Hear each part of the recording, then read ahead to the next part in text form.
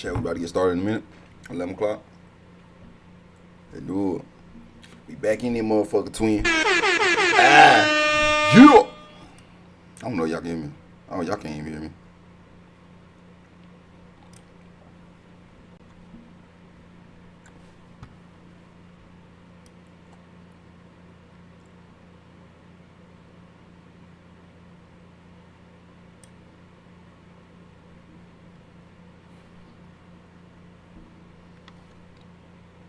About to start anyway. We got subscription. What I just looked on. Got subscription. New sub. What is it?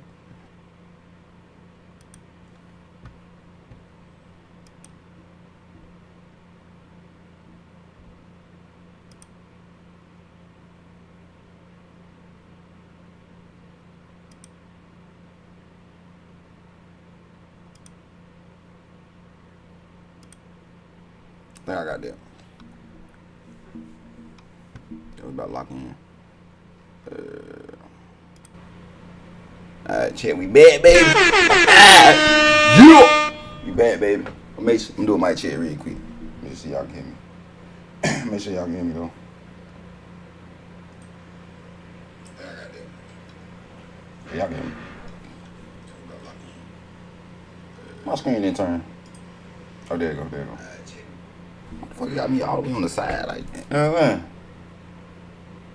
But anyway, we back, man. We back, baby. We back. We had fun yesterday on stream, man. You know, unravel a lot of shit in the documentary, bro. If it's true, I don't know. I think most of it true. I don't know facts. I need to do some more research on the things, the topic. We found out why Suge. Hold on, what we found out yesterday? We found out why Suge and Diddy beefing. That shit deep, chat. Lord have me. Y'all make sure y'all go check out that other stream, but that shit is deep.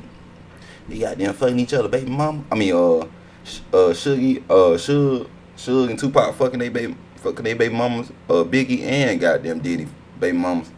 Diddy got so goddamn paranoid. That nigga had to goddamn hire the Marines and everybody. He was paranoid, bro. They say he ran. What he say yesterday? He ran away from a. They say he ducked under the car or something like that in the documentary, bro. But I forgot where we left off at, though. Should we go back? We should go all the way back, bro, because I forgot where we left off at. We left out right here, though, but we were talking the whole time doing the chat. So we're going to go back. We're going to go back right there, though. We're going to go back a little bit. All right. Give me a second. Damn, what a video at? Okay, here you go, yeah. We're going to go back some. We got to get out. We got to. Can you be a travel advisor without quitting your 9 to 5? Oh, we found out Snoop Dogg, man. I don't know about Snoop Dogg, bro. We're for the Modern Travel Agency. On April 28, 1996, Dre was a snake, low key. As if they're friends. Y'all know. The next time they saw Biggie and Puffy was at the Soul Train Awards in LA on March 29th. This was Suge's territory. And they wanted Bad Boy to get a taste of their own medicine. After what's happened to Snoop and the Dog Pound in New York. Be careful, homie. All you fake friend ass. Tupac mad about this shit. Be careful because it's very dangerous out here. You can do that little set me up in the studio in New York. But in California, that's where the cheese rides. Suge bought 60 tickets for Mob Piru members to come to the show. Keefy D and the Southside Crips were there too, but they weren't sitting with any of the members from Bad Boy.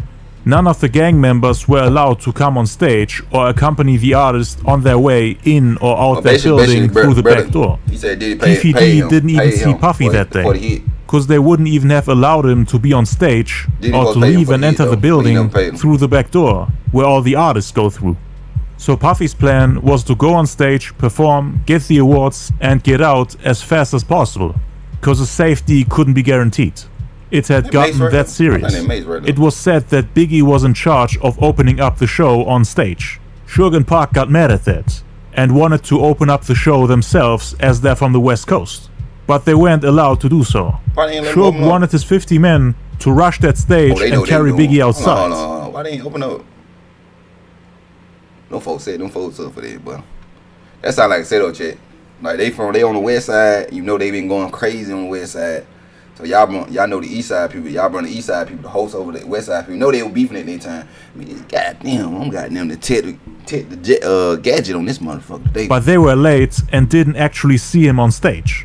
They were on their way to the awards when Biggie was performing. After receiving the awards for R&B Soul. Oh my God, bro. Oh, hell no, man. What the fuck? I can't get bad at nigga. Or rap song of the year he licking twin. For his song One More Chance, Biggie and his team decided to leave the building for their own safety without any of the people from Death Row knowing, so that it wouldn't come to a confrontation once the awards are over and once everyone is leaving. So Puffy, Biggie, and a small group of people are now trying to leave through the back door, but they're being held by security, which got bribed by the Death Row head of security, Reggie Wright Jr., who was notified that they're trying to leave. So the people from Death Row are now driving to the back door, so that they can block their way out and confront them. Keefe D and his people wouldn't have been able to help them even if they wanted to. Because again, nobody was allowed to get 50 people through the back door. The people from Bad Boy had a flight to catch to North Carolina, where they had a show. So that's where they were heading to. Pac, Shook, the Outlaws, Reggie Wright Jr., bodyguard Frank Alexander, and a large group of Ma Piru members arrived at the back door where Biggie was just coming out. It was all set up and possible thanks to the guy who ran the security at the awards. It was someone that grew up with Reggie and worked for the LAPD. Suge and his people had that much power, making cops hold them back until the people from Death Row had arrived. Due to them being late, their plan of attacking Biggie and Puffy on stage didn't work out. They resorted to plan B, to surprise them when they're trying to leave. Pac jumped out the Hummer and saw Biggie the moment he came out of that building. He immediately started yelling and insulting him. "You fat mother F, traitor. You on the west side now. Let's get this ish over with right here, right now." I'm Tupac, Biggie had Puffy, Lil C's, Lance on Rivera, C Gutter, and one security guard with him. The two groups came face to face and started arguing. C Gutter from Biggie's camp then pulled out a gun. He just came out of jail and was a known gangster. Reggie Wright from Pac's camp then warned him, saying that he better lower the gun. Not pointed at him. It'll be over if he does. Cause Reggie had a gun too, pointing right back at them. Pac was yelling, "Give me the gun! Give me the gun! Shoot that mother F! Shoot him!" And Reggie was trying to calm him down, while Pac was pulling him by his arm. Puffy panicked and jumped down the... I think Partner never get shot. If Partner never get shot, I think all this won't even happen, bro. I think he'd still be alive today, though. If he didn't get shot, cause I think that really drove him to like really hate him, cause he got shot and shit. You know what I'm saying? The embankments ran alongside the trucks, and according to Reggie Wright, he tried to hide under a car. Let me know your opinion, he was scared to death. In the chat, bro. Biggie, on the other hand, stood there like a man, saying nothing, cool and relaxed. Lil C's, however, was quote-unquote pissy drunk and started to respond to the things Tupac was saying. F you N-word. What happened to Lil Caesar? Lil Caesar still? We need Lil Caesar come forward. East Coast, mother F. To which Pac responded, "We on the west side now. We gon' handle this ish." Aside from Puff, there were two more people that tried to run away. So the people from Death Row definitely had the advantage that day. Keefe D said if he was with Puffy that day, he would have shot and killed everybody, meaning Shook, Pac, Reggie, and the rest of the Death Row entourage. But C, Gutter, and Reggie thankfully didn't fire any bullets that day. The Fruit of Islam came and jumped in between the two groups, calming down the situation. Shook was talking to one of them, and after that, both groups went their separate ways. Tupac and Shook went inside the auditorium and walked around as if they owned the building, signing autographs, taking pictures, posing, while he was supposed to be on stage and accept the award for Best Album of the Year. Because he had won with Me Against the World. But Pac didn't go on stage. He was just walking around the building full of adrenaline, as if he's looking for a fight. Puff Daddy had already reached the limo, as he ran away as fast as possible. His ex-bodyguard Gene Deal jumped in the car shortly after that. The rest of the Bad Boy camp was on their way to the airport. Puff tried to call Biggie, who was trying to catch his flight to North Carolina, but he didn't go on the phone because he was mad at Puffy for leaving him behind and escaping while he was there trapped all.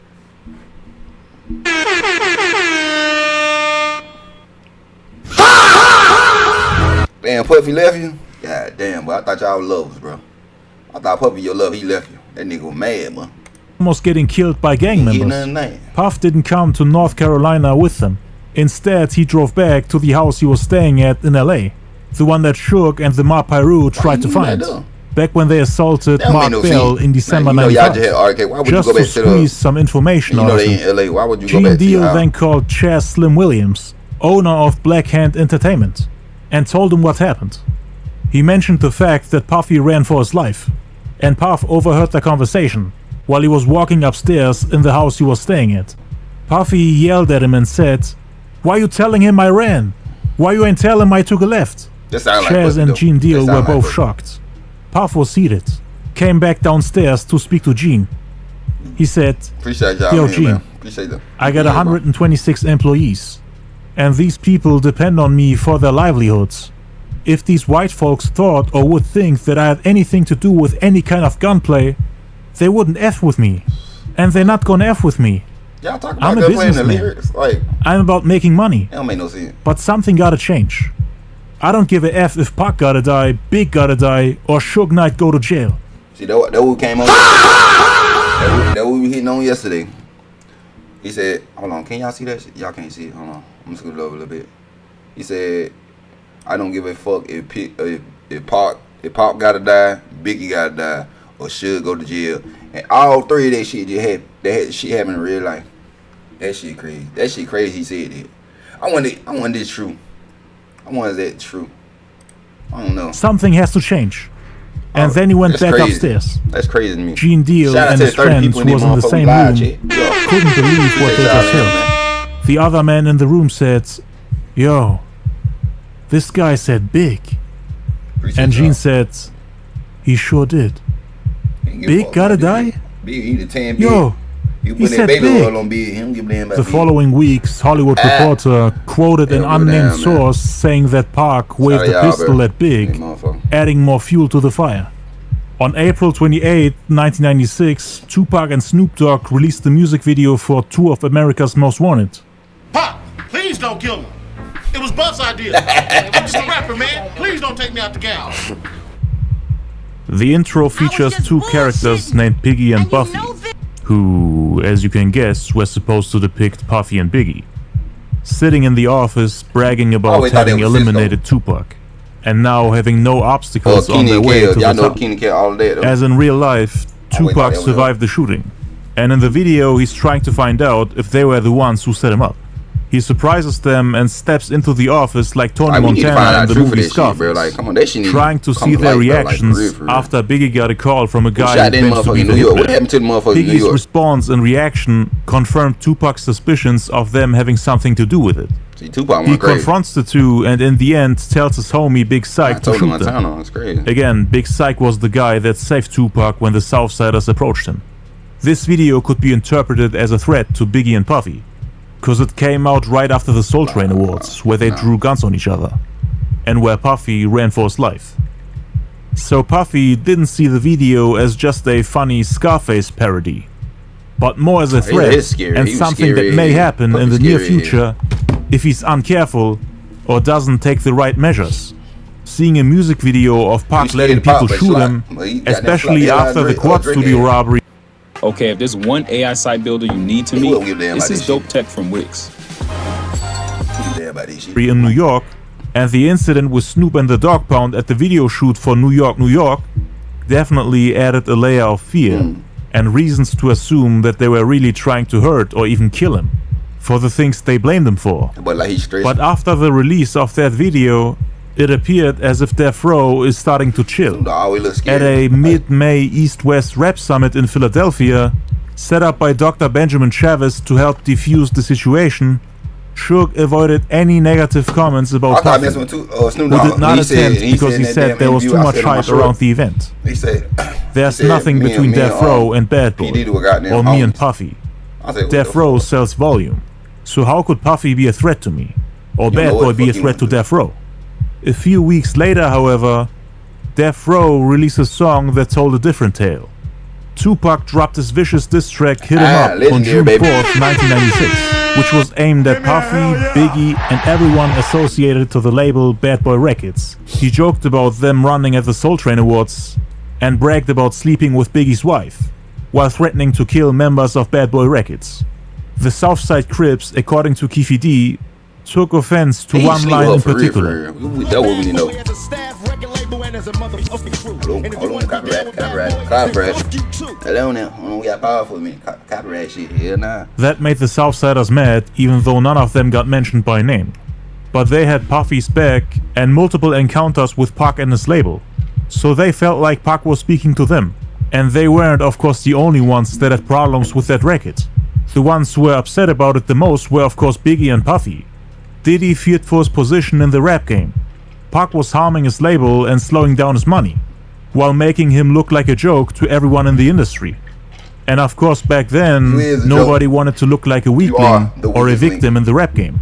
Pac and Suge were doing everything they could to make them look soft, which most likely would have ended their careers back then. Things escalated when Biggie saw the pictures of Tupac and his wife, Faith Evans, together, where she's holding up her hand, showing that she took off her wedding ring. At least that's what everyone was saying back then. She took off her wedding ring. You know, I ain't never been married. What hand the wedding ring supposed to be on? Left or right, chick? You know what I'm saying? I ain't never been married before.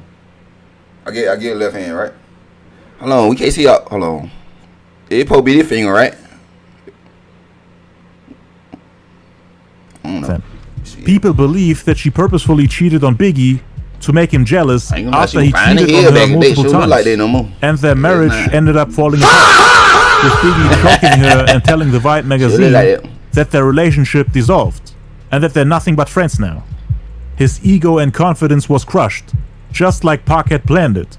The same happened with Puffy when he found out about his baby mama Misa and Suge Knight having a relationship. Misa didn't give a damn, bro. Wolf, the man who was accused of shooting Big Jake, showed Puffy pictures of Suge and Misa Hilton together, which were in a Death Row Artist Press magazine at the time.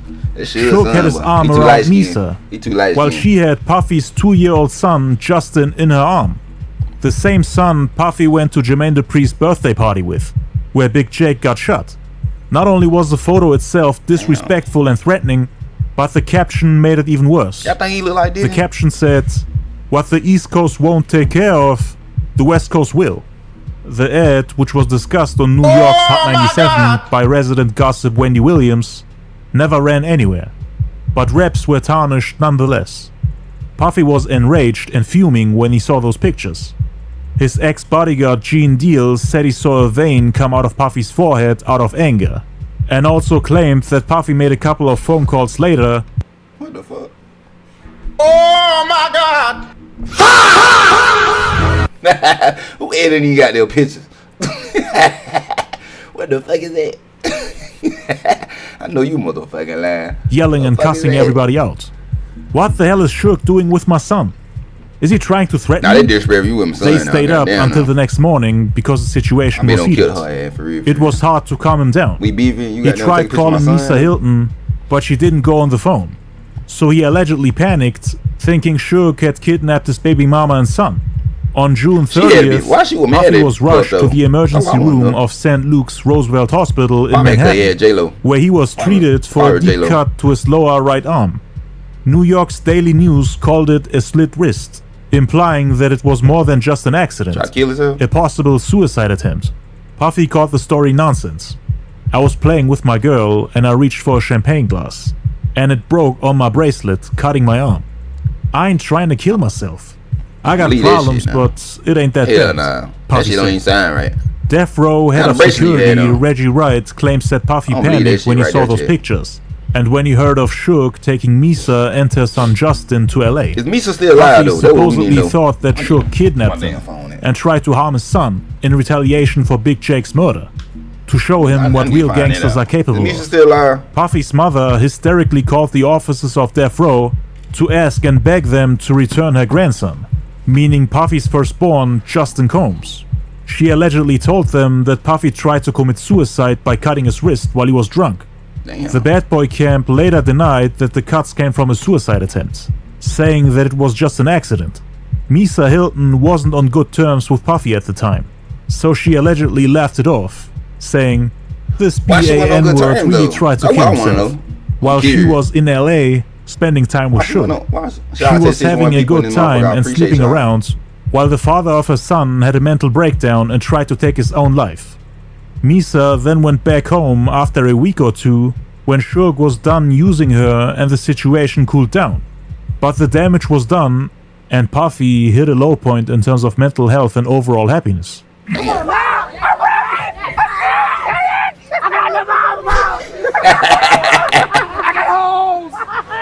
I think Biggie face.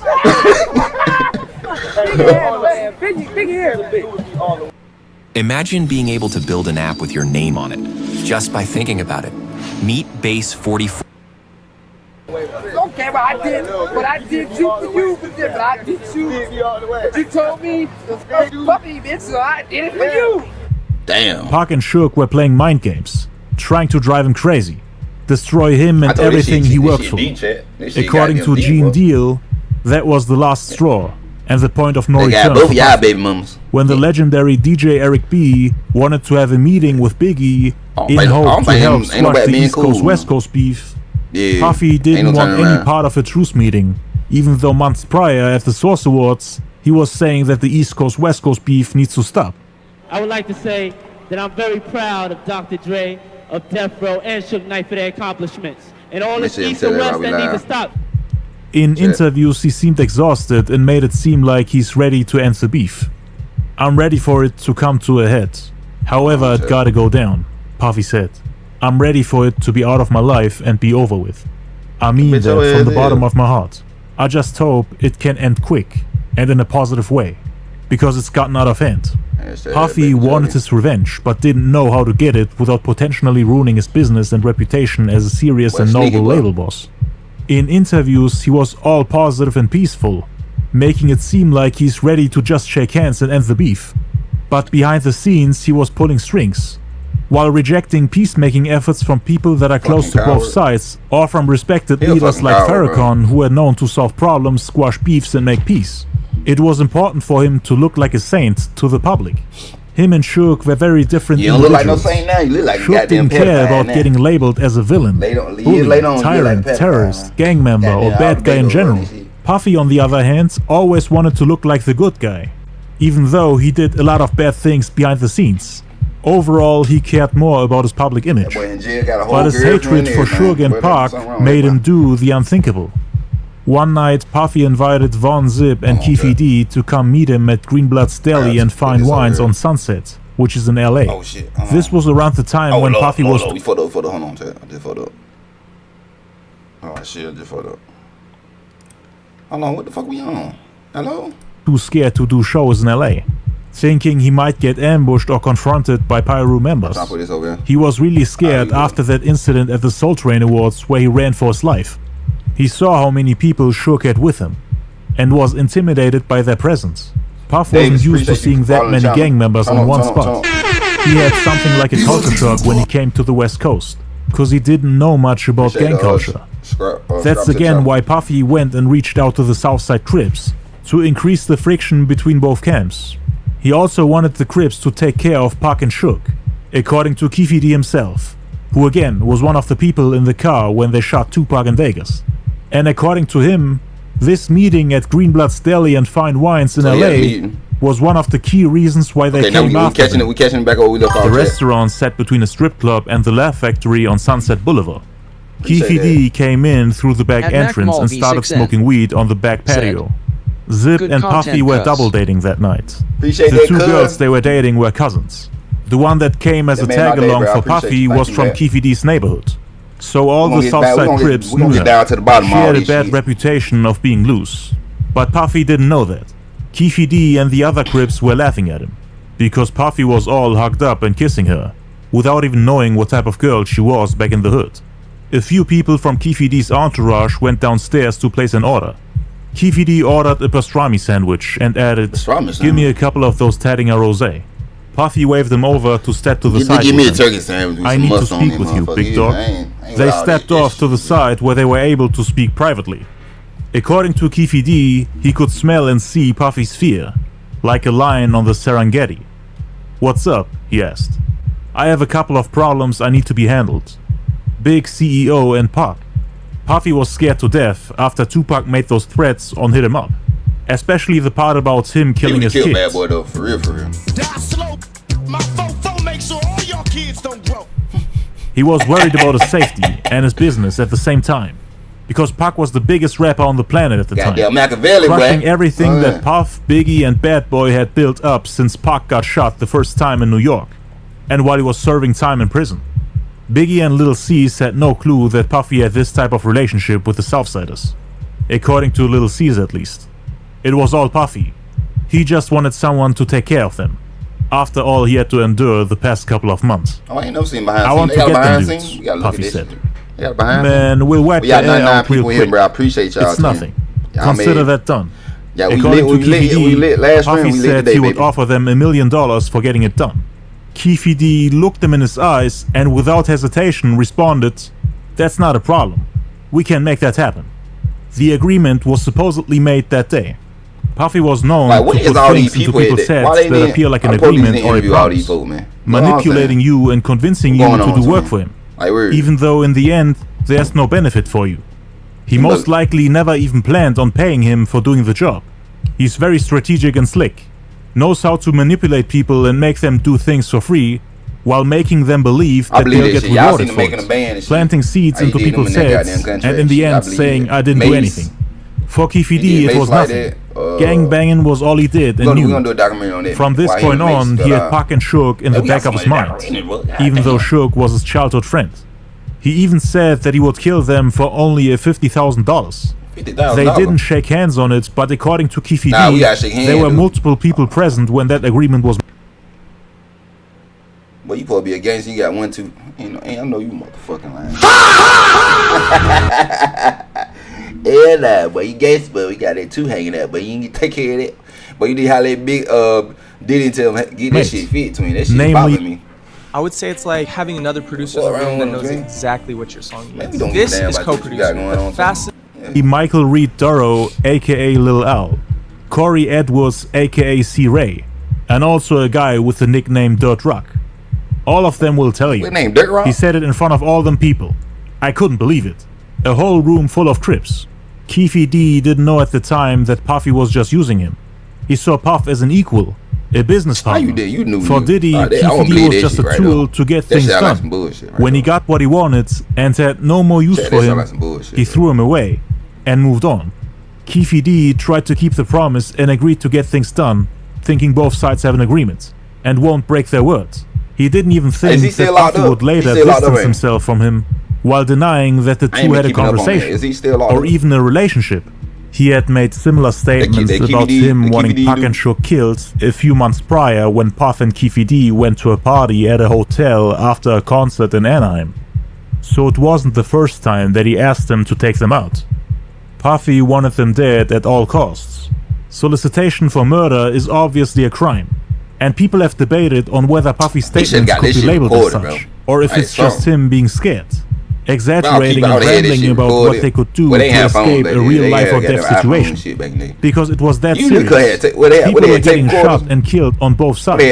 Keefe D understood the conversation as solicitation, not as Puff joking around or exaggerating. According to Keefe D, both Tupac and Suge were on the hit list. Pac got added to the list due to all the jabs on Hit 'Em Up. The main target at first was Suge, who, like mentioned earlier, had tried to bully and intimidate him every chance he got. The whole thing with his baby mama, him slapping Puffy in front of others, the argument and shooting in Atlanta, the whole East-West rivalry, trying to destroy his label, making Puff too scared to come to LA. It was really about Suge. It was the people that Suge had around him that Puffy was afraid of. He had a long list of reasons to hate him. They grew up in the same hood. He was a threat on a street level, while Pac jeopardized their reputation in the rap industry, hurting their business on a rap level, and basically crushing the whole player, gangster and king image that Big had created. Puff was super nervous and worried. After their brief conversation, they went back upstairs and ate. Puff was at the table with Zip and the two ladies they invited for the double date, while Keefe D sat with his people. He didn't immediately tell them what him and Puffy had just discussed. He waited until they were in the car on their way home. This guy Puffy wanted us to take care of Big CEO and Tupac. I bet the guy would give us $1 million for their heads. A few days later, in July of '96, there was another turning point for the feud between the Southsiders and the Ma Peru. An altercation took place in the Foot Locker store at the Lakewood Mall in Lakewood, California, which involved a group of Southside Crips and several Ma Peru members, including Death Row associate Trayvon Lane, who got assaulted by the Crip Orlando Anderson. According to Orlando's uncle Keefe D, Trayvon Lane initiated the fight along with the two other people that were with him, which were Kevin Woods and Maurice Combs, aka Lil Mo, whose mom was actually from the neighborhood of the Southsiders, but her son later became a Blood. They supposedly approached Orlando, who was standing there alone, and they started to press and insult him, while he himself was looking for new shoes to buy. A few moments later, Orlando's homies came. He had around 8 Southside Crips with him. Trayvon and his friends got distracted by them coming in their direction, and them yelling from a distance. Orlando used this opportunity to sucker punch Trayvon while he wasn't looking. Trayvon supposedly got knocked out. Orlando then tried to snatch Trayvon's death row chain off his neck. The chain broke and Orlando managed to take it, but during the squabble, Trayvon and his friends managed to get it back, at least according to Trayvon and a few other Ma Peru members. But the Southsiders told a different story, saying that all 3 got knocked out and that the chain got snatched. Keefe D said one of the guys that was with Trayvon got knocked out and flew against the shoe rack, making all the shoes fall down and creating a mess. Keefe D claims that the chain that Orlando brought home wasn't even worth $400, saying that it was too cheap to wear it around as a trophy. Orlando ended up giving the chain to a guy called Marcus, who is now dead. Keefe D doesn't know what's happened to it. Trayvon posted pictures of it on social media. He wrote, back in those days. Oh, I'm about to say, but I like how you posted back and say ain't no damn social media back in the day. If we say back in Death Row days, taken from the trade, nigga. Damn, it was damn. We need to go back to the picture. Hold on, we gotta go back to the picture. We gotta called Marcus, who is now dead. Okay, he doing all the editing on these doesn't know what's happened to it. That shit real. But Trayvon. Hold on, stop. Death Row Records. Leave that to the internet gangsters. While I'm standing. I don't know they got the chain. That's the police. Hello. They got okay. Posted pictures of it on social media. I see that. He wrote, back in those Death Row days, taken from the mogul house that Trey and Neckbone was living in at the time. Can y'all tell me who chain that was? Implying that it was his chain. Everyone on Death Row denied that Orlando managed to steal the chain. After that incident, Orlando came back and told his uncle Keefe D about it. They all left it off because according to Keefe D, tell the world repent or eat a dick. Perseus Google H672 in Hebrew my birthday cake 76 face with open mouth now. YouTube Bumblebee Ultimate Fan Reaction Party Popper Face with Open Mouth SoundCloud Preci Valentine DOUS Red Heart with Ribbon Face with Open Mouth. They were the winners of the fight and managed to overpower them with ease. The Death Row medallion was a gift from Suge Knight. Oh, it's your birthday, happy birthday, things got heated after that incident. Suge and everyone associated with the label Death Row, including several Ma Peru members, were blaming Puffy and Bad Boy for it. Cause there were rumors of $10,000 bounties placed on Death Row medallions by Sean Puffy Combs to use the friction between the Southsiders and the Ma Peru to his advantage by starting a gang war on the West Coast. So Puffy was pulling strings on the East Coast, making people fight on the other side of the country. All he had to do was sit back and enjoy the show. While Compton Crips were out hunting Death Row members, thinking they can get an easy 10,000. It did Baby D. Did Baby D ain't it? From the Steve Harvey show. Did Baby D. Baby D was on Death Row.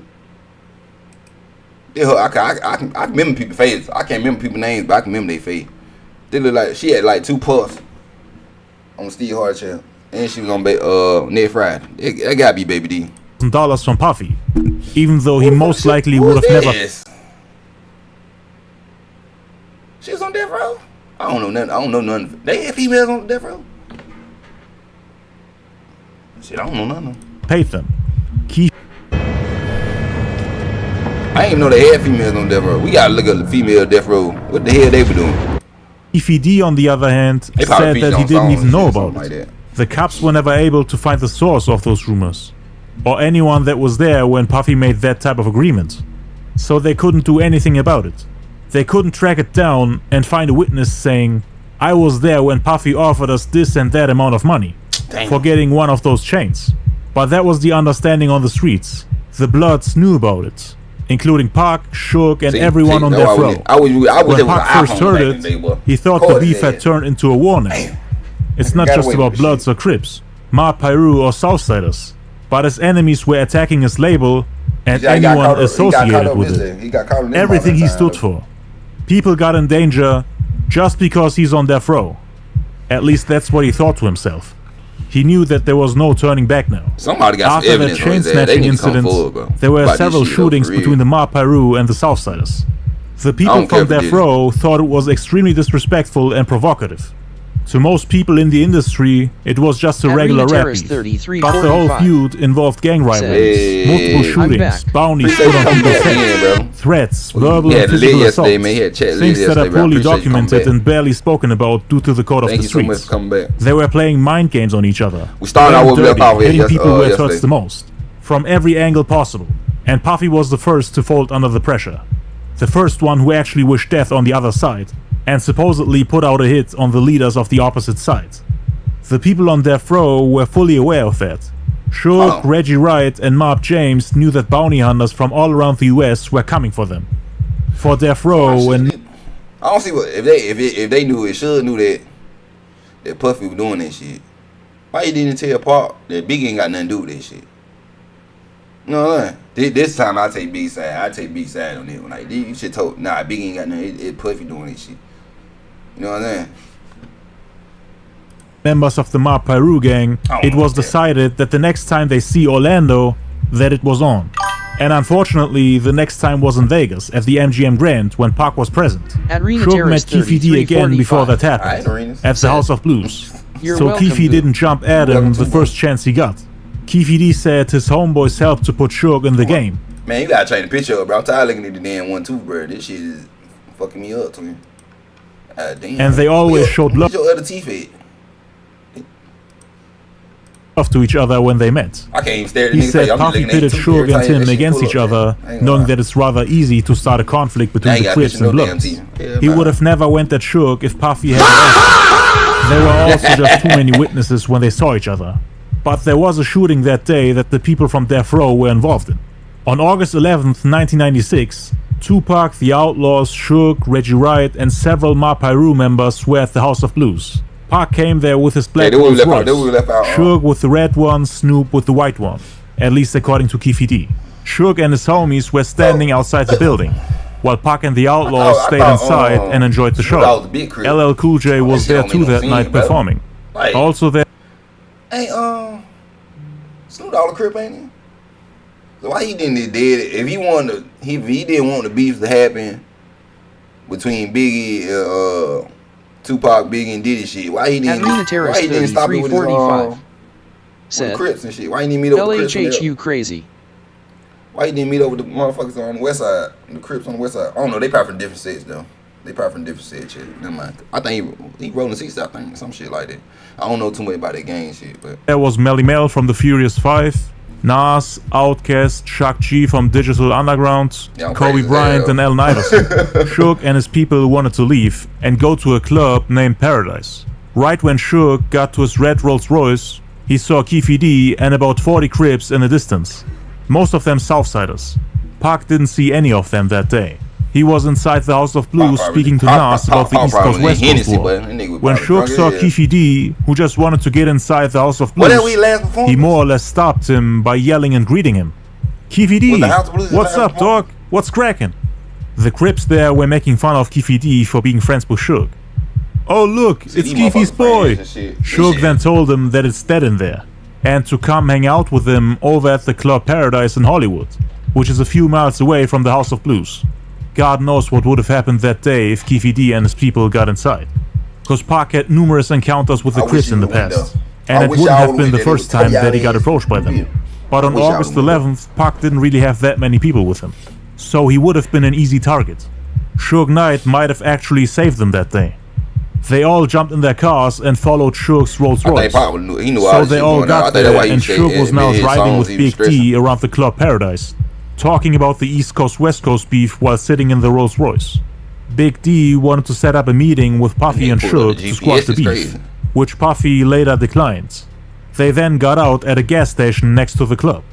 Suge, his homies Buntree, Neckbone and Trayvon Lane, along with Big West and Diamond, were now standing in a circle talking. And all of a sudden, two people walked right through them, right through the circle, instead of going around like everyone else would have done. Their intention might have been to start firing at them while they were in the middle of the circle. But Suge and his people immediately noticed that something was wrong and tried to make space, breaking up the circle. As soon as the two got 6 to 7 feet away from them, they turned around and started shooting. Around 5 bullets were fired, and Diamond got hit in the leg. Head of security Reggie Wright wasn't standing in that circle, but was close. So he started chasing the two by opening fire. Reggie Wright, Buntree and Neckbone chased him down the alley right behind the gas station and shot back. Reggie wasn't sure if they had killed somebody that day, because they had fired a lot of bullets in their direction before they managed to escape. Suge also chased the two with his red Rolls Royce. According to Keefe D, Suge's car got shot up from both sides, but Reggie Wright denied it. Suge thought the attackers might have been Southsiders, and they also thought that the people working at Club Paradise might have had something to do with the shooting. The guy who ran the security there was a member of the Southside Crips. A month later, that same guy got targeted and killed by Mob Piru members after the Vegas shooting. Suge and the Piru weren't afraid of them. They allegedly tried to add more fuel to the fire by intentionally getting close with the women in Keefe D's family. Suge Knight allegedly slept with Keefe D's wife, and Buntree did the same. Oh, I want to know who took the damn picture. Hostiles approaching.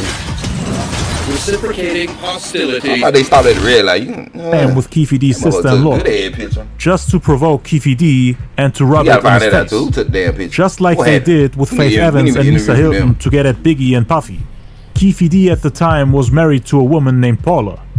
He denied that they ever had that type of relationship with them.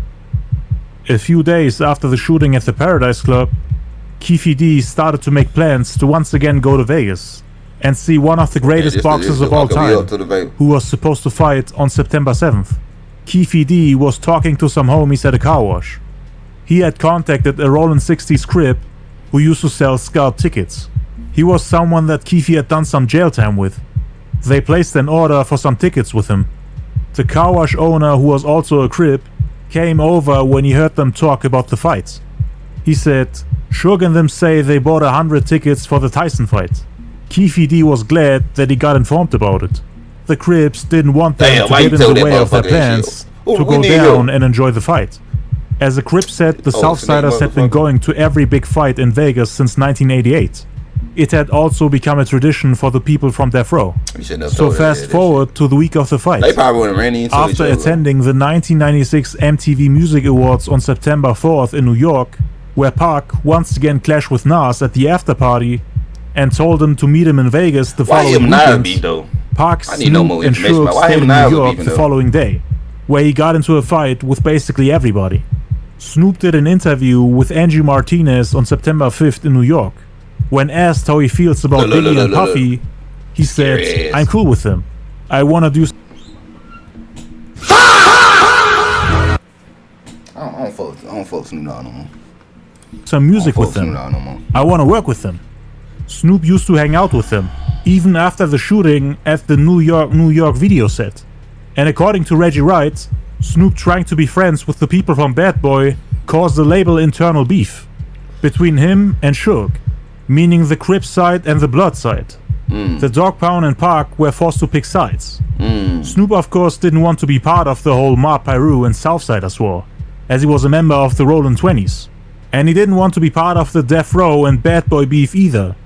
Pac got mad at him for that and was extremely disappointed. According to Reggie Wright, he was ranting about it for hours. One of the security guards saw Pac hit the top of the limo saying, "I'm a dead man now, I'm a dead man now. They know we not family. They know we not one."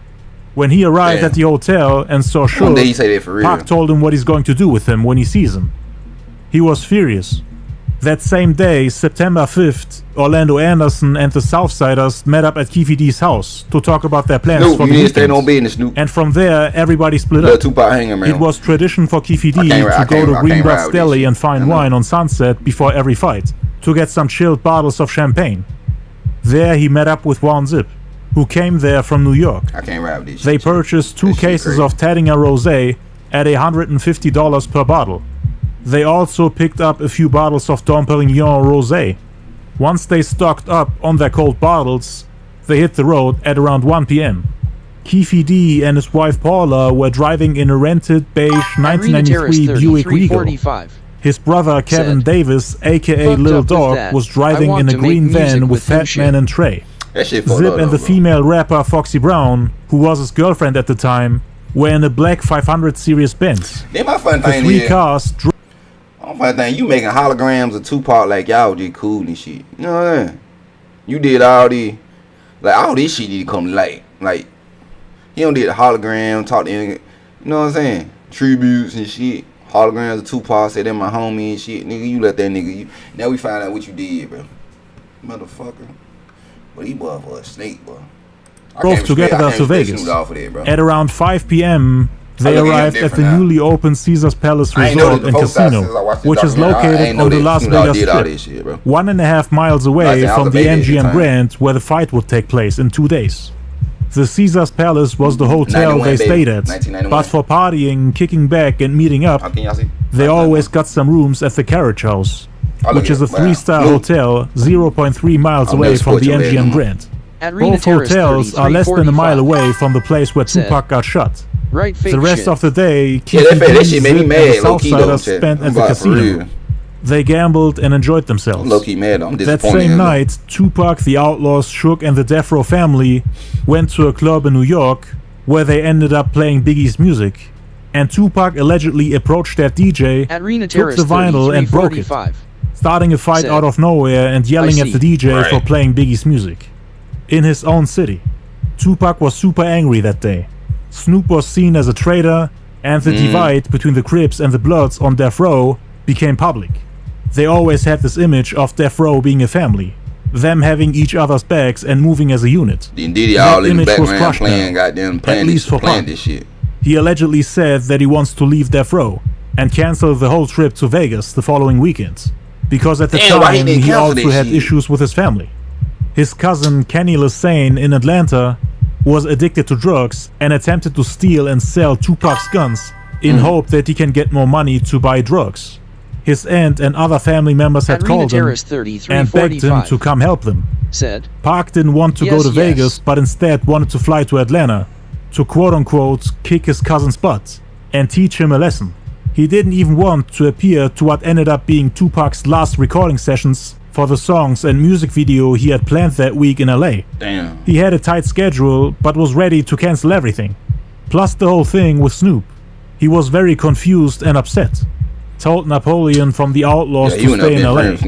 Him, Castro, and Gaddafi were supposed to handle the issues within the family themselves. But Suge supposedly pressured him to come to Vegas to perform at the 662 Club, where they would hold a goddamn Suge. Bitch ass Suge. This game. Damn, so he was gonna cancel that shit, man. 3345. Charitable event that raised money to keep children away from violence. There was also a boxing benefit for a retired professional boxer and police officer called Patrick Berry to raise money for Berry's boxing gym on Vanessa Drive, which is in the southwest area of the city. Tupac, Run DMC, Craig Mack, and Danny Boy were supposed to perform. Pac was supposed to get some community service time because of the incident with the Hughes brothers, after which he got charged with assault and battery in 1993. He had to get some credit for that, so that he doesn't have to work on freeways and pick up trash. Cause Pac was scheduled to do that, but Reggie Wright Jr. convinced them that as a superstar, Pac couldn't just work like everyone else, especially after the shooting in New York, cause he would have been an easy target for his enemies.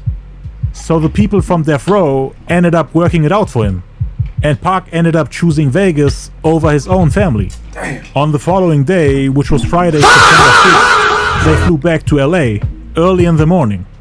Pac and the people from Death Row didn't speak a word to Snoop, even though he tried to talk to them. Snoop went to sleep with a fork and a knife in his hands, thinking they might assault him. But nothing happened during the 6-hour flight. All three had Rolls Royces waiting for them at the airport in LA. They all went their separate ways.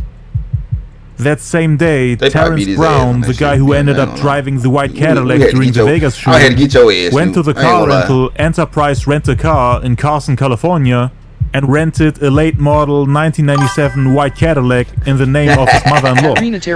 Together with Orlando Baby Lane Anderson and DeAndre Smith, they drove to Vegas to meet up with Keefe D. The Crips were now about 18 deep. They rented 3 LOL. Kill the MC is Pac LOL. Right. rooms on the same floor at Caesar's Palace, and were gambling and partying all day. That Friday, Tupac had a tight schedule. Tons of things he had to get done before his trip to Vegas. 4 days prior, he called Track Record Studios in North Hollywood, California, and told them that Tupac wants to record a song. Y'all think Pac did for real, or he faked this deal? I need to know that in chat. Y'all think he got? I've been hearing this for years, since I've been growing up, bro. They say he faked this deal. He got hit. Wait, his auntie was in Cuba. His auntie was, which I think she did recently died though, but yo, auntie got away now. You gotta talk to his auntie now. 5B said, I talked to Akil and his uncle LOL. You talked to his uncle and his cousin? He ain't dead? I hope he ain't dead. I hope he ain't dead. Adrena Terrace 3345 said, I'm in between. At James Fulton B5B said, no, he's in Atlanta. He in Atlanta? Of all the places.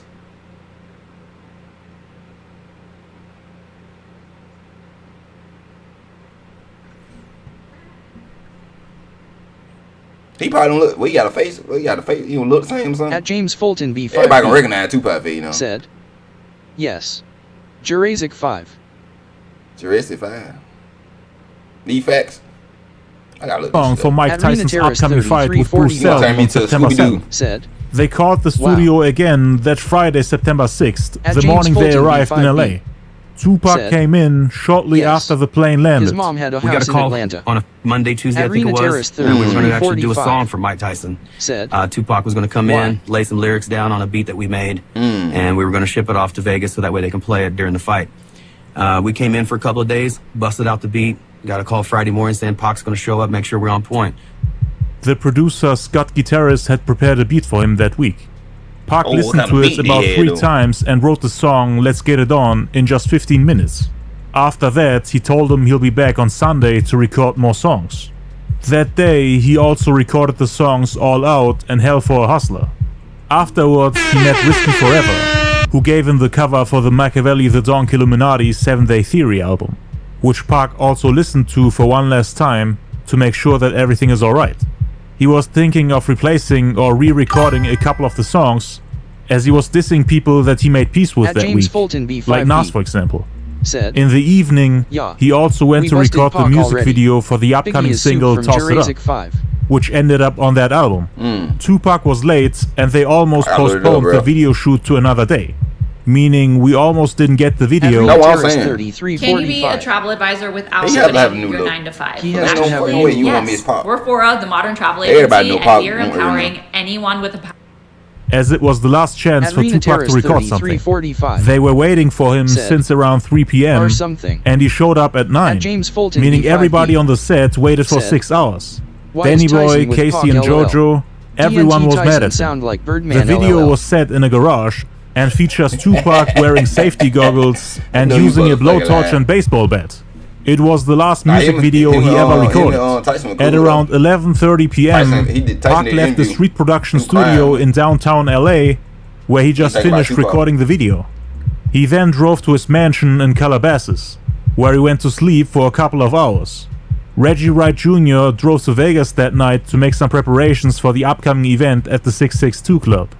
In the morning, Pac was reminded by his cousin Jamal Al-Hussein that they were leaving for Vegas in a few hours. They had big plans for that night. LOL. It was the evening of a championship boxing match between the heavyweights Mike Tyson and Bruce Seldon. Pac and Mike were good friends. He had paid him a visit back in March when he fought Frank Bruno. So Pac wanted to attempt the fight and then go perform at Suge's nightclub 662. Funny. Mike Tyson was invited too. So Pac was looking forward to it. He had a 5-hour ride ahead of him. At James Fulton a few days prior, rumors started circulating of the Southsiders wanting to come see the fight, and afterwards pay them a visit at the 662 Club. So Suge, the people on Death Row, and the Pyru came prepared. They knew that the Southsiders were coming. That's why Reggie Wright and his people went there a day prior. That Saturday, there were about 100 people from Death Row on their way to Vegas. Suge, artists like the Outlaws, Danny Boy, Pac, of course, his cousin, girlfriend, loved ones, members of the label, security, and Mob Pyru members. All sitting in luxury cars and vans. They stopped at Barstow in order to refuel. Pac went to the restroom, and now all of a sudden he's in the middle of an argument with members of the Long Beach Poly football team. They started yelling at each other, and once they got out the restroom, a fight broke out. In the end, the entire team got beaten up by the Death Row entourage. According to Danny Boy, they were all getting thrown around the parking lot. Afterwards, they all got back in their cars and drove off as if nothing happened. They didn't stop until they reached Las Vegas at around 3 p.m. After checking in at the Luxor Hotel, they spent some time at the Luxor Casino, where Pac met up with Frank Alexander, who was driven there by Reggie Wright Jr., with whom he just had a security meeting at the attorney's office. Frank went over to Pac, hugged and greeted him while he was gambling with the Outlaws. They wanted to check out the casino at the MGM Grand Hotel, which was the largest single hotel in the world, with over 6,852 rooms. It was a spot where the fight would take place that night. He thought his girlfriend Kidada Jones and cousin Jamal Al-Hussein wouldn't be interested in gambling, so he told them to stay at his suite. Frank, the Outlaws, and Tupac went to the MGM Grand by foot. It was about a half-a-mile distance. He promised the ladies that he will come get them before the fight begins, so that they can watch it together. But until then, they had more than 4 hours to waste. So they started spending time in the casino, gambling and losing thousands of dollars within just a couple of minutes. Pac wanted to waste all the money he had that day. So Pac was having a great time and was excited to see his friend Mike Tyson in the ring at around 8 p.m. But he wasn't the one that had the tickets. After gambling for about an hour and a half, Pac told Frank to go call Reggie Wright and ask him what time Suge wants to meet up so that they can go to the fight. Cause Suge and his people weren't actually with Pac. Frank didn't have a radio, so he had to find a landline phone to make that call, and that's when they got separated. After making that call and coming back, they were nowhere to be found. Turns out that Pac and the Outlaws went back to the Luxor Hotel without saying anything. And Frank had to look for them everywhere in the MGM Grand Casino. He went back to the landline phone and called the other bodyguard Michael Moore at the Luxor Hotel, who was actually told by Reggie Wright to go to the Club 662, where the other bodyguard Al Gittins was waiting for him. Michael Moore told Frank that he wasn't allowed to stay with Pac, because he was supposed to work at the club. Frank Alexander was the only bodyguard assigned to Tupac that day. Pac was under the impression that Michael Moore would come with him, back to the MGM, but he was told by the head of security, Reggie Wright, that Frank Alexander is the only bodyguard that will stay with Pac. Don King. Black Panther. Guess who Don King looks talks like? ML King Jr. You mean Dr. Luther King? I can see that. And Pac was pissed off. He went upstairs to his suite to get dressed and told the Outlaws to do the same. He told them to meet him downstairs at the lobby in about an hour and a half, so that they can go together to the fight. Then he got Tyson. Idi Amin, Castro, and Gaddafi went up, got ready, and waited for Pac. who actually took off with Frank Alexander about a half an hour later back to the MGM Grand without telling them.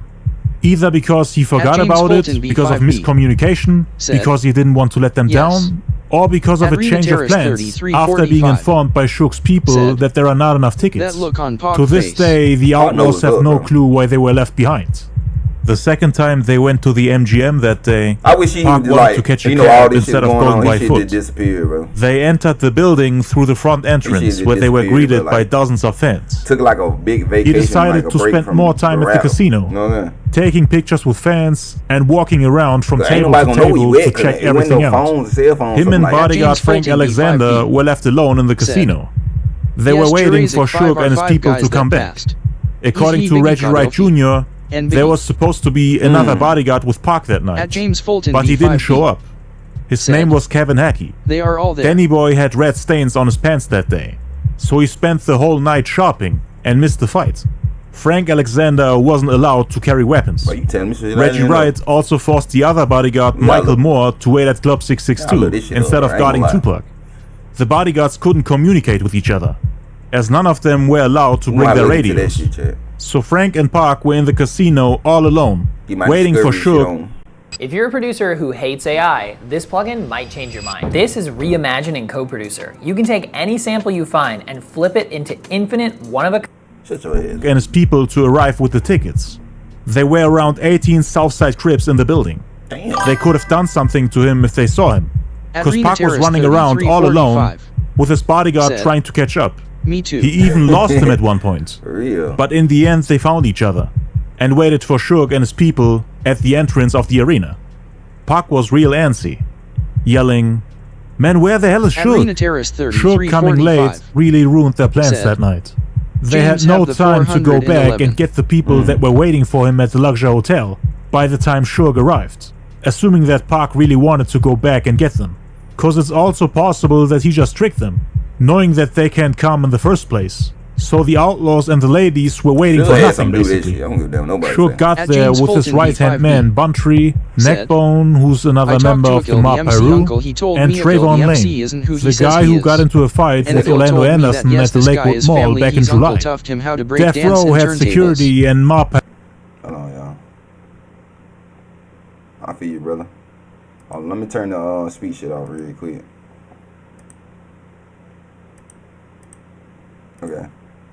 You said, I'm about to go back, Chad. I don't want to miss that point. See, I talked to him. He told me all of them isn't who he say he is. And he told me this guys, his family, his uncle brought them at a breakdown. Damn. To this day, the Outlaws have no clue why they were left behind. The second time they went to the MGM that day, Pac wanted to catch a cab instead of going by foot. I told that. They entered the building through the front entrance where they were greeted by dozens of fans. Damn. He decided to spend more time at the casino, taking pictures with fans and walking around from table to table to check everything out. Him and bodyguard Frank Alexander were left alone in the casino. They were waiting for Suge and his people to come back. According to Reggie Wright Jr., there was supposed to be another bodyguard with Pac that night, but he didn't show up. Big ass camera. His name was Kevin Hackey. Danny Boy had red stains on his pants that day, so he spent the whole night shopping and missed the fight. Frank Alexander wasn't allowed to carry weapons. Reggie Wright also forced the other bodyguard, Michael Moore, to wait at Club 662 instead of guarding Tupac. The bodyguards couldn't communicate with each other, as none of them were allowed to bring their radios. So Frank and Pac were in the casino all alone, waiting for Suge and his people to arrive with the tickets. There were around 18 Southside Crips in the building. They could have done something to him if they saw him, because Pac was running around all alone with his bodyguard trying to catch up. He even lost him at one point. But in the end they found each other and waited for Suge and his people at the entrance of the arena. Pac was real antsy. You saw he say he was real antsy. They got people. He's saying, man, they tell him the way he's saying though. He said they tell him bodyguard, the people that supposed to guard Tupac, they would tell him to go guard somebody else.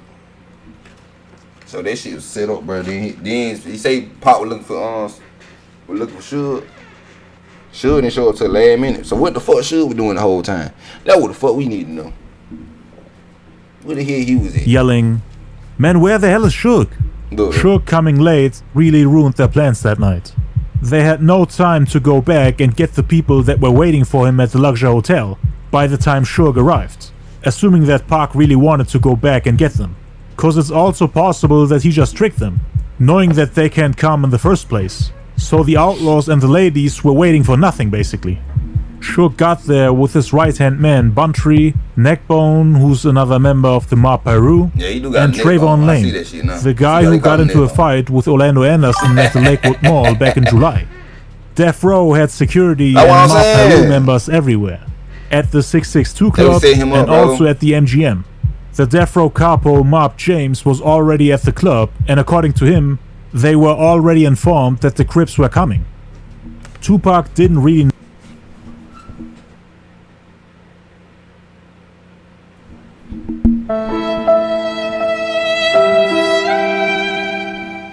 How y'all niggas already phone even come? Man, oh my god, bro.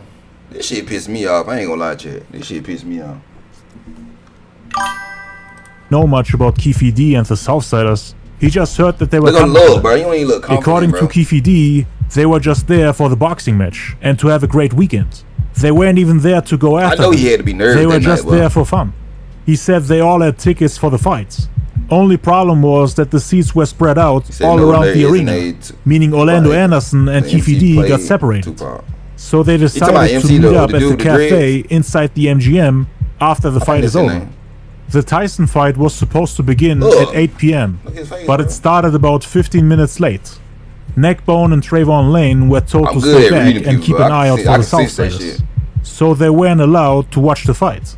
They stayed at the entrance of the arena. Damn. Picked a great name, but your voice doesn't quite match it. We have a fix. Voice mod gives you over 150 arena waiting for Pac, Suge, Frank, and Buntry to come back. So you saying that's Tupac? Because they were actually the only ones from Death Row that were able to see the fight. So that's Tupac. The four walked in right when they played the national anthem. I seen the video like they the town was packed with boxing fans from all around the world, including wall-to-wall celebrities. Las Vegas nears peak capacity almost every weekend of the year. But this fight, a premier event, had sold out all the hotel and motel rooms in the region and gridlocked the entire Las Vegas Strip. It would end up being a deadly fight night. Tyson was expected to win back the heavyweight championship he lost 6 years earlier to Buster Douglas in Tokyo. High rollers eagerly flocked to the desert at the invitation of the casinos to attend the fight as an opening act to a weekend of gambling and partying. That was the whole plan of the Southsiders that weekend. And Tupac, the highest selling rapper and one of the most respected people in hip-hop, was among the many celebrities who were expected to assemble at the MGM Grand. They had already done it 6 months prior in March 1996. Together with Suge, he had attended the Mike Frank Bruno fight at the MGM. Pac just loved seeing him in the ring and even recorded tribute songs for him, which they played before the fight when Tyson entered the ring. The song Pac recorded for the Frank Bruno fight was called Road to Glory, on which he dropped lines that fans connected to the Vegas shooting and interpreted as a prophecy of death. Let the world know I plan to die. If I don't leave with what I came for and be denied. This caused a lot of confusion, controversy, discussion, and speculation. Pac fans have always said that he predicted his future in his music and interviews, that he prophesied his own death. Some even say that the Vegas shooting was staged and planned days, weeks, or even months in advance. There are thousands of conspiracy theories surrounding this incident that people still believe in to this day. So Pac had numerous lines on the Tyson tribute Road to Glory. I ain't continue. What y'all think? You think Pac had it planned out? Cause I seen what the years ago I seen he don't like they had him on the table, like he don't have the same tattoos. Y'all seen that? Have y'all seen that? When Tupac later they had his body, I think his stomach or his back, one of them motherfuckers had him open, and they were like the tattoos don't match with the tattoos he got. You know what I'm saying? So they can't be Pac.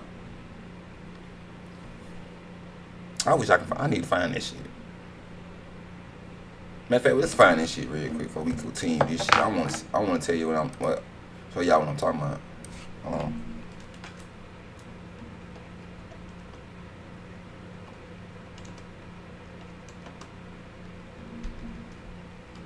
I said Tupac dead, goddamn. Ain't my head said it. I said on the table, it's crazy. Where's the picture? I have to find the fucking picture. I'm gonna say cut open. They probably took it off here though. Damn, where is it? There you go, here you go, here you go. This, I found it, chat. I need to zoom in on that shit. They say this pop. But they say some, I forgot, they say his tattoos don't match up. I really ain't looked at his tattoos like that. Damn, ain't got no bigger picture. The fuck is this? He said my every move is calculated to bring me close to it. Yeah. Best at Tupac. So what you think about this shit? You think that's Pac on the table? Like people been saying for years, like that's not Pac because they don't got the same tattoo. So y'all think that's Pac or it's not Pac? You say yes, it's fake. It's fake. Why they cut his head open though? That's what I want to know. I thought he got shot. He got shot in the head. This shit right here don't make no sense to me right there. They cut the fuck open this. Like, I thought they were supposed to get bullets out. Why is he cut open like this? You know what I'm saying? Let's say they took all his organs and shit. That's what they probably did though. I don't know, I need a better picture, bro. I mean, that shit's so old, bro. Somebody need to go back on the find that damn picture and enhance that shit. I don't think I can find another one, chat.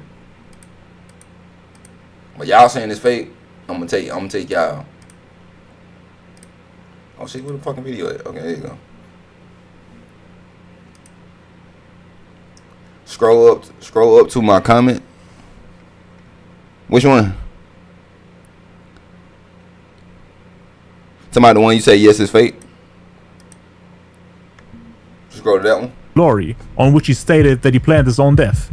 Lines that people use to back up their claims and theories of him having faked his own death and escaped to a different country. As mentioned earlier, a day prior to the Vegas shooting, Pac recorded another song for Tyson. This time for the Bruce Seldon fight. The song is called Let's Get It On and was played when Tyson stepped into the ring. So we gonna watch him beat this boy silly. And then we gonna all go party at 6-6 Deuce, mob style. Mentioning the 662 right club, on his right arm. Yeah, the same tattoo. Hold on, damn. Which again was a nightclub in Las Vegas. Okay, it's another tattoo above it. Let's go to the other. Let me go back to this shit. Hold on. Damn, where I left that? Where the damn shit at? I'm trying to see if it match. Damn, I can't find the picture. Oh, no, that's not him. Damn, Chad, where the picture at? Hold on, retype this shit in.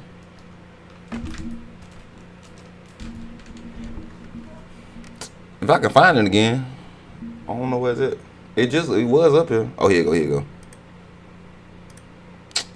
Can I zoom in on this shit? I can't zoom in. Like, I need to zoom in, bro. How the fuck you zoom in on this shit? I mean, he got the tattoo right though. I think I can't really read that shit. Then he got a tattoo below, right here. I'm not gonna let go Tupac shit. He must pay a lot of money for that goddamn shit. They got a tattoo down pat. Hold on. Vegas owned by Death Row. Damn, I can't see his forearm. CEO Suge Knight. It was the place Pac and everyone else he got the only lower forearm right here. No, he look like he don't got that shit. Some of the Southside Crips sitting in the arena heard those lyrics and learned about Tupac's plans. Tupac watched the fight next to Suge Knight. They were sitting in section 4, row E. $1,000 seats. Hold on, row E. Hold on. Row E. Oh, dang, I don't know these rows and shit. He said row. What did he say? He said row E. I thought they were going by letters. Okay, here H A B C E. Okay, E is right here, chat. E is right though. Best in the house. Even though Death Row had earlier purchased 12 tickets for the fight, his body double, which included. I like how you think, bro. Hold on, let me look at this shit up, chat. We trying to solve a crime right now. Okay, you say look up it. Okay, if he had a body double. Talking about like a damn, how you say this shit?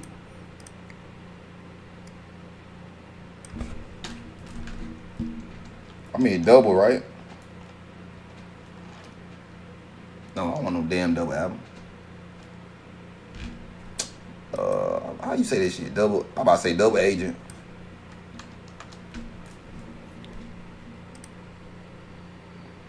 They pull up damn albums.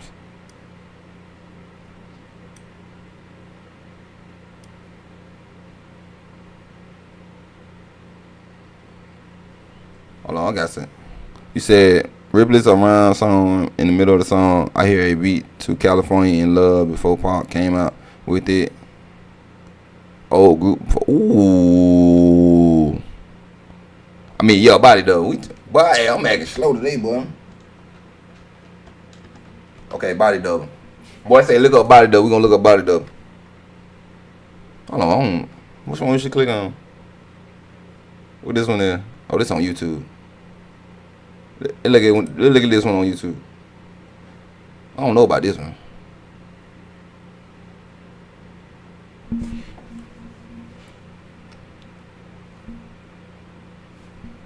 What y'all think? What y'all think, chat? I don't know the node. I don't know, boy. The node right there ain't looking the same. But is this one no, this the fight though. He got the same chain on. Is this real? I need to know this real or this edit. You said look up I'm gonna look this dude up. Tupac.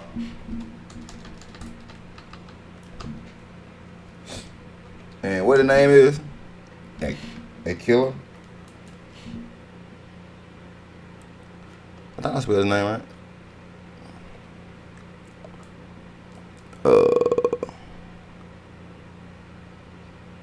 Hold on, I gotta see his name again.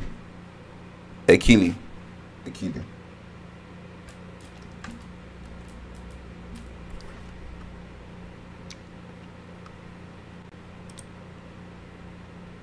Nah, he don't look like Tupac, nigga. Goddamn shit. I don't know about this shit yet.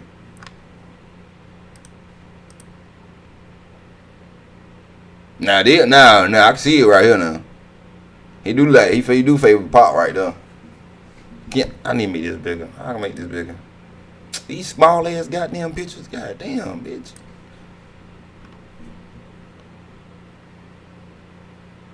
I don't know. The nose look different though right here. Maybe because if he wide his nose up, I don't know. They look different right there. Hold on, let's go. I don't know. Unless he had a nose job. He had a nose job. You think so? He said that's not his lookalike. I don't know, but the nose. You know what I'm saying? Different years. That's the same person. Different look for different years. That's the same person. That's Tupac. You say so? You saying he's Tupac?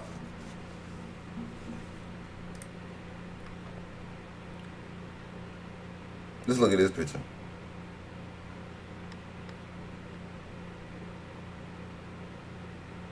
We need one of them generators, like older people they know the shit be on Facebook.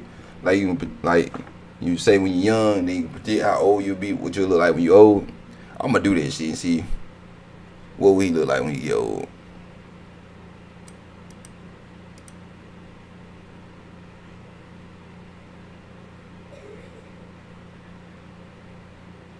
It's the nose for me, bro. I don't think they got the same nose, bro.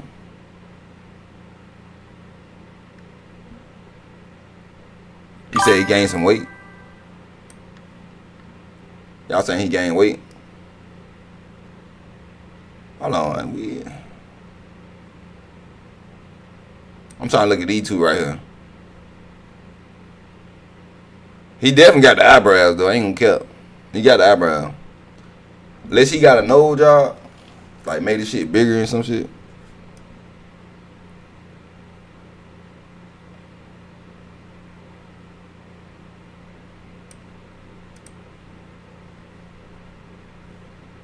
I don't know, Chad. I don't know about that one. I don't know. Like if they had the same type of nose. Seats for the record label's bodyguards. Only 4 tickets were used. Frank Alexander sat in seat 1. Pac in seat number 2. Yes, we do. Suge in 3. And Buntry in seat number 4. The remaining 8 seats were empty. We're gonna dive into it. Even though they were reserved for Danny Boy, Trayvon Lane, Neckbone. You said so Tupac and Devin Clark. Hold on, I gotta find this shit.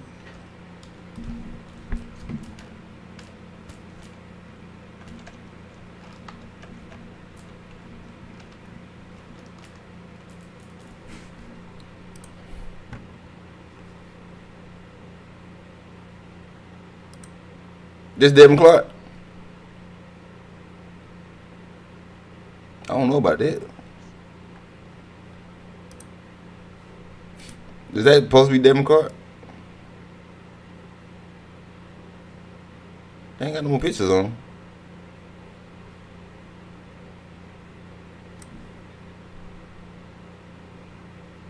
You say he talked to Unc? Okay. I ain't gonna put past nobody, bro. I believe you. If you say that, I believe you. You said the chain, the lips are the same.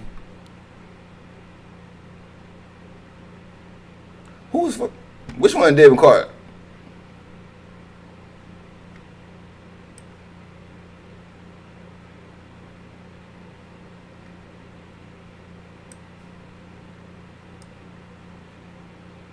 They not pulling him up though, bro. Let me take it out. They not pulling him up. Oh, they done brought some goddamn NBA fighter. Oh hell no, that's fine. They's not pulling him up, Trey. But all things do. I hope he is alive. You know what I'm saying? For real. I wish he. Yeah, I mean he can come. You think it'd be a crime for him to come back out now? Like yeah, I'm still alive.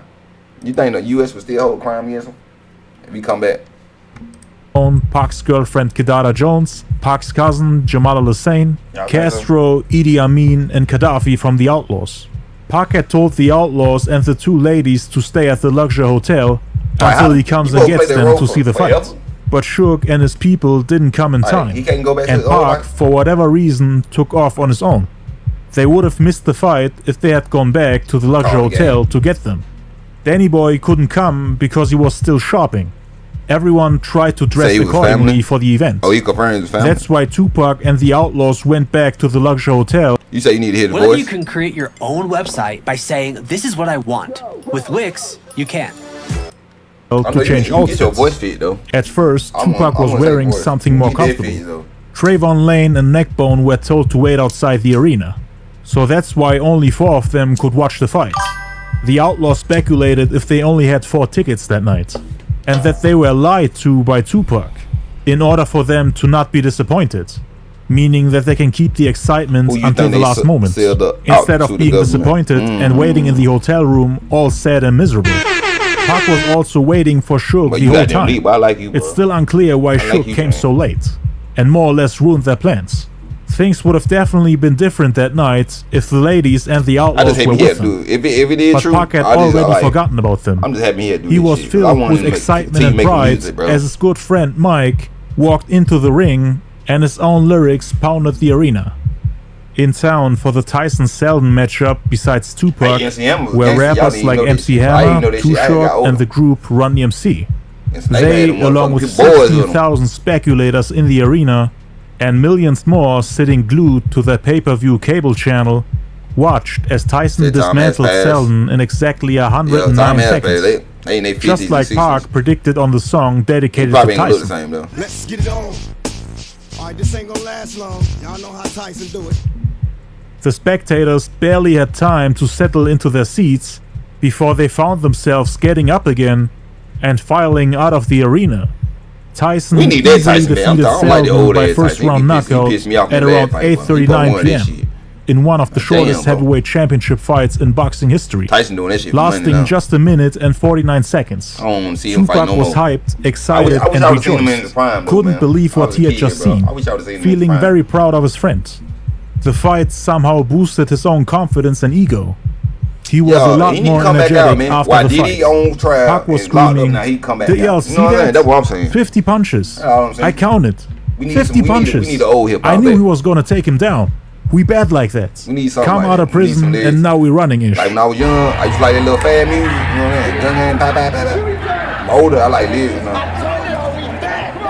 After the fight, Tupac was still in that mode. Hey. When Tyson get in the ring, he knocked motherfuckers out. Well, that's what Tupac gonna do. He was still charged up. At around 8:45 p.m., they left the arena and entered the lobby of the MGM Grand. Don't think so. On their way out, they were getting interviewed, and Pac was screaming around. He was super excited and happy, telling the reporters what he had just seen.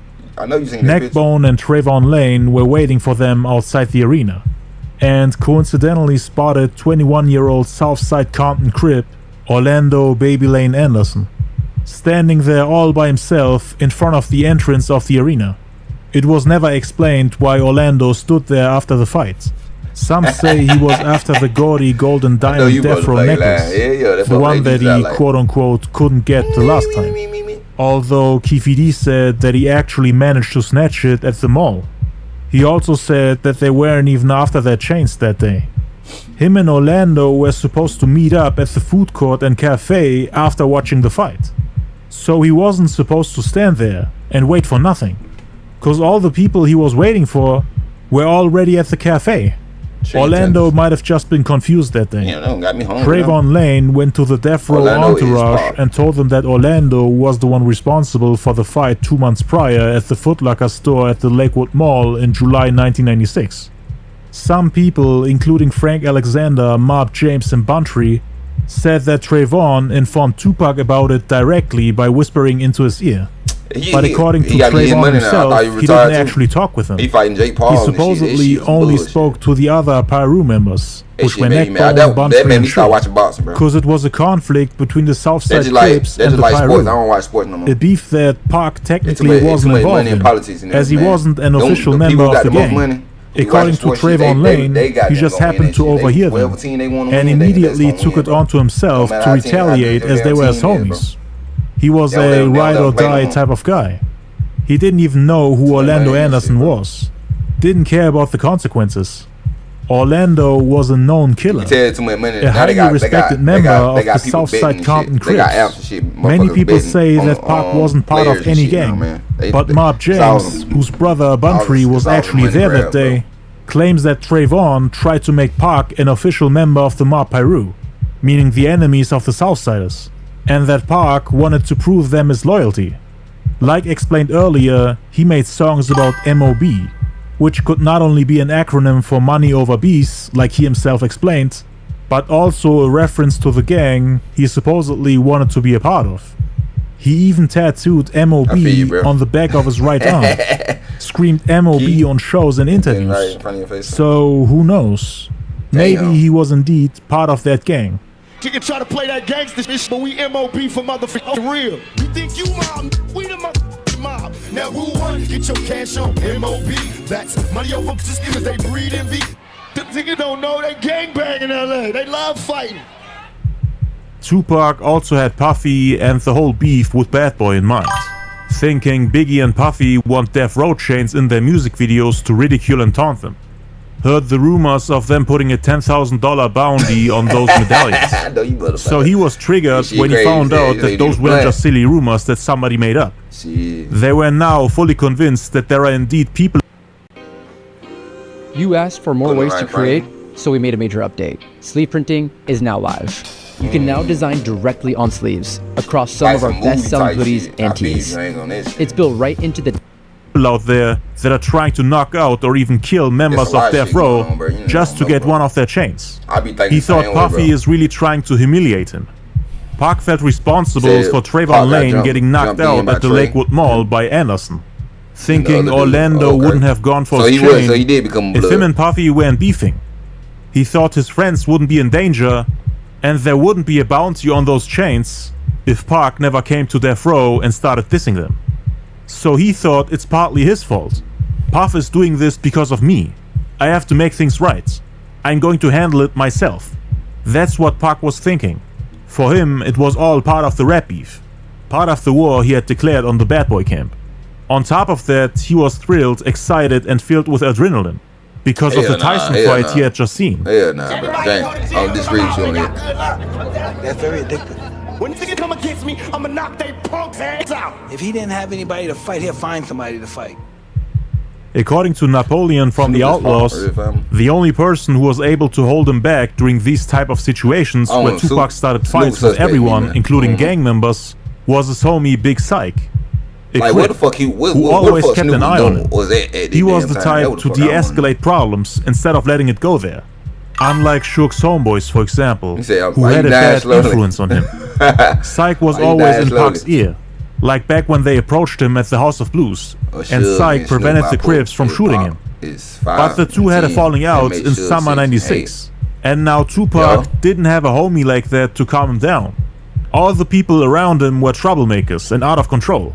Some say the Bloods around Pac and Shook were the reason why Syke and Pac had a falling out. Everyone Pac had around him now was hot-headed just like him. So, without a second thought, at 8:45 p.m., he rushed to the lobby of the hotel where Orlando was standing, leaning against the wall, watching people come out the arena. This was near the food court. Why is he there by himself? He there by himself on leaning on. They say he leaning on the wall. Like, bro, you already knew what time was. Y'all already had this shit planned out, bro.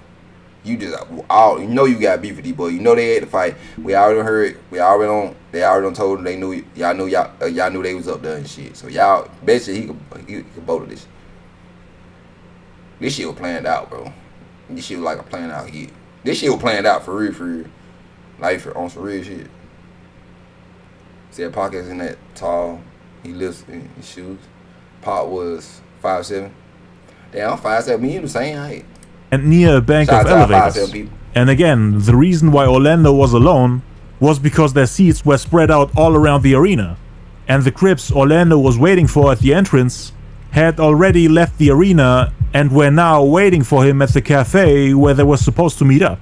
Orlando must have forgot. But the people from death row were thinking he was looking for them. Pac can be seen on the footage of the MGM security cameras running over to Orlando with the rest of his entourage behind him. The scuffle became enormously significant in light of the events that followed. Tupac, according to the account of the Compton Police Department, looked at Orlando and asked, "You from the South?" Then lunged at Orlando, dropping him with a left-right combo.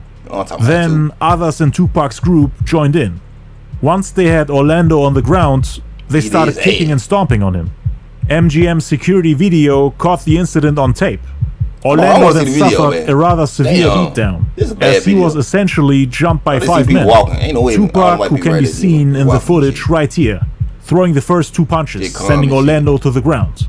Trayvon Lane, who was closely behind, running at Orlando, trying to get a kick in, but losing his balance in the process, and accidentally shoving Tupac away. Them two being right next to each other might be an indicator for Trayvon Lane standing next to Pac when he informed everyone, cause he was the second one who got there. The third guy from death row who can be seen on the footage is Suge Knight, falling over the security guard, trying to get up and get a kick in.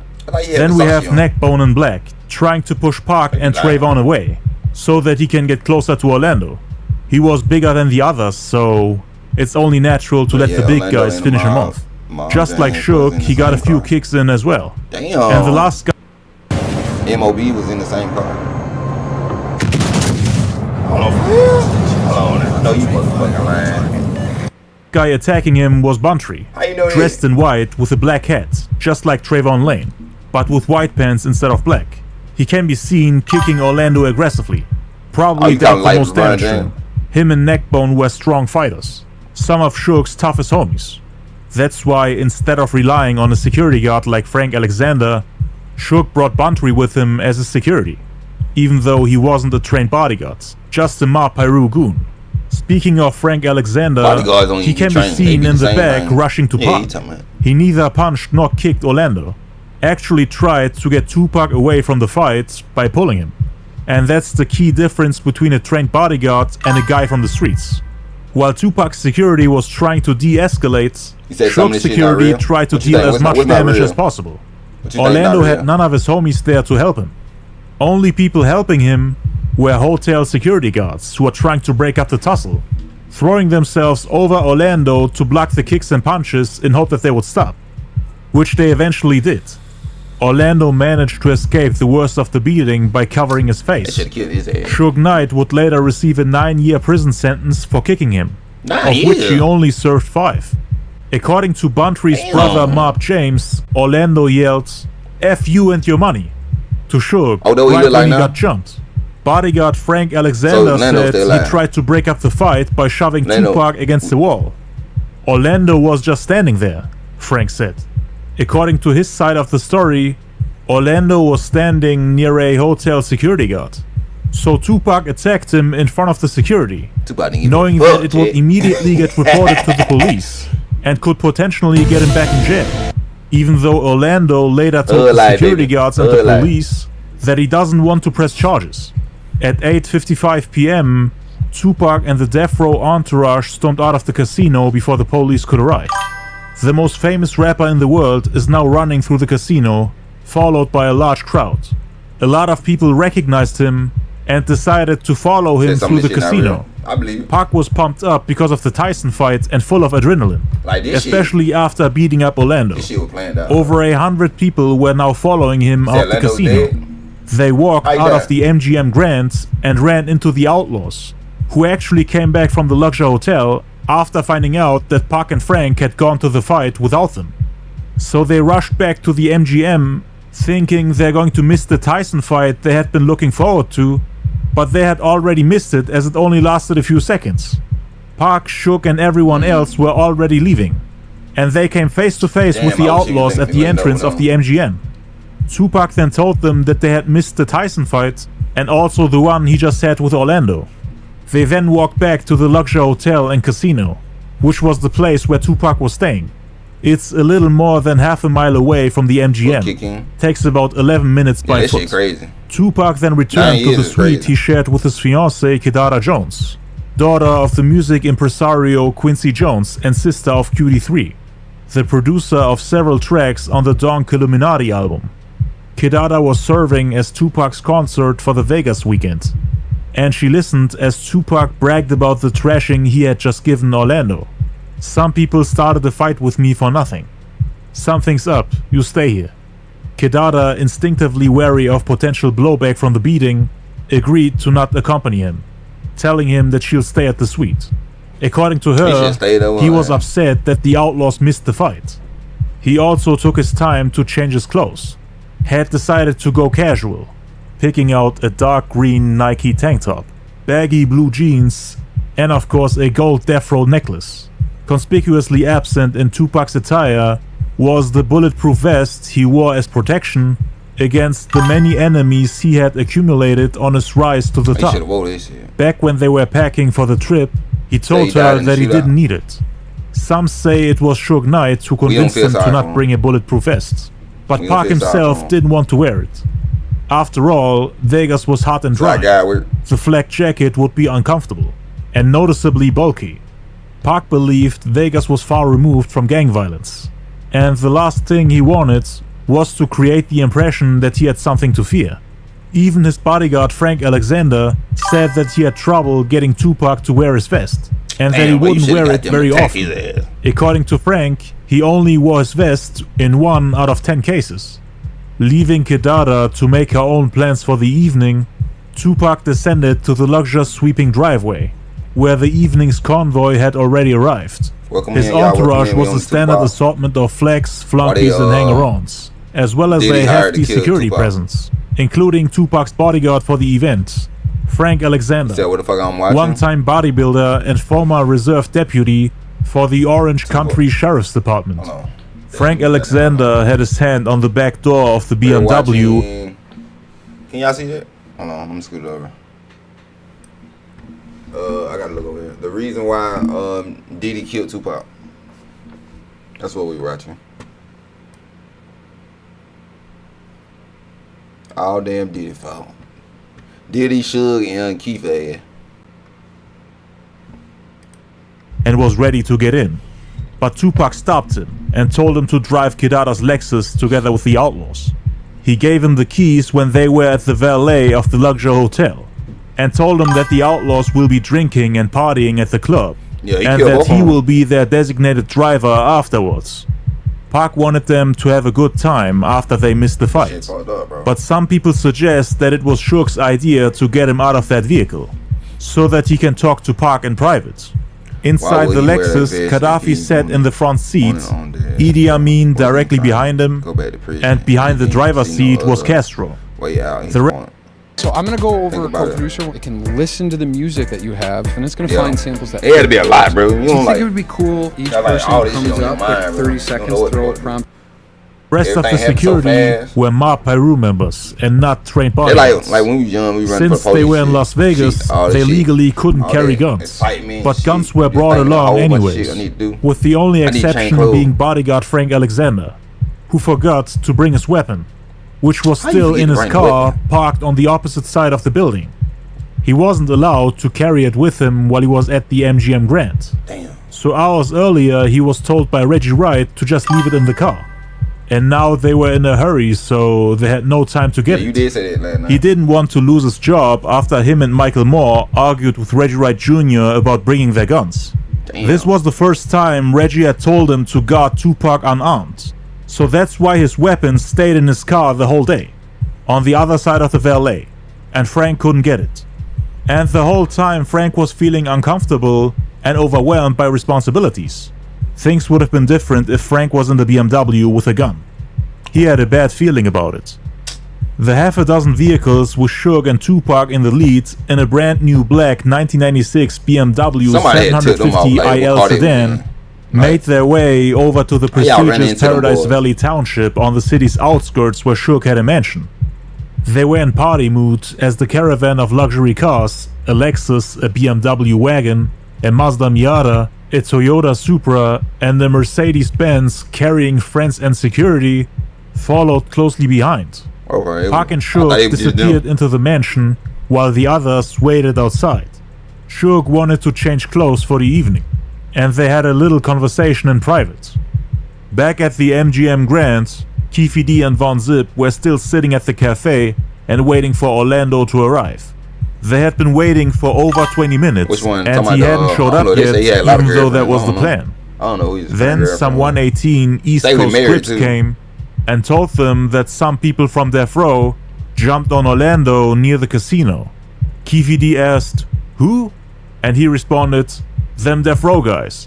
Keefe D didn't believe it at first, but then they rushed out of the cafe and went to find Orlando, who was still at the lobby talking to the MGM security and the police.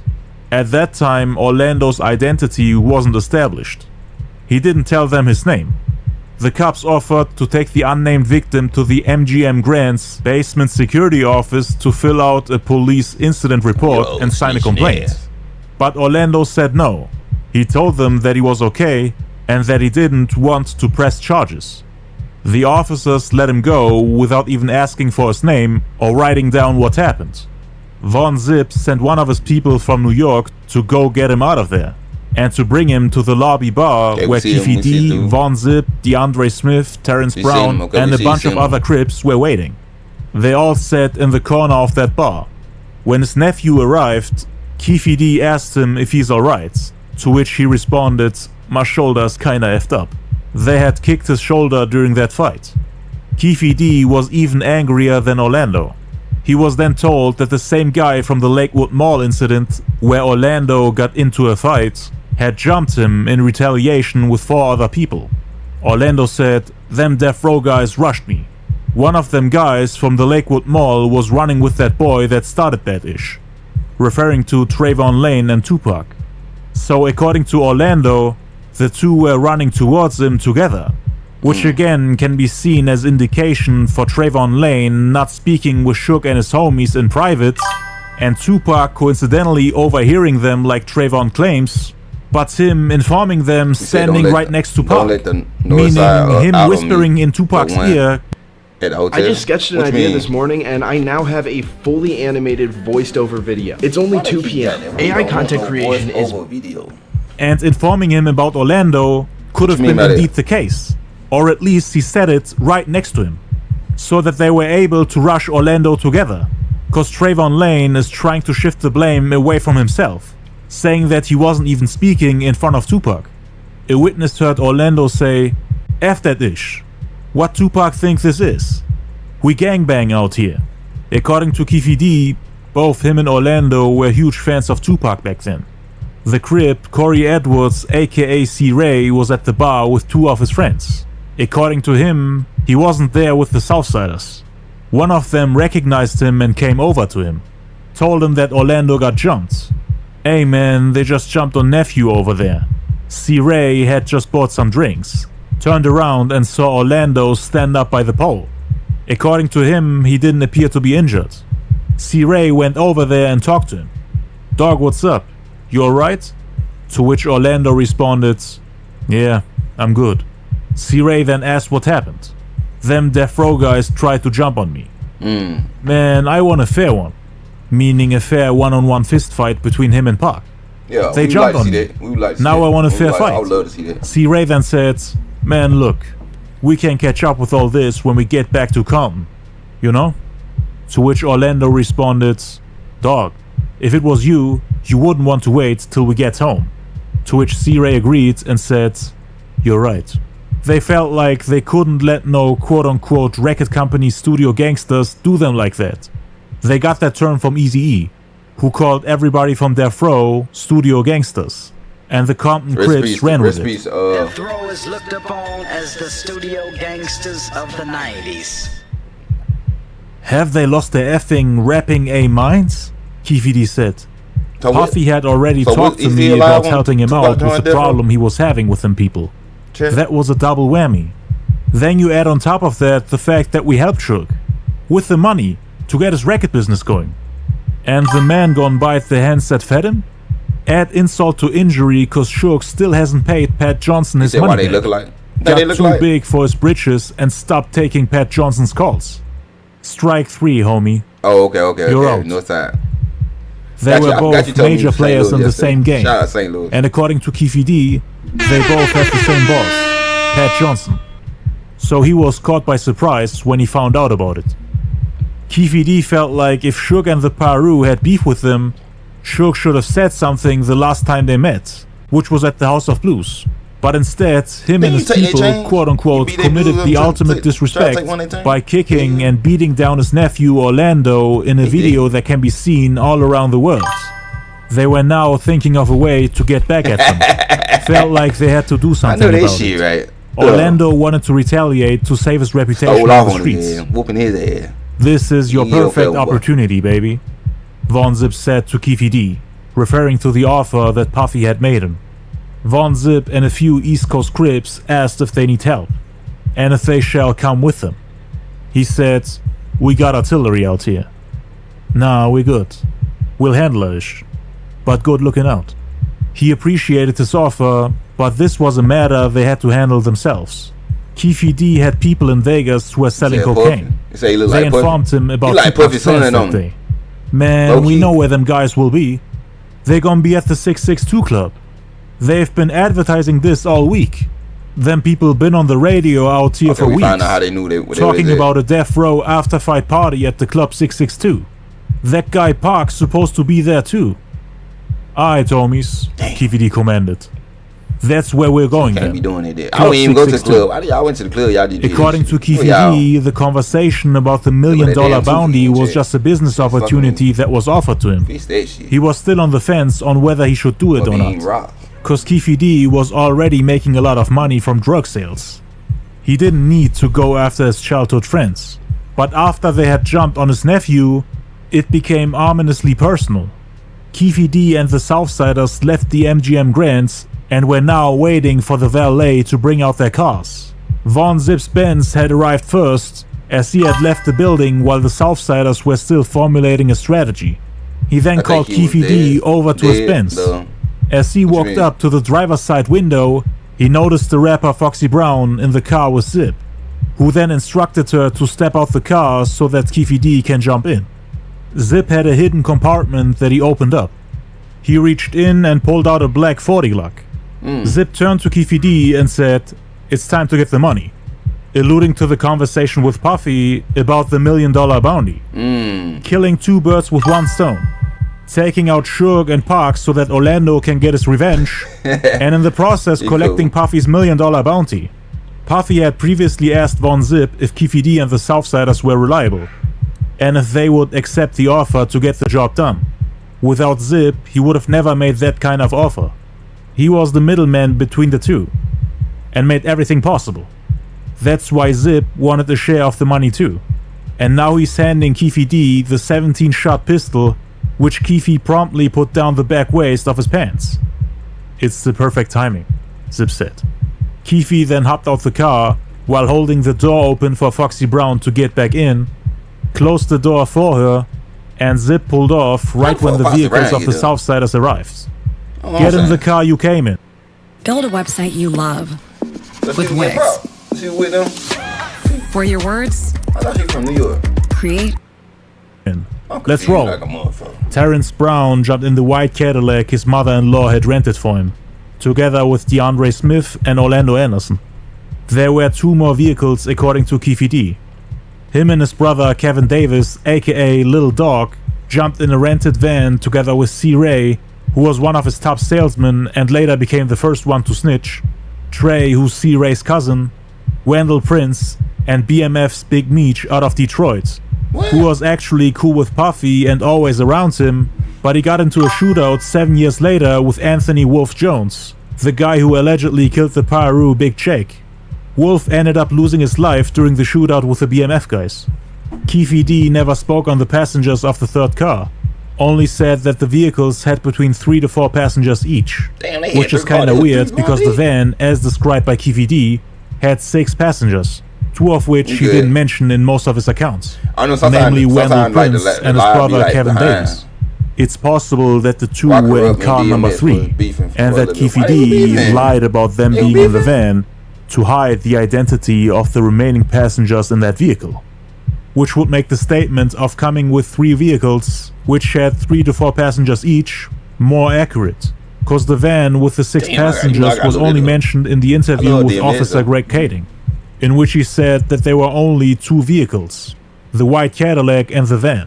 I didn't see any white Cadillac, and nor do I know who was in the car with him. It was 2 or 3 different cars, so you know what I mean? I don't know who all rode with who. C. Ray said that there were 2 to 3 cars, and in every other version of the story Keefe D told, there was always a mention of 3 vehicles. Hold on now, we ain't gonna goddamn. So Big Meech had something to do with that shit too? Ain't nobody talking about that? Hello?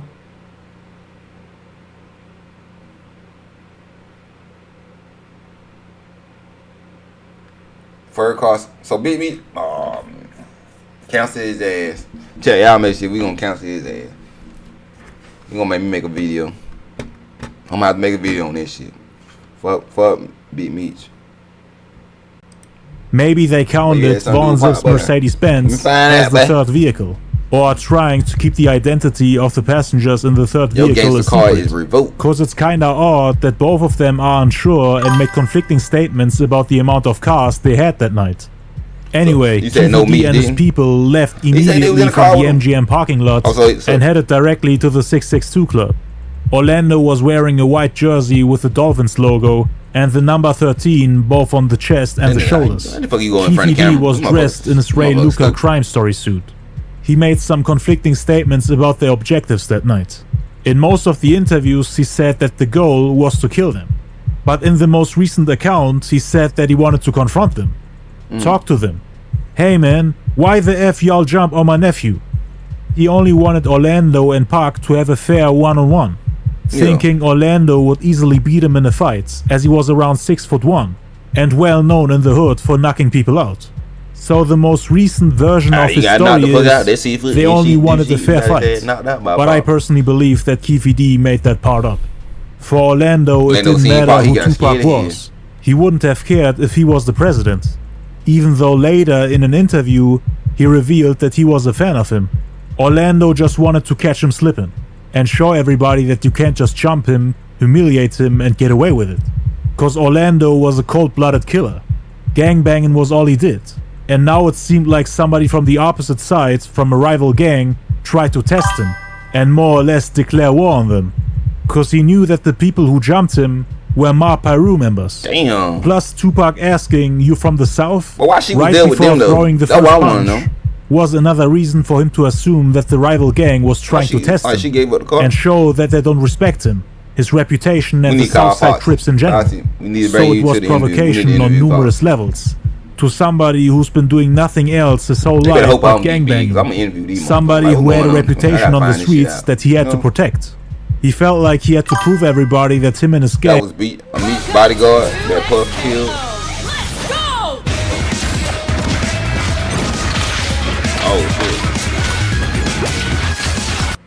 aren't to mess with. I mean, So that's the case with gang members in general. And if somebody tries to mess with you, especially when it's a rival gang, then there's always going to be payback. People who live that type of lifestyle feel like they have to do it to stay respected and to more or less scare away the wolves, to not become an easy target or somebody who drags down the reputation of his gang. Especially when people like Tupac, that don't really have that type of reputation in the streets, try to test and humiliate them. Southside Crips didn't even respect Tupac like that. Hey, that's the picture we're looking. People to See, this that picture look day, different from the one especially you're looking at. Crips, deny that Tupac was a gangster. So for Orlando, it wasn't really a good look. People from the hood would have stepped to him and questioned his credibility if he didn't retaliate and just kept it moving. They wouldn't want a guy like that to represent their hood and their gang. You don't let your enemy do that to you. You have to get your get back and your retaliation. That's what they got taught growing up, and that's the life they lived. It took some time for the Southsiders to get to the club because of the traffic congestion. They pulled into the back parking lot of the 662 Club, where the talent and VIP entered. That's Keefe D's side of the story. But according to Mark James, the parking lot of the 662 Club was filled with Bloods. He said they couldn't have parked there. He saw the white Cadillac parked in the parking lot of the building right next to the club. And he claims that there weren't any other vehicles aside from the Cadillac. Keefe D, however, said that the Southsiders had 2 more cars. He himself was in the van, and Orlando was in the Cadillac. Said he saw a long line of excited and drunk people waiting to enter the club. So Mark James says they were all the way in the back, while Keefe D says they were near the club, waiting for Tupac to arrive. In case Keefe D's quote-unquote diplomatic approach to resolve the issue didn't work, they had 3 vehicles with Crips ready to shoot. Keefe D said the people in those cars were all young stone-cold killers, who all had been shot at least once. With solemn faces, they waited in complete silence for more than an hour. Inside the vehicles, nobody took a drink. There was no weed, no music, not a peep. Damn. They were, quote-unquote, as grave as a heart attack. The only thing audible was people breathing and tense, throbbing heartbeats. There was no need for words. They all understood why they were there. Back at the mansion, Shook spoke with Park about the person he had just beaten up. Told him that they might be out for revenge, and that he made himself a target, even though he's not part of the ongoing beef between the Southsiders and the Piru. Shook told him that there were 2 guns in the stash box of the BMW, in case that they need them. Again, the security guards were told by Shook to not carry guns. Frank Alexander and the other bodyguard called Michael Moore had a problem with that, but weren't allowed to speak up. Reggie Wright told them to just do what they're told. Michael Moore wanted to stay with Park, but was forced to wait at the 662 Club. Frank Alexander had no idea that everybody brought their guns. He didn't know that there were guns in the BMW. It's possible that they didn't trust Frank, and feared that he would report the guns to the police. That's why they decided to put him in a car that had no guns inside. They spent around 30 minutes at Shook's mansion. In front of the gates were around 20 cars waiting, but only the 6 cars of the death row entourage drove inside. The remaining ones were associates and hanger-ons. After Shook got dressed, him and Park came out the mansion and everyone got back in their cars to drive to the 662 Club. Tupac, Shook, and the rest of the death row entourage headed out again at around 10 PM, heading for the 662 Club, which was located about 10 blocks east of the Las Vegas Strip at 1700 East Flamingo Road. Everybody knew that they were heading there. There were flyers and announcements on the radio. Mark James saw the white Cadillac and told his homies that the Southsiders had arrived. He called his little brother Buntry, who at this point in time was in the black Toyota Supra on the way to the 662 Club, just 2 cars behind Tupac and Suge. They got informed that Keefe D and the Southsiders were there. The Mob Piru members at the club pulled out their guns and waited for them to make a move. But according to Mob James, they drove off after just 5 minutes, cause Pac and Suge didn't show up. Keefe D, on the other hand, said that they waited for more than an hour and a half, which for them felt more like 4 hours. Keefe D was just tired of waiting, so he decided to leave, called his homies on their phones and said, "They're taking too damn long. Let's get effed up. Let's go get high. Move out." One by one, the drivers started their engines and slowly crept out of the parking lot. Keefe D said Suge was lucky that they never showed up, because it, quote-unquote, would have been like Al Capone's Valentine's Day massacre, which is kinda contradictory to his most recent account. So y'all didn't do it, because he tried to make us believe that they were only there to talk to them and to arrange a fair fight between Orlando and Tupac. I think he just had regrets and told us what he wished went down that night. Because it doesn't even make sense for them to just settle it with one simple fight. Beating up Tupac after getting jumped by 5 people wouldn't make anybody happy and wouldn't solve anything. What are the other 4 that beat him up supposed to do there? Just stand there and watch? And afterwards everything is cool? Doesn't make much sense to me. Keefe D just tries to look more humane and make it seem like he had no other choice, that he tried to solve it diplomatically, which he didn't. That was never his goal, no matter what he says. They had no remorse. After 3 years of therapy, this is what I figured out. There's talking to someone, and then there's talking to the right someone. I met my therapist when I was going through a huge life transition. I knew it would be smart for me to talk to a real professional instead of and didn't care about anyone's life. They were actually partying after that shooting as if nothing happened. That's what the plan for that whole weekend was. Keefe D didn't want Suge and Pac to ruin their plans by making them spend the whole night waiting in the car. They had been looking forward to the fight and the party at the hotel. Waiting so long was stopping. I'm gonna put the sound thing back on, chat. I'm gonna put it back on. I want to pronounce y'all name right. I'm bad with people's names. So all these dudes, they true. These all true right here.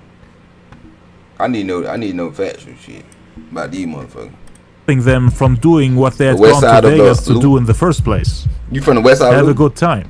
Hold on. Their next destination was the Carriage House, a Las Vegas hotel where they had rented a few rooms as a kickback spot. On their way to the hotel, they stopped by the liquor barn to buy some bottles of Dom Perignon Rosé, and Cristal.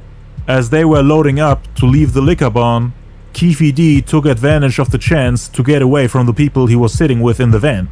He thought that they were cowards and was put off by them crying and nagging on their way to the liquor barn. He began to lose his nerve. They were worried that Suge would, quote-unquote, get some of his police hitmen to come back and try to kill them if the Crips went after them. Late 80s, right? The police do hits for that guy, one of them said.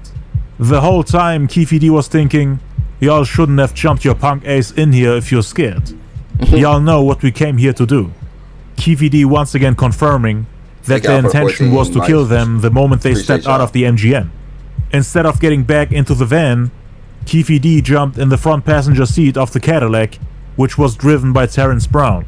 Behind the driver in the rear passenger seat, we had DeAndre Smith, and Orlando Anderson was right next to him, sitting right behind his uncle. After the pit stop at the liquor barn, they continued towards the Carriage House. As they were driving, the 2 vehicles that were with them got caught at a traffic light, but the Cadillac kept rolling.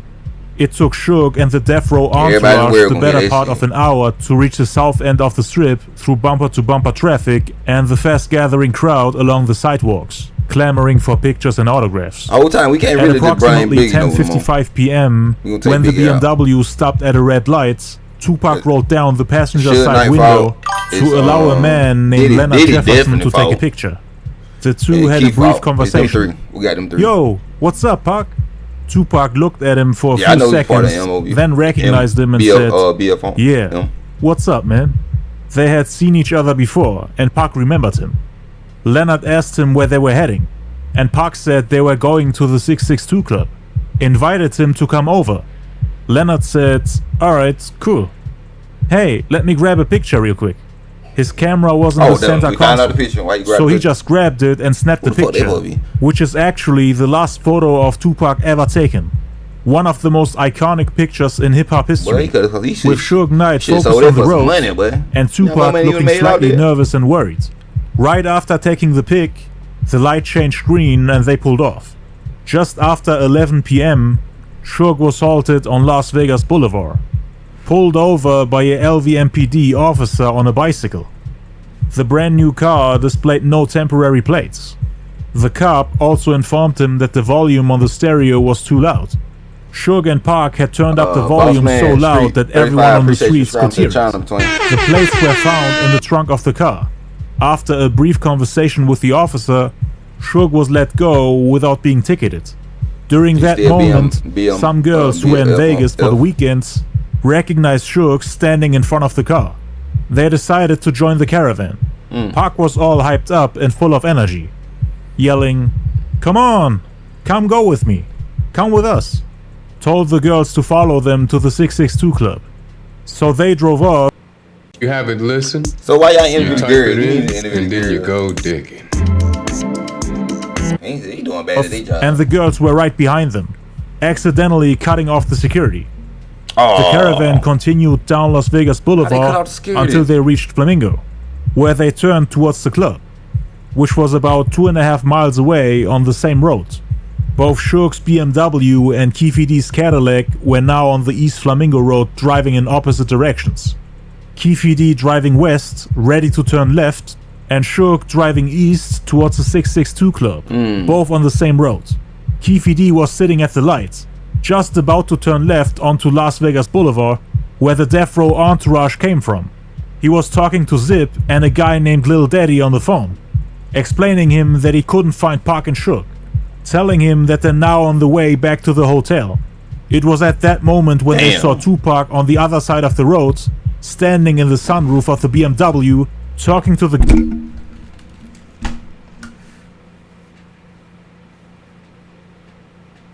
the hell you doing, Tupac? Shit. Fuck you standing around? Hello? Oh, Lord. Girls behind him who were all screaming Tupac's name. According to Keefe D, the Death Row caravan just came around the corner, meaning they turned off Las Vegas Boulevard onto Flamingo, right in front of them. The Cadillac was now close to the BMW, but on the other side of the road. Keefe D said if Pac hadn't been out the window, they would have never seen him. For him, it looked like he was at a parade, with half his body out the window, arms in the air, waving at fans and dancing. People on the streets were screaming, "Tupac, Tupac, we love you." Everybody in the Cadillac turned their heads and saw the entire caravan. Keefe D then yelled, "There, the mother effers go right there. Bust to you, bust to you." Terrence Brown then did a U-turn to get on the other side of the road, to drive in the same direction as Suge and the Death Row entourage, meaning back to the 662 Club. The Crips were in 3 cars, but due to the other 2 missing the light and the Cadillac doing a U-turn out of nowhere, they got separated. The 2 cars continued driving to the Carriage Hotel. Keefe D was still on the phone with Zip and Lil Daddy and allegedly told them, "Yo, we'll see y'all back at the hotel. I'ma go talk to these people."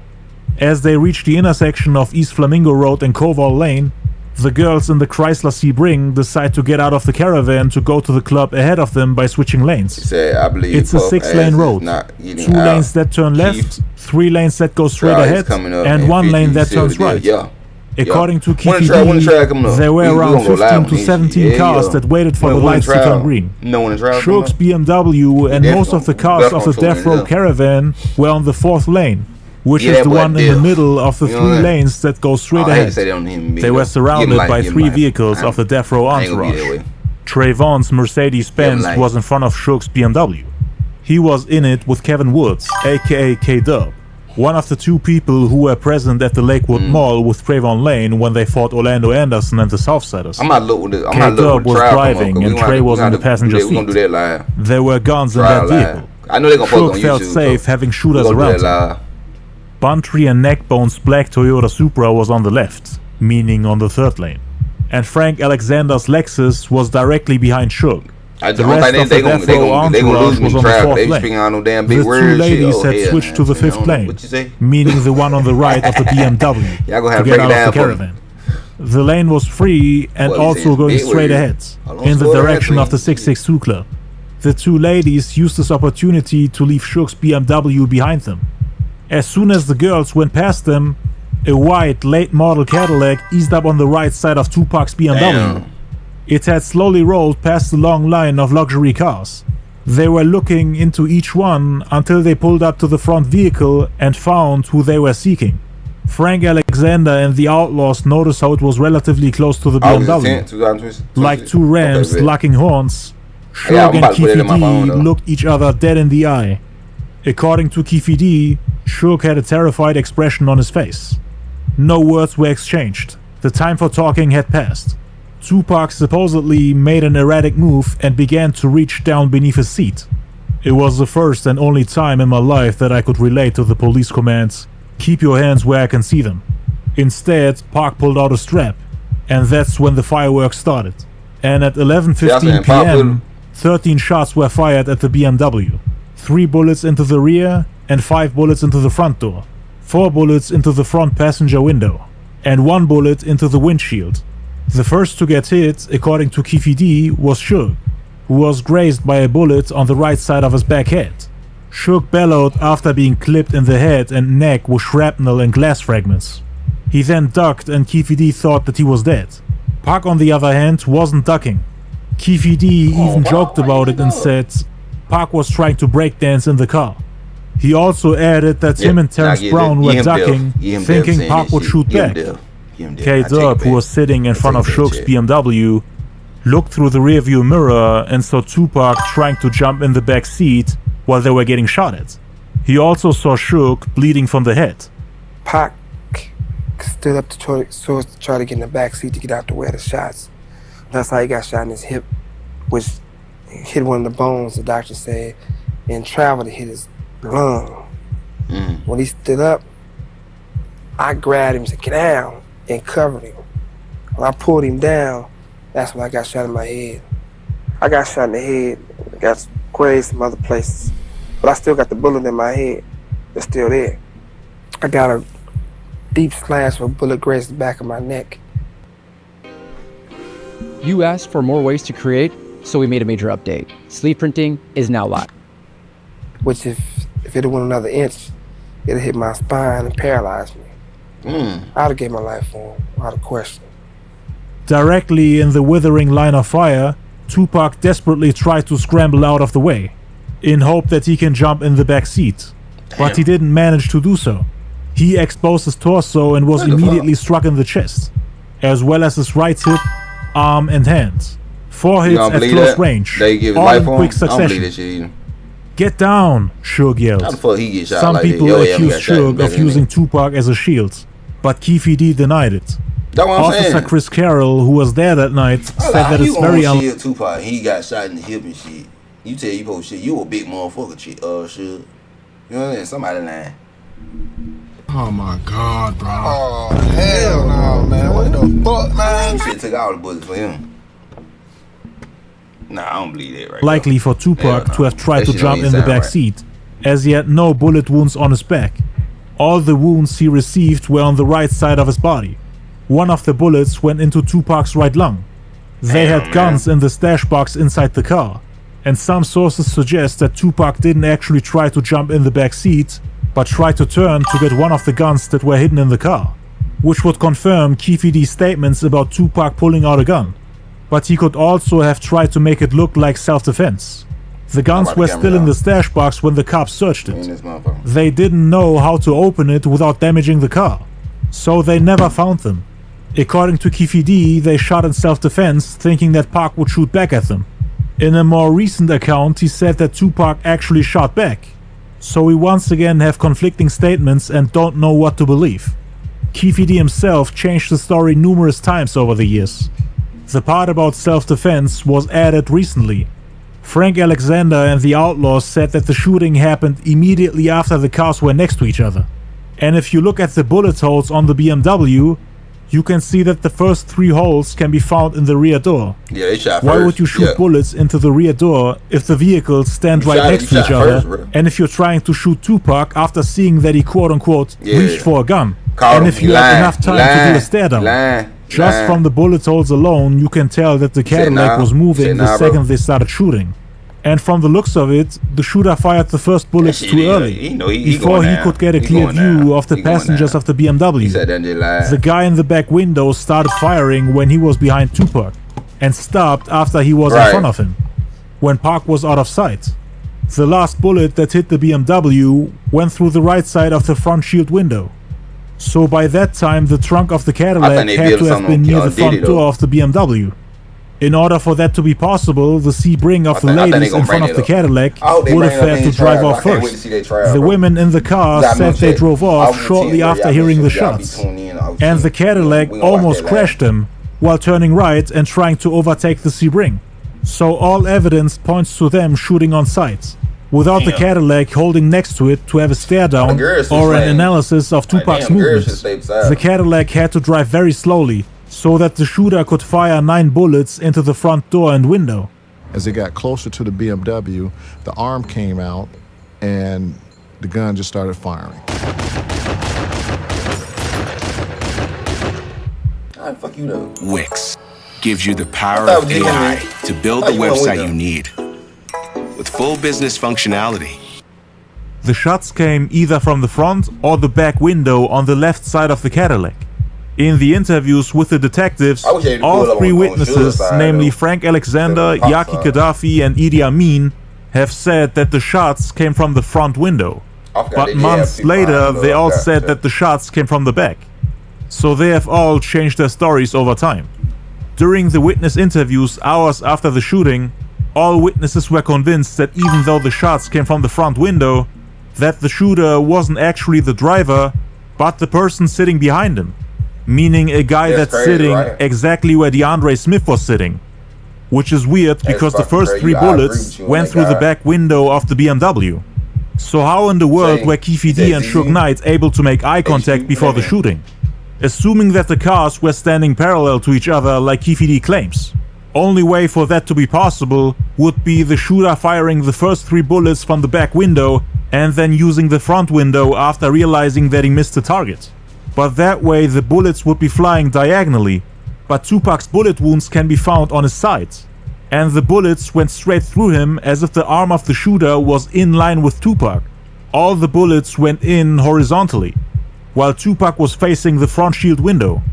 Only way for him to shoot that many bullets vertically without a single bullet going diagonally would be for the shooter to use the back window without moving around, while holding his arm straight.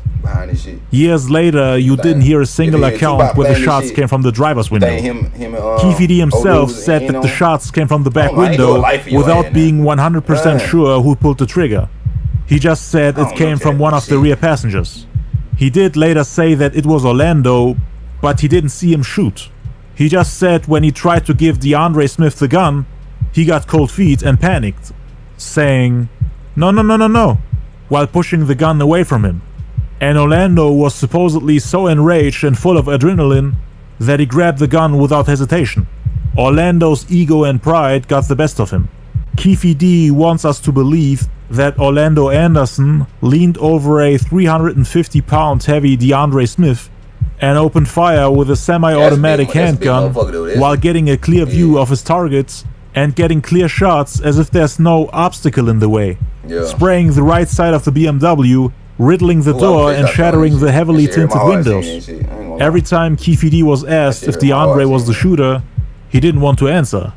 In some of his accounts, he even said that he only threw the gun into the back seat without handing it over to anyone, meaning the whole part of DeAndre getting cold feet might have never happened. In another interview, he denied that DeAndre was scared. Keefe D could have also just made up that part about DeAndre getting cold feet to make it look like Orlando got his revenge in the end. Puffy's ex-bodyguard Gene Deal also said that Keefe D wouldn't have allowed anyone in his car who's scared and doesn't want to be a part of the whole operation, because it's usually those type of people who fold under pressure and end up getting the whole team locked up. a guy who didn't really want to be involved. That's why he left the van to only be around people who are actually willing to do what they can for. Why would you have him as a witness sitting in your car doing nothing? According to Compton police, both Orlando and DeAndre Smith had shot and killed people before the Vegas shooting. So they weren't the type to get cold feet like Keefe D claims. They were totally used to it. The two actually had quite a bit of history together and killed people for each other, to help each other out. It makes sense that they both were in charge of shooting, not just Orlando, cause Terrence Brown was the driver who had to keep an eye on the roads. Keefe D was too far away from them to shoot. The remaining two in the back were the youngsters, so it makes sense to put them in charge. They were most likely supposed to hand over the gun in case the target ends up on their side. There was no other reason for DeAndre to be in the car. He was supposed to shoot if Tupac's BMW was on his side, meaning on the left side of the Cadillac, and Orlando was supposed to shoot if Pac was on the right side. Why would you let a 350-pound heavy man block one of the windows and make it difficult for Orlando to hit the target? I can't wait for, why was he even in the car in the first place? I bet there were also eyewitnesses like Idi Amin. Don't upload your videos to YouTube. What I'm saying. I hope they get them for it, Restream, where we will live stream it to YouTube and all your platforms at once. Get ready. He claimed that the arm and the head of the shooter was big and bulky, and that it couldn't have been Orlando's. Keefe D was confronted about it in interviews, to which he responded that he didn't actually see the shooter as he was ducking and had his back turned. This makes you wonder why in previous interviews he was so convinced that Orlando is the shooter, and that DeAndre is innocent. But then you could make that argument that it wouldn't make sense for Orlando to let DeAndre shoot him, because it was him who got jumped and his pride hurt. He felt like he had to prove himself, so that he doesn't come back to the hood as a victim or a loser who got beaten up by a non-gangster and needed the help of someone else to get his revenge. His reputation as a cold-blooded killer was on the line. At least that's how he felt. It makes sense to assume that he wanted to prove himself. Alright, you jumped me, but look what I did to you afterwards. Most of the time, you don't really want anybody to take your revenge for you if you can do it yourself. It would make you look weak in the type of environments Orlando grew up in. One of the Southsiders who was living with DeAndre Smith at the time, but was in jail when Tupac got shot, told the grand jury that DeAndre was the shooter and that he never took credit for it. Instead, he let his friend Orlando take the credit so that his reputation on the streets could be saved, cause that was the whole reason why they came after them. The witness said that DeAndre was someone that did a lot of dirt for everyone, a killer that tried to stay low profile, which contradicts Keefe D's remarks about DeAndre getting cold feet, cause apparently DeAndre was used to these type of situations. It was later revealed that DeAndre always got away with killing people. Damn. The witness also explained why Orlando stood there in front of the elevators. He said Orlando was on his way to the bathroom. After the fight at the MGM, he supposedly had a dislocated shoulder. And that's why, quote-unquote, he couldn't have possibly shot Tupac. He not only had a 6'6", 350 to 400... Hold on, what side though? Oh yes, they show left side is on, alright? Okay, you on. Okay, hold on. They put it together. Boom, he on this side. Hold on, I got time. Y'all know what I mean, but he on this side. Hold on, damn. How the camera looking? Damn, hold on, what's that? We're gonna say D'Angelo on this side, then he on this side, and Pac on the. Y'all know the fuck I mean. This shit look. But yeah, if it's on his left side, like his left side of his shoulder, this ain't no way you can shoot it. Then the boy on the left side too, ain't no way you can shoot that if your arm dislocated. Okay, I agree. Pound heavy DeAndre Smith in his way, which prevented him from having a clear shot, but also had an injured shoulder that didn't allow him to lean over DeAndre and shoot. He didn't have a clear shot, and the shells would be flying in DeAndre's face if Orlando really had. Bro. He had to shoot. Big boy shot. Cause they shot in the back of it first. Pulled up on Pac, they shot in the back. He had to shoot, bro.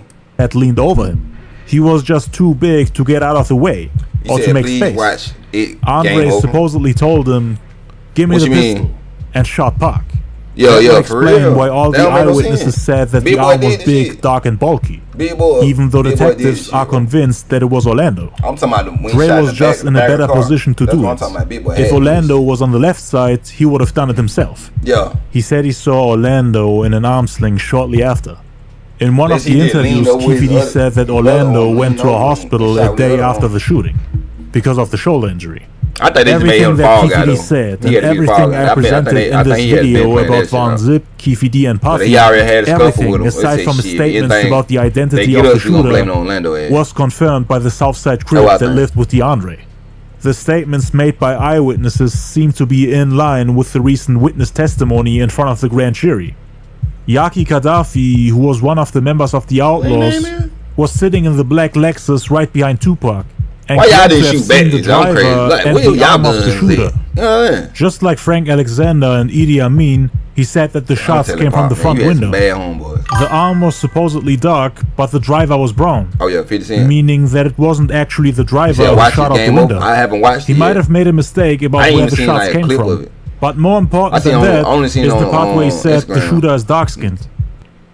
This game over with. This Y'all campsite think so? ain't big enough for the four of Yeah, us. maybe watch that. Want me to get a fire going? Yeah, we gonna do that for tomorrow. So.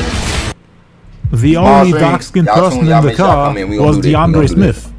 Orlando Watch the Anderson's PC. skin I've been color saying was we the gonna watch lightest PC. in We that gonna do that vehicle. documentary. Gaddafi denied that the arm was fair-skinned. He said that the shooter's arm looked dark. Both Keefe D and Terrence Brown had darker skin than Orlando, and they were described by Gaddafi crazy as here. brown or What they were light-skinned. thinking? The arm of the Y'all shooter, had something. however, was dark-skinned. They all said the same thing. They ain't going to a club. Both Frank man, and shit, Idi club Amin, dangerous, bro. who are all in the same vehicle.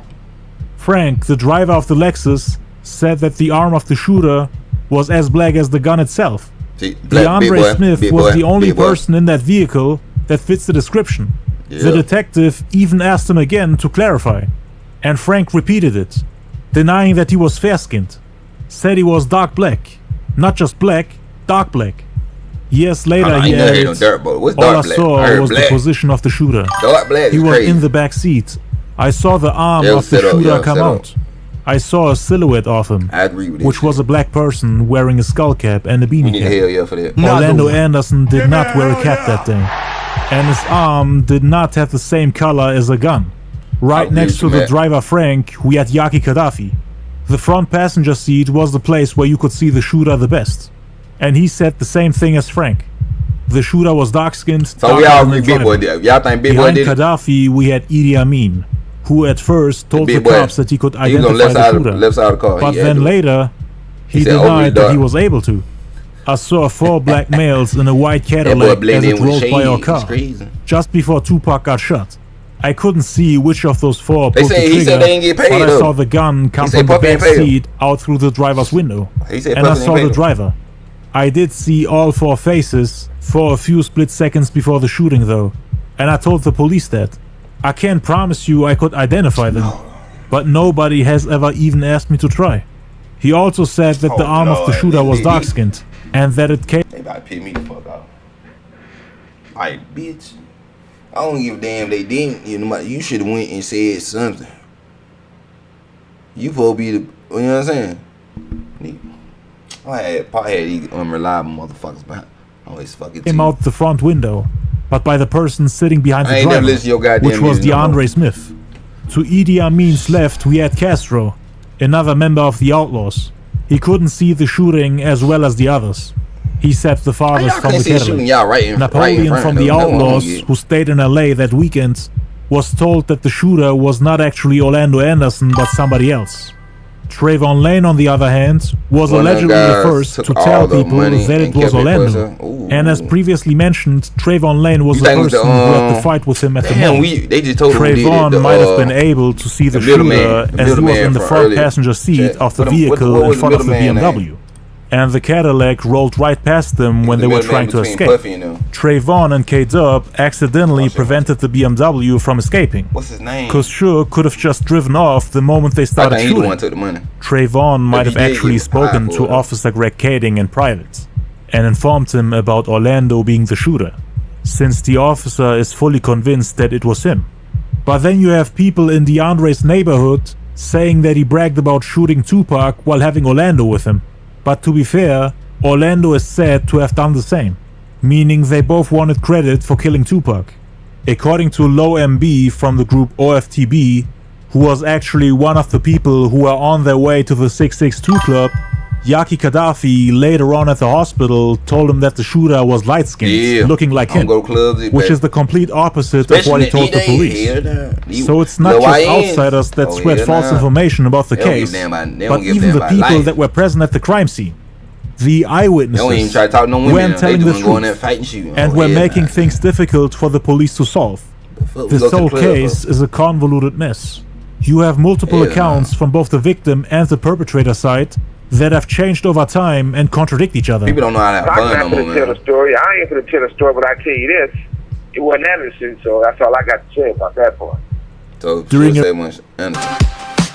You remember he should say, I don't know, he telling the truth or not, bro. He say he saw, they say saw the people and got shot. Outputs co-producer. In a recent interview, Suge Knight said that neither Keefe D nor Orlando was the shooter, going as far as to say that Orlando was a good kid and that they should free Keefe D after his recent arrest. But most people, including Las Vegas detectives who have addressed these statements, take them with a grain of salt and don't see him as a reliable source, as he has lied about the identity of the shooter in the past, going as far as to accuse his ex-wife of having orchestrated the shooting. He also paid Orlando $60,000 to testify for him in court a few weeks after the shooting, which he also named as one of the reasons why he wouldn't testify against Keefe D. The other reasons being their friendship, which, like explained earlier, goes all the way back to their childhoods, and Orlando, quote-unquote, not being the shooter. It's not clear if he was trying to imply that it was DeAndre, or if he's just trying to prevent Keefe D from going to jail. Who want to see? I wouldn't wish somebody going to prison on my worst enemy. Free Keefe D. If it does somehow turn out that DeAndre was the shooter, then Keefe D's proffer agreement, which he made in 2009 in exchange for the police dropping an indictment involving a drug ring, would be violated, as he himself admitted that Orlando was the shooter. That's why detectives assumed that it was Orlando, since it would make sense for him to lie about it, as it would get him locked up for the rest of his life. Everything you say during a proffer agreement must be truthful, and only then they can't use it against you, unless you speak about the case outside the agreement. More on that later. Orlando himself of course denied being the shooter, while lying and slipping up in interviews multiple times, to the point that his attorney was forced to tell him to not answer the questions. When I heard that Tupac was shot, when I was at home. Let's say I was at home, like. Look at that, Jet. Look. He lying. He said he was at home when the shooting happened, and then got cut off by his attorney, because there are obviously videotapes of him at the MGM that night, and not in Compton. After shooting 13 rounds into the BMW, the Cadillac drove off, following the ladies who were trying to escape in panic by turning right, even though they were in the wrong lane. While trying to switch lanes, the Cadillac almost collided with the car of the ladies. The ladies tried to turn right from the 5th lane, while the people in the Cadillac tried to overtake them by using the 6th lane. They both turned right onto Koval Lane, but the Cadillac was able to pass them. As soon as the ladies and the Southsiders drove off, Buntry and Neckbone tried to chase the Cadillac with the black Toyota Supra.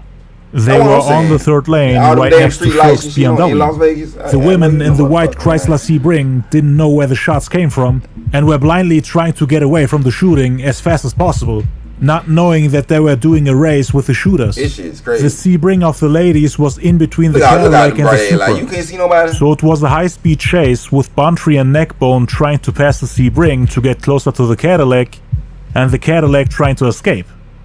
Once the Supra came close enough, they started shooting at each other. They might have recognized Orlando in that vehicle, since the Supra was on the right lane, and the Cadillac on the left, but it's rather unlikely. The black Toyota Supra had one bullet hole on the left front fender, meaning Neckbone and Buntry must have came close enough to get hit there, on the side and not the front of the car. For that to be possible, the Supra must have at least reached the back door of the Cadillac, maybe even the front door, somewhere in between. Only people who could have done it were Keefe D and Orlando, since they were the ones on the right side.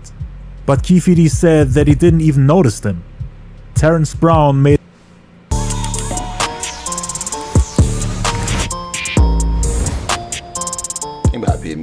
Imagine being able to build anything just by thinking about it. Meet Base 44.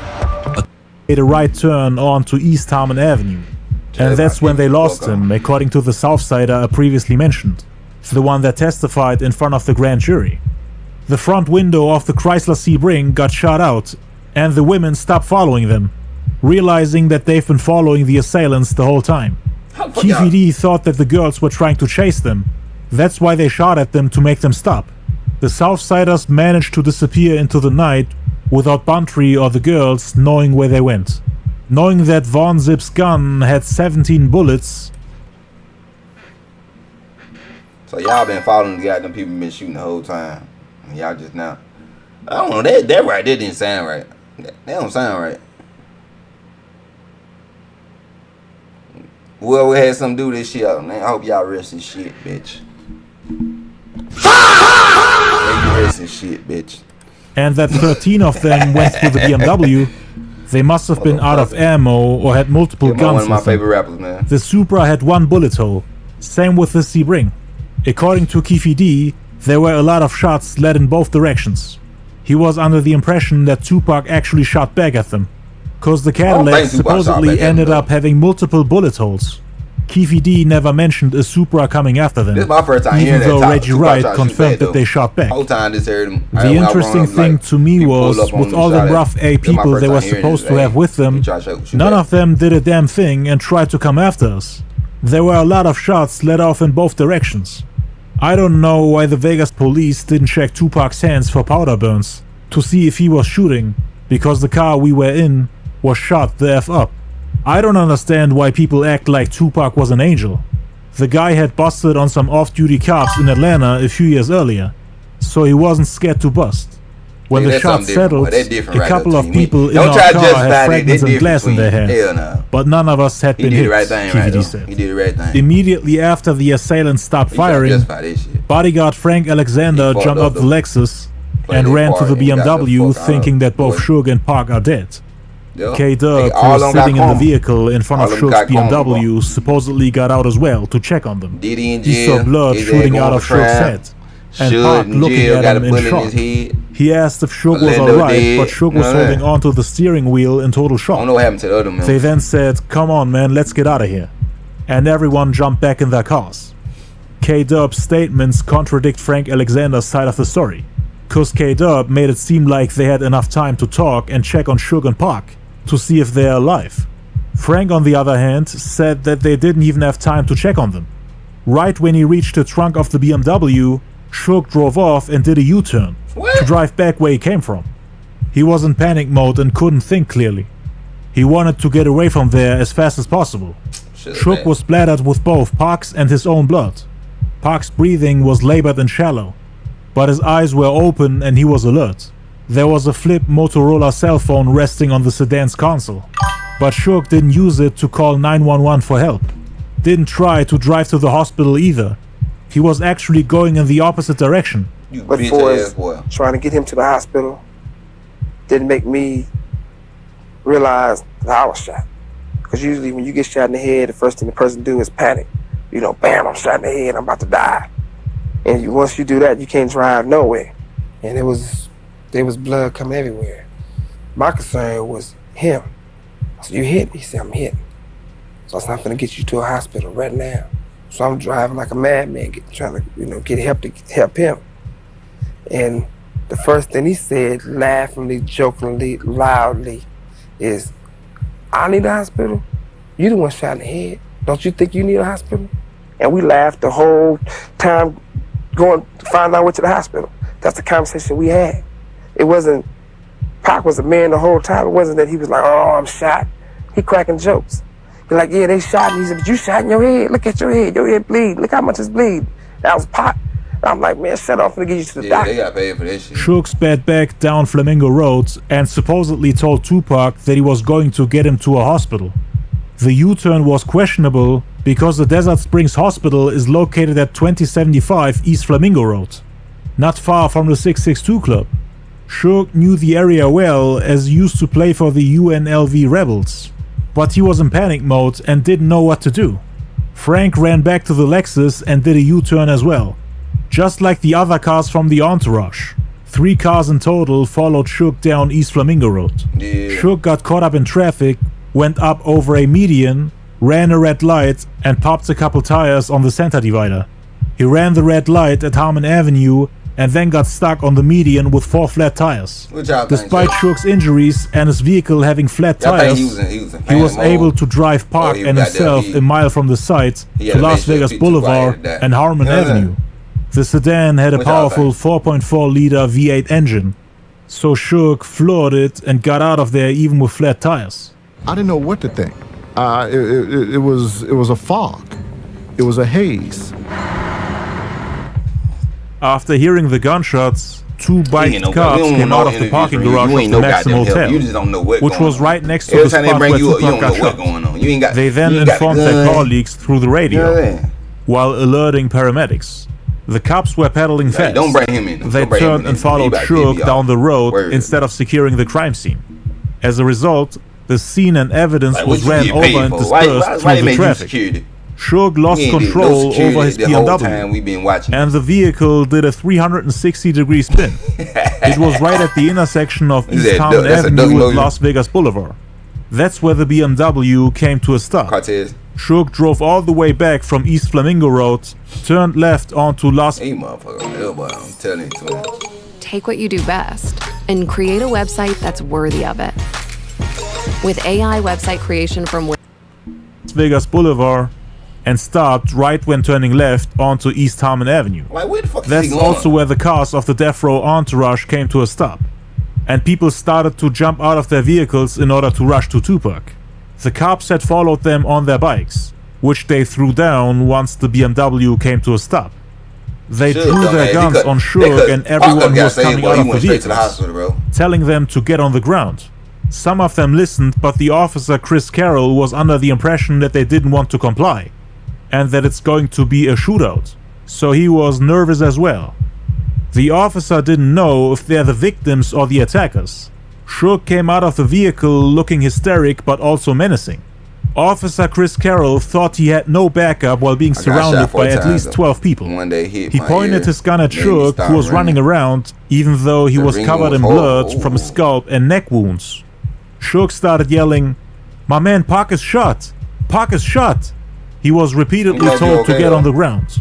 At around 11:20, meaning 5 minutes after the shooting, about 20 police officers had arrived at the scene. They put up crime scene tape around the car and put everyone from Death Row out of their cars and face down on the sidewalk. The police shoved guns in our faces and threatened us, Edie said. They made us lay face down in the middle of the street. Even after they realized we were telling the truth, they never apologized. Officer Chris Carroll then saw Park, who was still in the car, even though they had told everybody to get out of the vehicles. He went around the car and aimed his gun at the passenger side, where Tupac was sitting, saw the bullet holes and understood that they were indeed the victims. The passenger window was shot and broken. He couldn't open the door because the bullets had damaged the mechanism for the door latch. Frank Alexander then told one of the cops that he's the bodyguard of Tupac Shakur, and he was then allowed to come in. He got up under the tape and saw Suge laying on the ground like everyone else. Frank told the cops that Suge is the boss of the record company and that Tupac is still in the car. They then let Suge come up off the ground, and that's when him and Frank ran to the BMW to check on Tupac. Chris Carroll still wasn't able to open the door and then started pointing the gun at Suge, telling him to back off as he felt intimidated by him. He then tried to open the passenger door again, but then Suge said, "It's my car, I know how to open it." Park was leaning against the door, so when Suge opened it, he almost fell out the car, while he was still covered in blood. According to Chris Carroll, he carried him out with his left hand while having the gun in his right hand. Suge was still in panic mode, and Chris was afraid that he might do something while he's busy helping Park. He thought that if Suge jumped on his back, it would have been over for him, cause he was huge. He managed to carry him out and put him on the ground.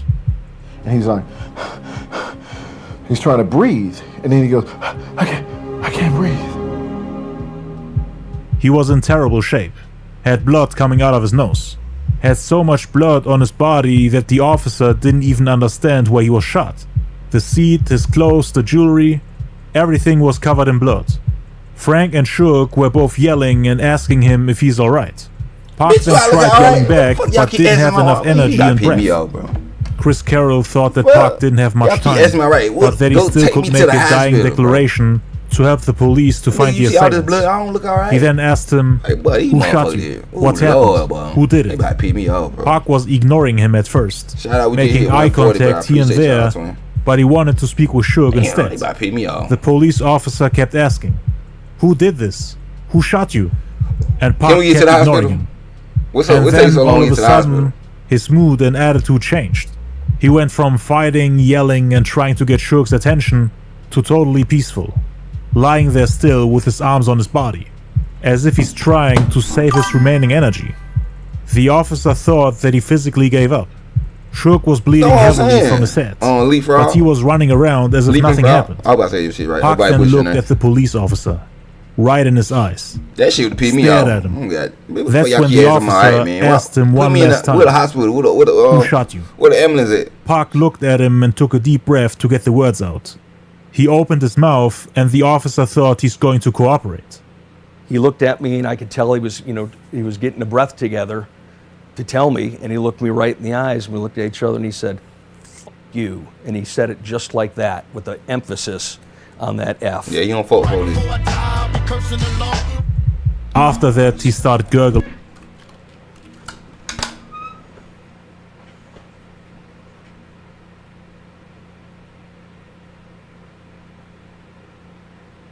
What song is that? What song is that, Chet? He said, damn, these motherfuckers. I don't know if it's playing or not playing. They confusing the fuck out of me, man. God damn, I thought we was getting there, Chet. I thought we was getting there. Now he said that in the lyrics is crazy. We have 148 people in here. I appreciate y'all, twin. You locked in. God, the fuck he say that shit from? And slipping out of consciousness. I'm confused. Confident that the death row crew and the police would be looking for the vehicle they were driving, the Crips tried to abandon it and get away from it as far as possible. They parked the Cadillac on the other side of the Las Vegas Boulevard Street, meaning after they drove down Covell Lane, they headed into the same direction as Shook went. Drove down Covell Lane, turned right onto East Harmon Avenue, then turned right onto Audrey Street, left onto Paris Drive, and then crossed the Las Vegas Boulevard Street to find the parking lot. That area is now filled with hotels. Back then, in 1996, the Bellagio Hotel and Casino was still under construction, just like most of the other hotels in that area. Only things you could find there were dunes, construction areas, and parking lots. They must have found a good hiding place for the Cadillac, because the cops never found it, even though there were bicycle cops everywhere. It's also a miracle that nobody saw them, even though the traffic was heavy. I'm going to give you the video real quick. You go ahead and take your ass out there motherfucking live and go watch this shit your goddamn self. Please, thank you. Let's play with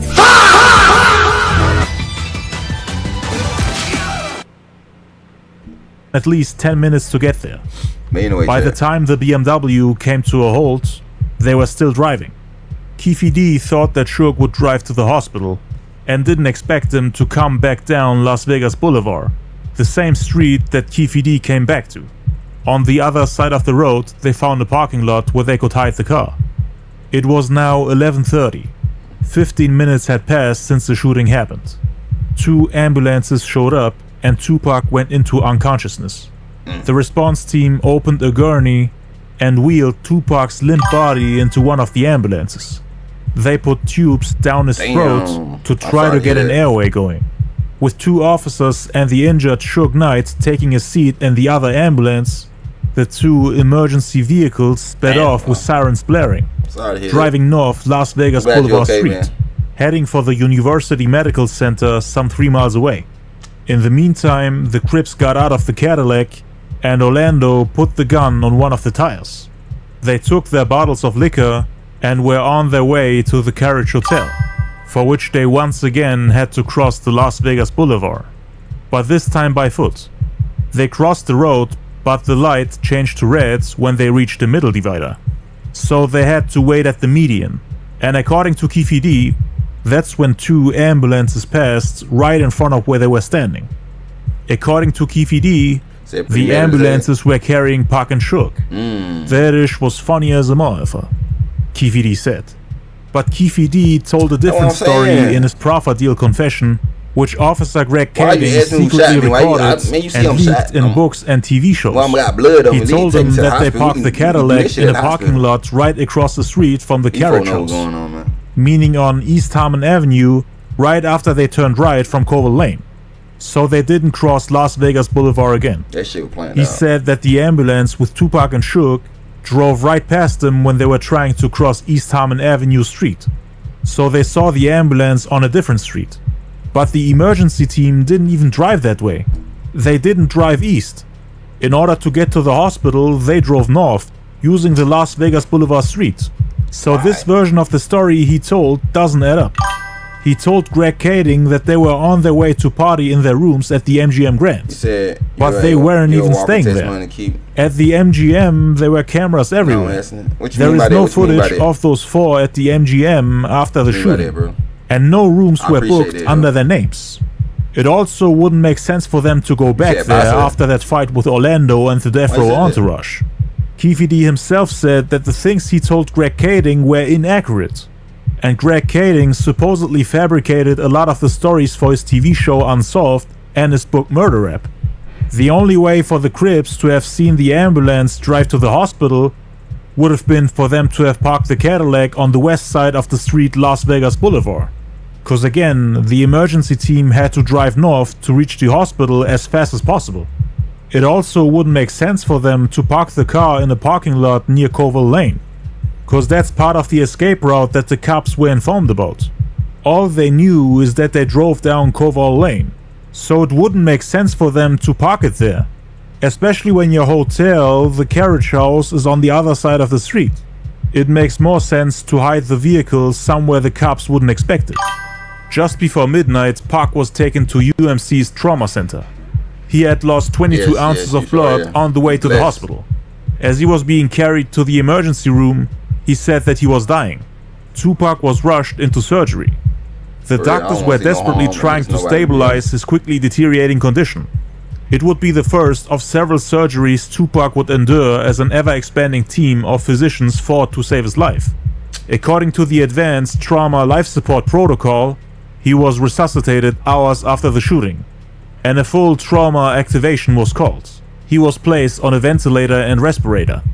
2 liters of blood, which are around 68 ounces, had hemorrhaged into his chest cavity and had to be removed. His pulse was very thready, and initially he had minimal blood pressure, which rapidly declined. He was taken immediately to the operating room for operative intervention and further resuscitation, undergoing surgery which consisted of ligation of bleeding, and a surgeon removed a bullet from his pelvic area, which was done at midnight and finished at 2:35 a.m. Buntry and Neckbone didn't manage to chase down the Cadillac and didn't want to get interrogated by the police with guns in their vehicles from which they just fired multiple bullets. So they drove directly to the 662 Club to inform Reggie Wright Jr., Mark James and the remaining members of the Death Row entourage who were all waiting at the club. Reggie Wright then drove to the hospital where he met Shook, who told him that Pac is going to be alright even though he was in terrible shape. I was on one bed, he was on the other, and we was going this way. I was like, you alright, homie? He was like, alright, homie, I love you. I like love you too, fool. You better get better, you know. What was the last thing that he said to you? They love me. I like, Pac, we the last one left. When we talk, this how we talking. I said, homie, I'm straight. I love you, homie, I'm gonna be straight. I love you too. That's what it was. Keefe D, Terrence Brown, Orlando Anderson and DeAndre Smith spent the night at the Carriage House Hotel and had a party together with the remaining Crips that came to Vegas. Marketplace open enrollment is happening now. Blue Cross Blue Shield of South Carolina can help you find the health coverage that fits your budget. Now is the best time to review your plan, so you can be prepared. When the people who were in the van arrived, they didn't know what Keefe D, Orlando, and the rest had done. I didn't tell nobody ish. What happened, y'all? C-Ray asked. Man, we don't know nothing. We know you're gonna snitch, Keefe D thought to himself. And he was right. C-Ray did snitch in the end. They popped bottles like it was any other night, smoked weed, and enjoyed themselves like they had planned to do in the first place. Lil Daddy, the guy Keefe D was talking to on the phone, right before they saw Tupac inside the top window of the BMW, later called his friend Slick, who then informed Puffy's ex-bodyguard Gene Deal that they shot Tupac and Shook, and that's how the Bad Boy camp learned about it. While the Crips were partying, patrol officers at the crime scene began interviewing witnesses, who were told to sit on the curb for more than 2 hours until homicide detectives arrived. The detectives took all the witnesses, including Frank Alexander and the Outlaws, into their car, one at a time, to ask them questions about the shooting. But they felt like the witnesses were incapable of answering the questions, saying that they were either in shock or refusing to cooperate, even though all three, Frank Alexander, Idi Amin, and Yaki Gaddafi, had answered all their questions. Frank was interviewed at 2 a.m., Idi Amin at 2:20, and Gaddafi at 2:30, meaning they stayed for over 3 hours at the crime scene. The cops didn't manage to find the white Cadillac, even though Frank Alexander had described the vehicle to the police 15 minutes after the shooting. By that time, the Cadillac was already parked. Officers at the time of Park's hospitalization reported having no leads. Sergeant Kevin Manning said that the officers did not receive, quote-unquote, a whole lot of cooperation from Tupac's entourage. Could I identify the killer of my friend, Tupac Shakur, if the police showed me photos or a lineup of suspects? Possibly so, Frank said. No, we don't need no The thing is that the Las Vegas Metro Police never even tried to show me a photo of the shooter. Nor did they call me at any time for a lineup or to ask me anything concerning the shooting and death of Tupac. Both Frank and Idi Amin said that they did not try to contact Las Vegas detectives afterwards because they distrusted them, after investigators allegedly harassed them and ignored their initial accounts. The way this whole thing was handled, I have no faith in the Las Vegas PD. I don't trust them, Edie said. All they kept asking me that night was if I saw the face of the shooter when the gun was being fired. And when they asked me that, I told them, no, I didn't. I told them I saw 4 faces before the shooting. But they never asked me anything else about that.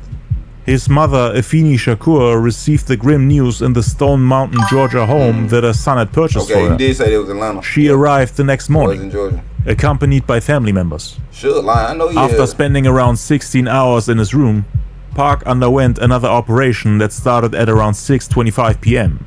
that lasted about an hour. It was exploratory surgery, and his punctured right lung was removed to stop internal bleeding. A bullet had passed through his right lung, causing the area to fill with blood. In order to drain it, doctors inserted a tube through skin and muscle, between the ribs and into the chest cavity. The doctors had hoped that the bleeding would stop on its own, and believed that they had him stabilized. But the level of internal bleeding was more significant than they realized. In an attempt to stop the bleeding, doctors decided to take the damaged lung out. They made an incision in Tupac's chest and removed part of his ribcage, so that the surgeons gain access to that area. The lung was collapsed and the blood vessels tied off, so that they can remove it after clamping and cutting it. He was back in his room at 7:45 p.m. After repeatedly trying to get out of bed, he was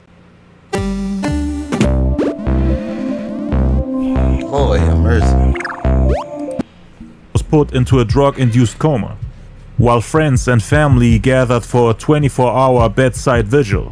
Gaddafi and a few others were upset that they put Park on the first floor, near the entrance and next to a window, meaning everybody could just walk in.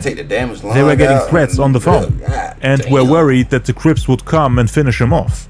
So they tried to stand guard in and outside the hospital. The doctor made a promising statement that Tupac had passed the critical phase and had a 50% chance of survival. Considering the odds Tupac had faced his entire life and always succeeded, a 50% chance seemed like a certainty. Everybody from both camps knew that Orlando and the Southsiders were behind it.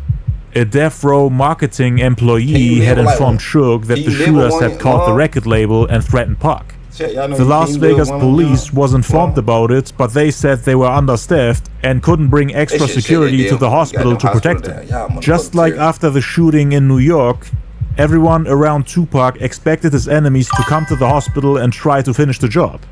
Last time they had the Nation of Islam there to protect him. But this time he only had his friends, family members and fans. Fortunately, no attackers came to the hospital. After partying through the night, the Crips left Vegas the next morning, meaning on Sunday, September 8th. They rolled by and scooped up the Cadillac from where they ditched it the night before. They had placed the gun on one of the tires of the Cadillac. But when they went back there the next morning, the gun wasn't there anymore. Terrence Brown supposedly went back there in the middle of the night to pick up any stray shell casings and to dispose of the murder weapon. I mean, it was his mother-in-law that rented the car for him. So of course he has to be extra careful. Cause if the cops had found the Cadillac and the gun, they would have easily been able to trace it back to him by just contacting the car rental. But the cops found nothing. The Crips then jumped on the freeway and headed back to Compton. Keefe D rode back with his wife and Orlando in the rented beige 1993 Buick Regal. I'm not watching the show either. Drove the Cadillac, and he was following on their tail the whole time. At one point, when they got around the rest area in Boston, a white San Bernardino sheriff car followed them for about 10 miles before turning off. During the drive home, Keefe D told his nephew, "Don't tell nobody what's happened. Not even your mama. Don't say a mother effing thing." Sure enough, when they made it home, the streets were spooked. Inquiring minds wanted to know what happened in Vegas.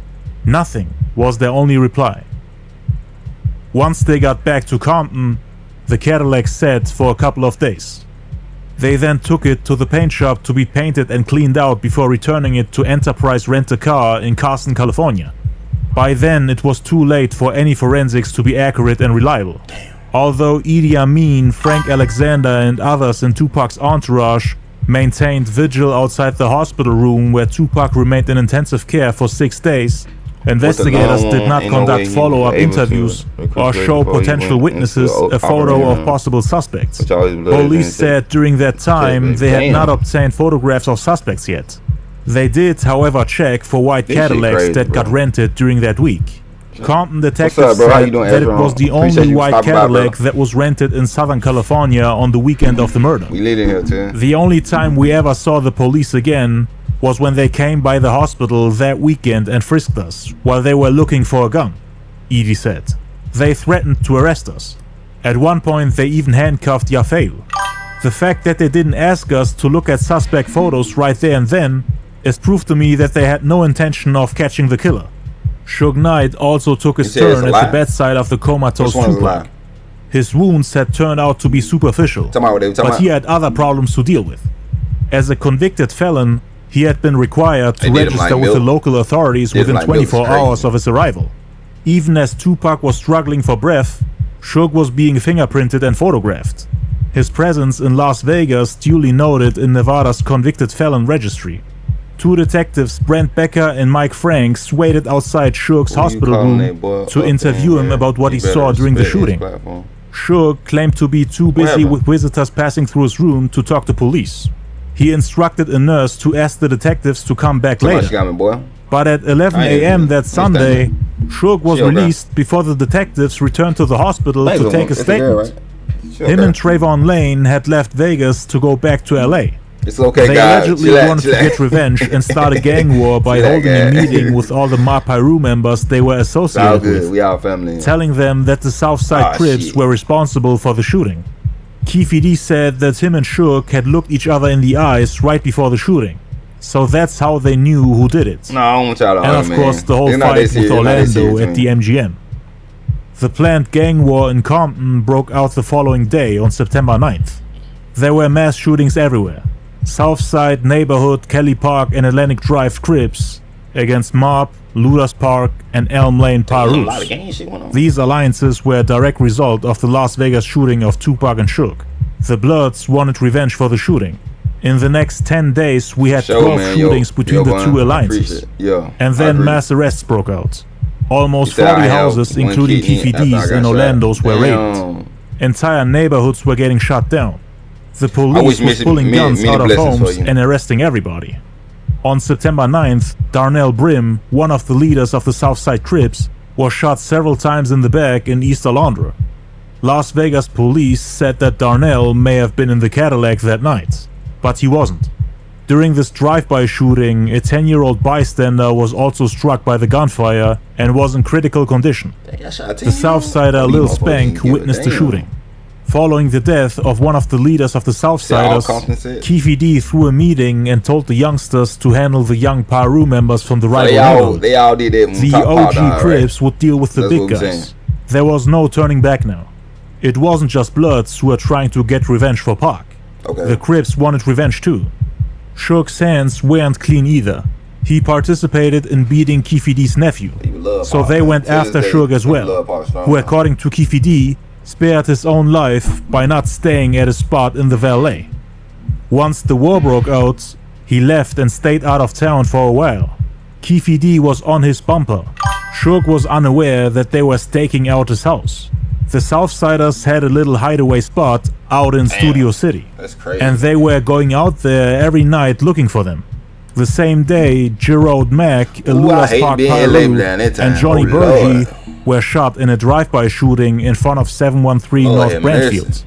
The shooter was a Southside Crip. Reggie Wright Jr.'s father, Reggie Wright Sr., who was the captain of the Compton Police and the second man in charge of the police force, came to Keefe D's block at 4:10 p.m., September 9th, meaning that Monday after the shooting. He ran the stop sign and approached Keefe D in front of his 1996 Chevrolet Z71. Keefe D had put all the guns they had, excluding the one they used to shoot Tupac, in the trunk of that vehicle. Again, the gun used to shoot Tupac was put on one of the tires of the Cadillac, which was parked near Las Vegas Boulevard Street. Terrence Brown got rid of it the following day. And now Reggie Wright Sr. came to Keefe D's block to warn and confront him. He parked his car on the wrong side of the road, jumped out, left the door wide open, and approached Keefe D by yelling at him.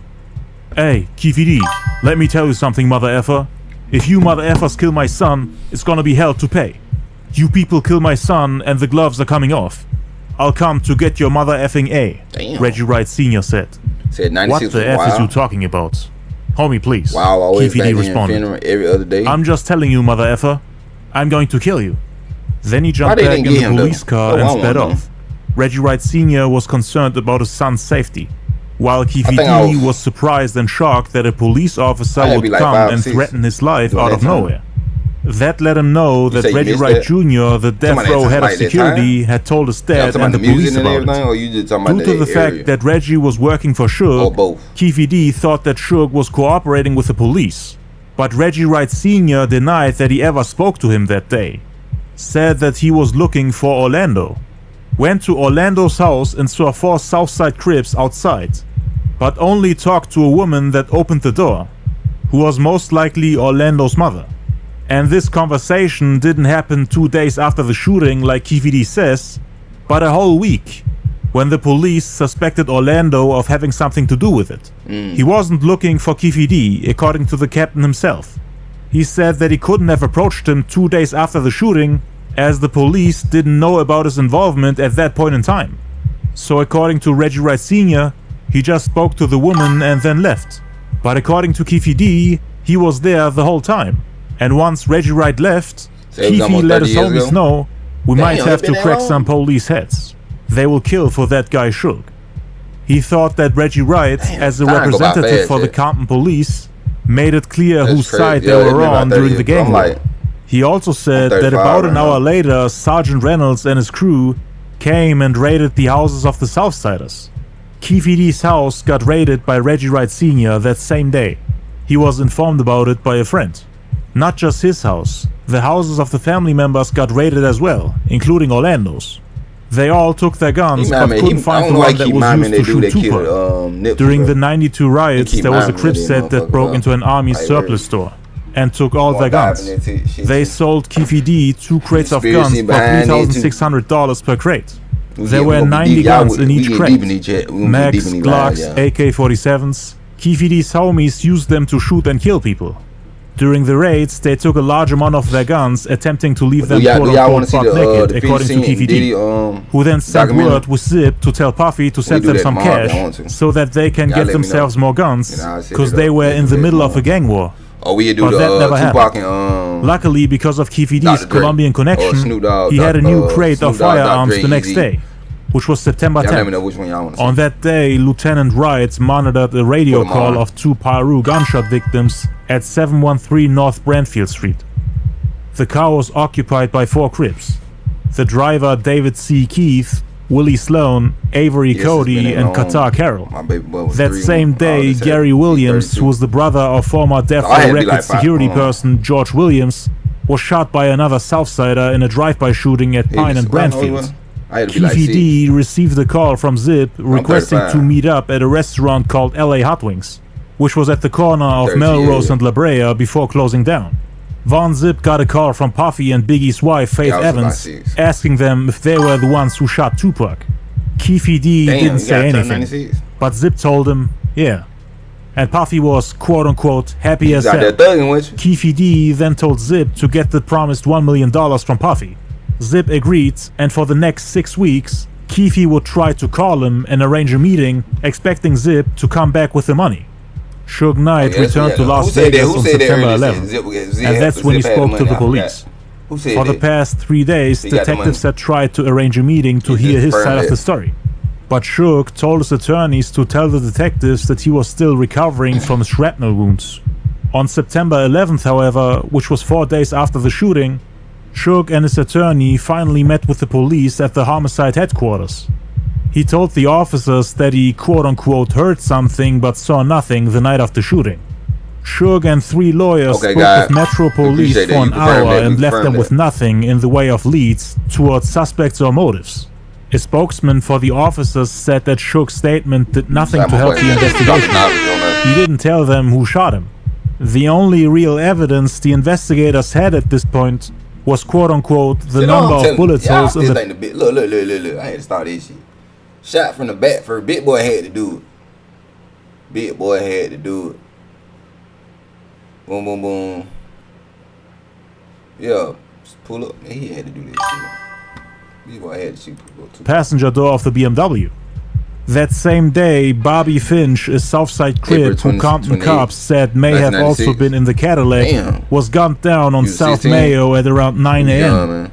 Early in the morning, when Keefe D and Orlando went to IHOP for breakfast over on Alameda and Compton Boulevard, they met the mayor of Compton, Omar Bradley, and Councilman Green, who were supposedly mad-dogging them. I want to say like quote-unquote acting like they were tough. But you grew up from Keefe D said, "Man, you tripping, dude. What the F is wrong with you? Know what I'm saying? You better leave us the F alone." Keefe D thought that they were on Suge's side. Years later, he told a different version of the same story, changing the names of the people he met. But it could also be that both of these stories happened. Then they he was on his block sitting in the car with his homies when the officer Robert Williams and the future mayor of Compton, Eric J. Paradin, pulled him over. Keefe D had played football with them at Compton High, which is a quote-unquote Crip school. Man, best thing for y'all to do is to stay the F out of Compton, dude. Cause we ain't with that BS that's going on down there, Keefe D was told. They supposedly kept him and his nephew safe. The two apparently didn't care about the guns Keefe D and his homies had with them. They felt like Keefe D needed them. Be blessed. That same day in Compton, Orlando's cousin Jerry Barnes drove an old white Cadillac to an auto shop on White and Alondra at 3 p.m.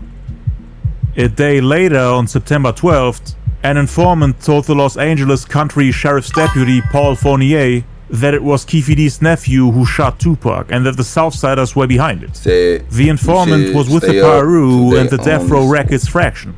Tupac's bodyguard Frank Alexander was told by Suge and the people working for Death Row to tell the police that Orlando Anderson had snatched Tupac's chain off his neck the night before the fight, and that Tupac wanted revenge, when in fact that wasn't true. So they were trying to put the blame on Pac and make it seem like the whole incident wasn't gang related. Pac was supposed to have gone to court that day for sentencing on weapons charges for carrying a concealed gun when he attacked Alan Hughes. That was back in 1993. On a vacation rental, if it's not listed on Booking.com, it's invisible to millions of travelers on our platform who I ain't mad at Biggie, they can't see. I ain't really mad at Biggie. King size bed, invisible. I say Biggie out. Your pool, invisible. But he of course couldn't go there because of the shooting. His condition at the hospital got worse day by day. The internal bleeding continued and the doctors couldn't find the source. Suge was not allowed to enter the room during Pac's final moments, as he wasn't a family member. Snoop, on the other hand, got a chance to see him. He whispered into Tupac's ear that he's going to name his second son after him.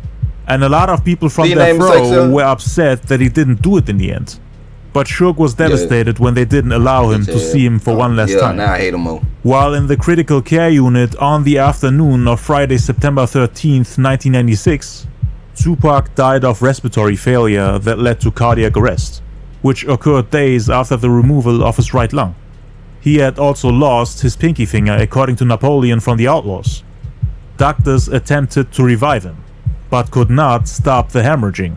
His mother, Afeni, made the decision to cease medical treatment. I really felt it was important for Tupac, who fought so hard, to have a free spirit. I felt it was important for a spirit to be allowed to be free. So I rejoiced with him, with the release of his spirit. He was pronounced dead at 4:03 p.m. 10 minutes later, Deputy Medical Examiner Ed Brown arrived at the ICU building. He went straight to Tupac's bedside to examine him. I found no apparent life signs, and trauma was observed to the right hands, right hip, and right chest under the right arm, apparently caused from gunshots, the doctor wrote in his report. He then walked out the room to interview Afeni Shakur for his report. After that, he returned to Tupac's private room to tag his toe. Then, with the help of a nurse, he placed Tupac's nude body in a plastic body bag, which was sealed with the coroner's seal number 855871. Tupac's body wasn't taken through the front entrance of the trauma center, cause there were way too many fans, friends and reporters waiting. Hospital personnel didn't want a mob scene on their hands. Instead, according to a hospital security officer that was on duty that afternoon, Tupac's body on a gurney and in a body bag was wheeled to the elevator banks in the trauma unit and taken upstairs to the 3rd floor. Once upstairs, Tupac's body was wheeled down a hallway to a parking lot exit at the back of the hospital. From the back parking lot, an unmarked mortuary van took his body to the medical examiner's office 3 blocks away. Around the same time, bodyguard Frank Alexander was at Suge's house. Suge was just upset and mad, blaming him for not having his gun on him. He was coming towards him in a threatening way when the phone rang. Suge got on the phone and was told that Tupac had died. Then he turned to the bodyguard and said, Nobody can save him now. And he's in tears, right? And he goes, he just died. And I just started crying. At around 5 p.m., Tupac's mother Afeni made a positive identification of her son's body. A mortuary van took his body to the Clark County Coroner's office at 5:10 p.m. They did an autopsy which determined that Tupac didn't have any illegal drugs in his body, but he was heavily sedated. The autopsy report is on file at the office, but is deemed by Nevada state law not to be public. There were ballistics tests, but the results have not been made public either. They took 6 pictures of him, which were put on file at the office. 2 general assignment detectives took Polaroid pictures of Tupac at the morgue for police training book, but later they were removed and destroyed. They sent his blood to Long Beach Genetics, who did the DNA testing to find.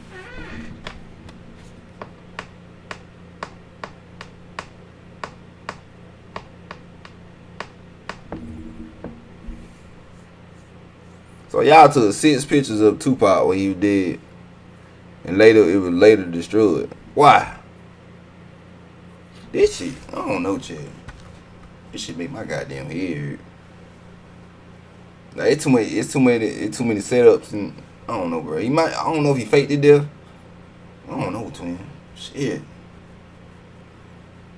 It been too long. It been like 30 years now. We need to find out truth. I just want to find out truth, man. If he lie, I'm cool with it. Shit. Find the probability of Afeni and Billy Garland parentage, which came back as 99.97%. Tupac was then cremated. By his death, he had become a legend. So that make me one that grew. That right there making me think he might have faked the death, or they didn't want people to discover what really happened, that the doctors let him die, or something like that. That's what I'm thinking. I don't know what y'all think about that. To take on a life of its own in the years that followed. It was a myth wrapped in mystery, gripping the public imagination by posing more questions than it could ever hope to answer. We still got questions. My personal opinion is that the Las Vegas PD didn't ever really want to solve Tupac's murder. Know what I'm saying? And I don't trust the police enough to just sit around and be conversating with them for nothing, Edie said. If you ask me, I don't think they really care who killed Tupac. Although he was loved and admired by many young people, to them, Tupac was just another black man that had a strong opinion. And now he's out of the way. I do not think justice has been served. Orlando Anderson went into hiding, and the Piru were desperately trying to find him. He wasn't in his hood, and couldn't be found in places where he was expected to hang out. So they took it out on other gang members. I mean, they would have done it regardless because of the ongoing rivalry and the provocations. But if they had caught Orlando, some of these shootings probably wouldn't have happened. Then again, he wasn't the only one who was sitting in the Cadillac back then. I hope when they try Orlando was definitely not the only target, but surely the main one they were looking for. The Piru members knew that Keefe D was in the car too, but he wasn't found either. The same day, two Mob Piru gangsters, Tyrone Lipscomb and David McMullen, were taken out in another drive-by, followed quickly by the shooting of Piru members Marcus Charles and Timothy Flanagan. Less than a week later, the names of two more Crips, Gerard Mack and Johnny Berge, were added to the bloody tally. Damn. On the 14th, Afeni spread some of Tupac's ashes on a hill in LA, and also some on her garden. His family held a private funeral for him on a beach in Malibu. They scattered some of his ashes into the ocean. Shock G from Digital Underground was there too. We threw all the gifts in the ocean for him. We threw the chicken wings and the Hennessy and his private pictures. Cozy up to the goodness of the new grilled cheese bacon burger. Angus beef, bacon, and Swiss and American. Everybody brought something. Everybody said a little something. We brought drums and bongos. We had fires burning. That was his funeral. On the 15th, he was mourned during a memorial service at the House of the Lord Pentecostal Church in Brooklyn, New York, where he was still listed as a member of the congregation. As the body count mounted, blood held a council of war in Luders Park, a well-known gang hangout in Compton. On hand were representatives of a wide swathe of Compton Piru, including the Mob, Elm Lane, Fruittown, and Cedar Block Piru. It was a rogues gallery of gangsters, with street names like Lil Scar, Tron, Lit Vent Dog, Spook, Teaspoon, and OG Chisholm, who attended the conclave in a wheelchair. The message relayed by the Piru shot callers to their troops was clear. Anyone wearing Crips colors was fair game. The Crips called their own War Council, bringing together the Southside and neighborhood Crips, along with Kelly Park, Atlantic Drive, and Chester Street. It was on. It would become one of the deadliest conflicts in Los Angeles gang history. Keefe D claims that the Crips won by killing around 9 people, while the Piru, quote-unquote, only killed 1, saying they were no match for them. He complained about Shook and his people, quote-unquote, using the police for help, saying that they cooperated with them the first night. He also admitted that the meeting for their neighborhood at a park in Cerritos was a critical mistake, cause all the Southsiders showed up and Keefe D did the talking. The feds knew everything he said to his people because there were informants among them. That's where they got the idea that he had a leadership role within the set, which caused the feds to start following him around everywhere he went.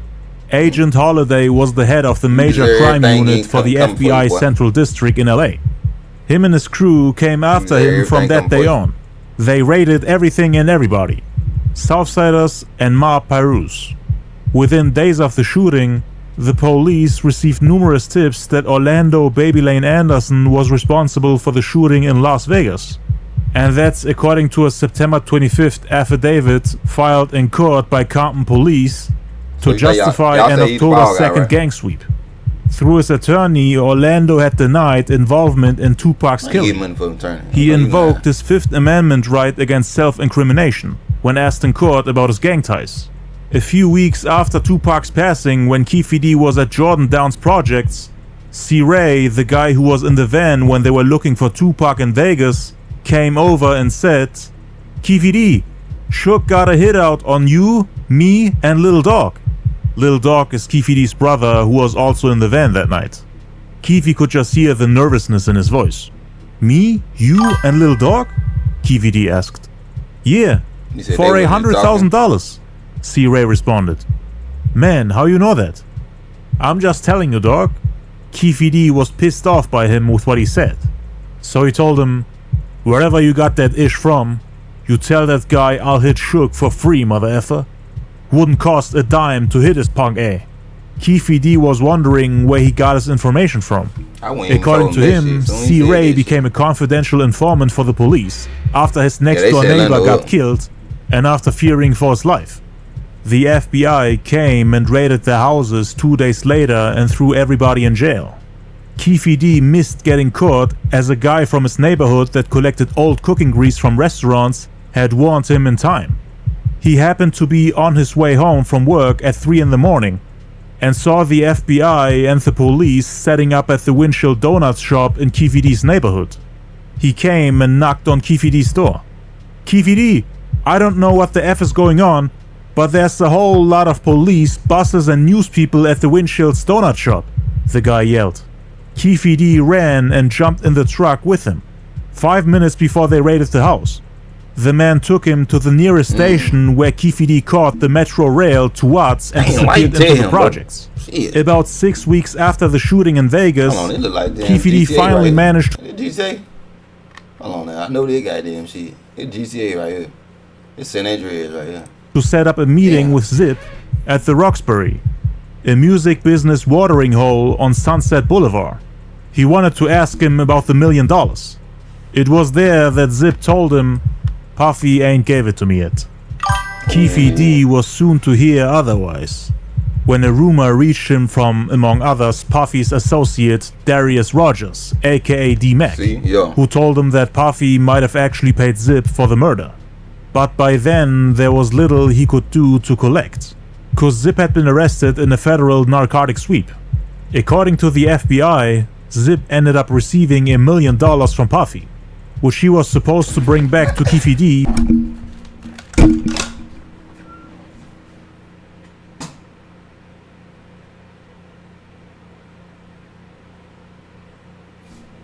So why he ain't charged with it then? Huh? What going on, man? Y'all confusing me. Now you said the FBI said that boy got sent $1 million fucking dollars. That's all we need. It's that game is wrapped up now. Am I right or wrong, chat? I know y'all heard it. I need to go back, bro. I need to go back. Setting up at the Windshield Donuts shop in Keefe D's neighborhood. Look what he said. Came and knocked on Keefe D's door. "Keefe D, I don't know what the F is going on, but there's a whole lot of police, buses and news people at the Windshield's donut shop," the guy yelled. Keefe D ran and jumped in the truck with him. 5 minutes before they raided the house, the man took him to the nearest station where Keefe D caught the Metro Rail to Watts and disappeared into the project. About 6 weeks after the shooting in Vegas, Keefe D finally managed to set up a meeting with Zip at the Roxbury, a music business watering hole on Sunset Boulevard. I gotta clip this. He wanted to ask him about the $1 million. Like, we need questions. It was there that Zip told him, we need answers. "Puffy ain't gave it to me yet." Look. Keefe D was soon to hear otherwise, when a rumor reached him from, among others, Puffy's associate Darius Rogers, aka D-Mac, who told him that Puffy might have actually paid Zip for the murder. But by then, there was little he could do to collect, cause Zip had been arrested in a federal narcotic sweep. According to the FBI, Zip ended up receiving $1 million from Puffy, which he was supposed to bring back to Keefe D, but ended up keeping and using to buy himself a nightclub. Puffy's What's ex-bodyguard going on? Gene Deal claims that he saw the check for Zip before it was given to him. The Southsiders never received any money for it, and Keefe D never had a chance to speak to Zip again. I tried to call him several times though. If he would have just given us half the money, I would have stayed strong, implying that it only went downhill for him after the shooting in Vegas. If Zip had given Keefe D the money, it would have been a murder for hire, and Puffy would have been locked up. They were laying up with The FBI always knew about it, but didn't have enough evidence. The bodyguard Frank Alexander would get death threats from Suge and Death Row, saying that he should stick to what he's been told, and that he should not disclose any other information. Suge himself refused to cooperate with the police, and even said in an interview that he wouldn't tell them anything, even if he knew who had done it, because it's not his job to solve They could have homicides. been right this motherfucker. If you knew who killed Tupac, would you tell the police? Fuck you, should. Blitzcrank is a champion that we knew from the beginning that we Oh, really y'all wanted to have in our motherfuckers, game. We knew Blitz was going to Y'all be our wanna beef first with each true other. grappler in the game. Absolutely. Both of y'all want to be damn Why big not? ass gangsters. Because it's not my job. I don't get paid to solve homicide. Now you look like I a don't big get titty paid to tell people. Rumors started circulating of Suge having orchestrated the Vegas You shooting are too? in order to prevent Tupac from leaving the label before his 3-album contract ran out, so that he can continue to own the rights to the hundreds of unreleased songs recorded after Tupac's release from prison, making it possible for Death Row to release numerous posthumous albums which would sell millions of copies. Suge had a lot of power even in the DA's office. He had dozens of off-duty law enforcement officers working for him to sabotage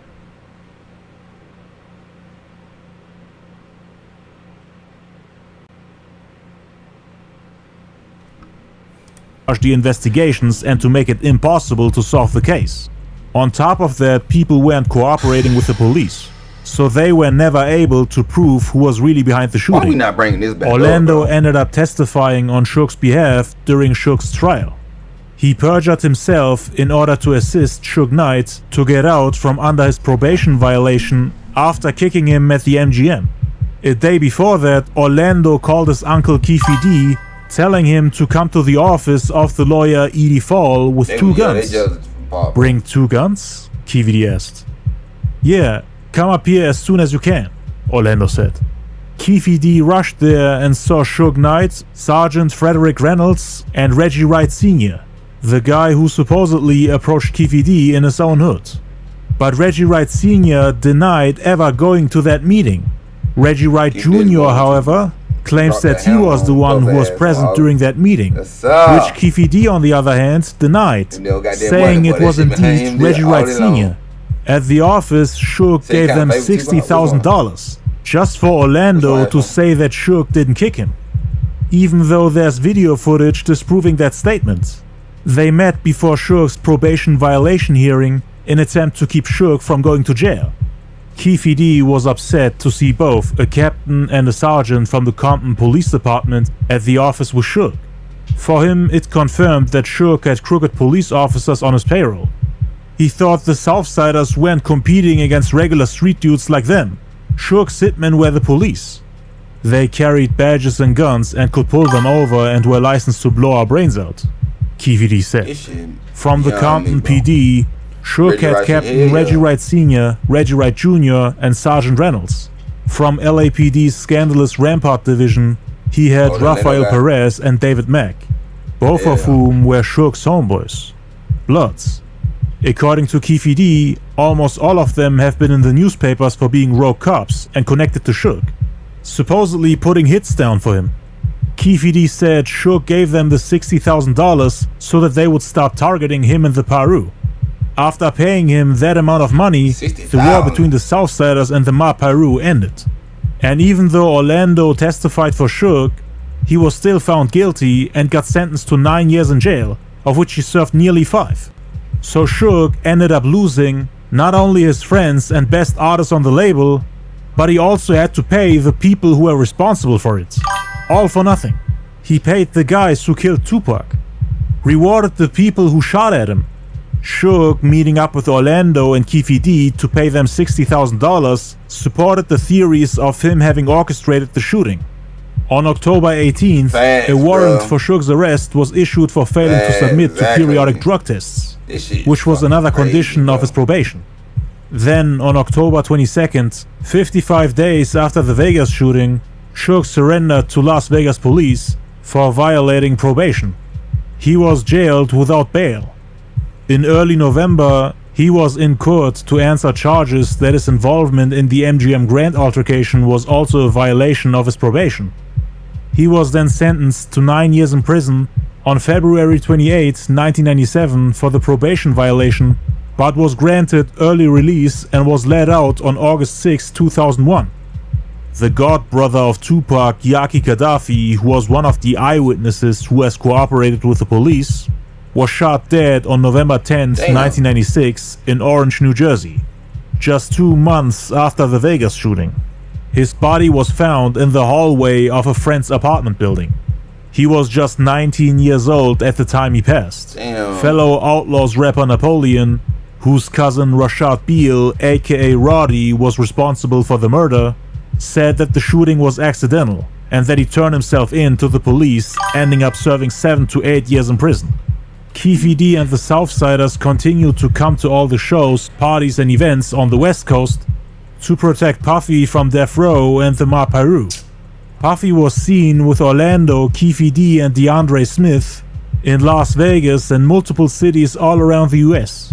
According to his ex-bodyguard Gene Deal, the Southsiders and Chaz Slim Williams from Black Hand Entertainment, who later would become Foxy Brown's manager, who at the time was Von Zip's girlfriend, saved members of the Bad Boy label at the House of Blues when LL Cool J was performing.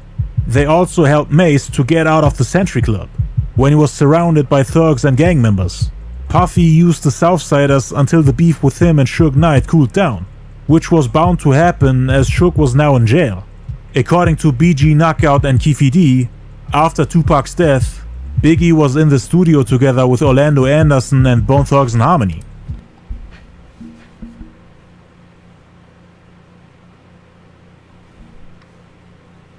Who Orlando is? That him right there?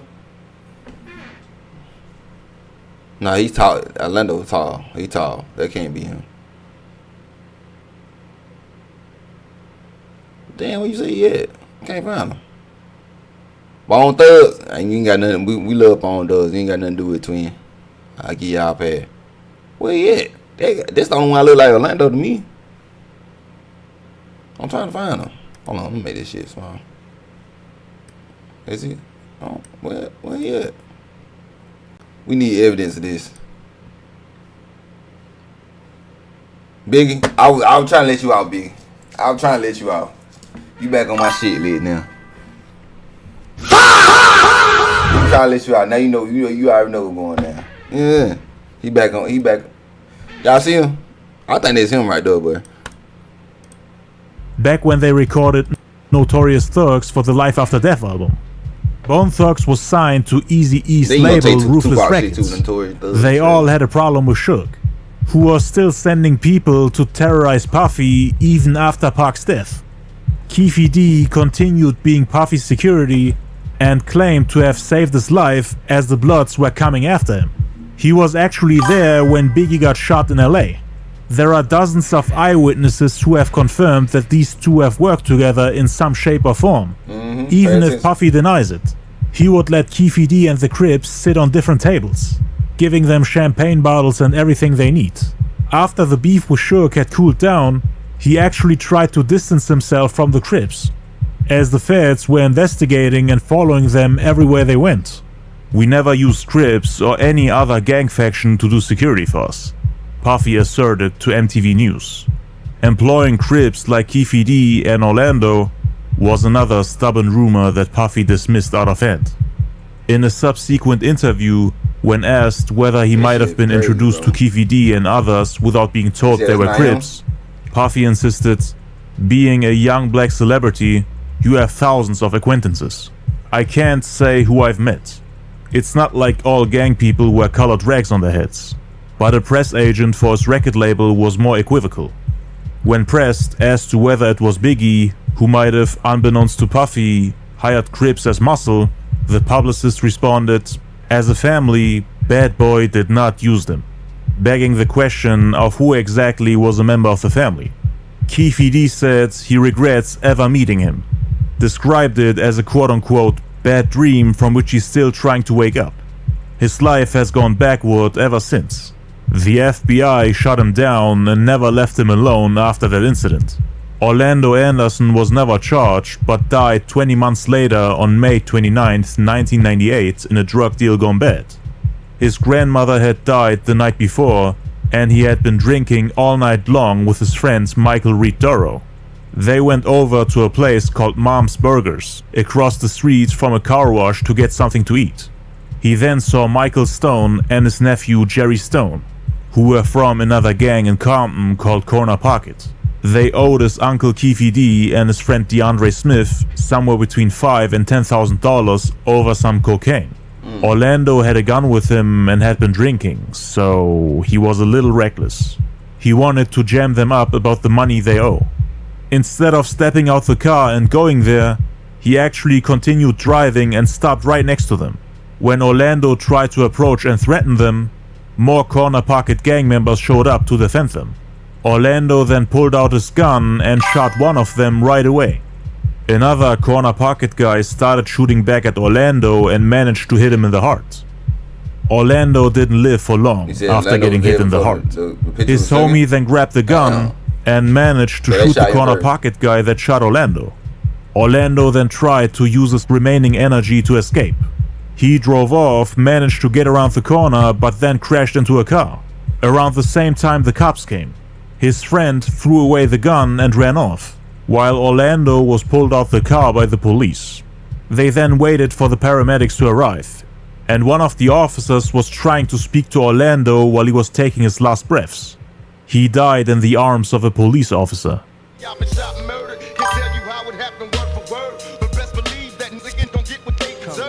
Say it, Pop.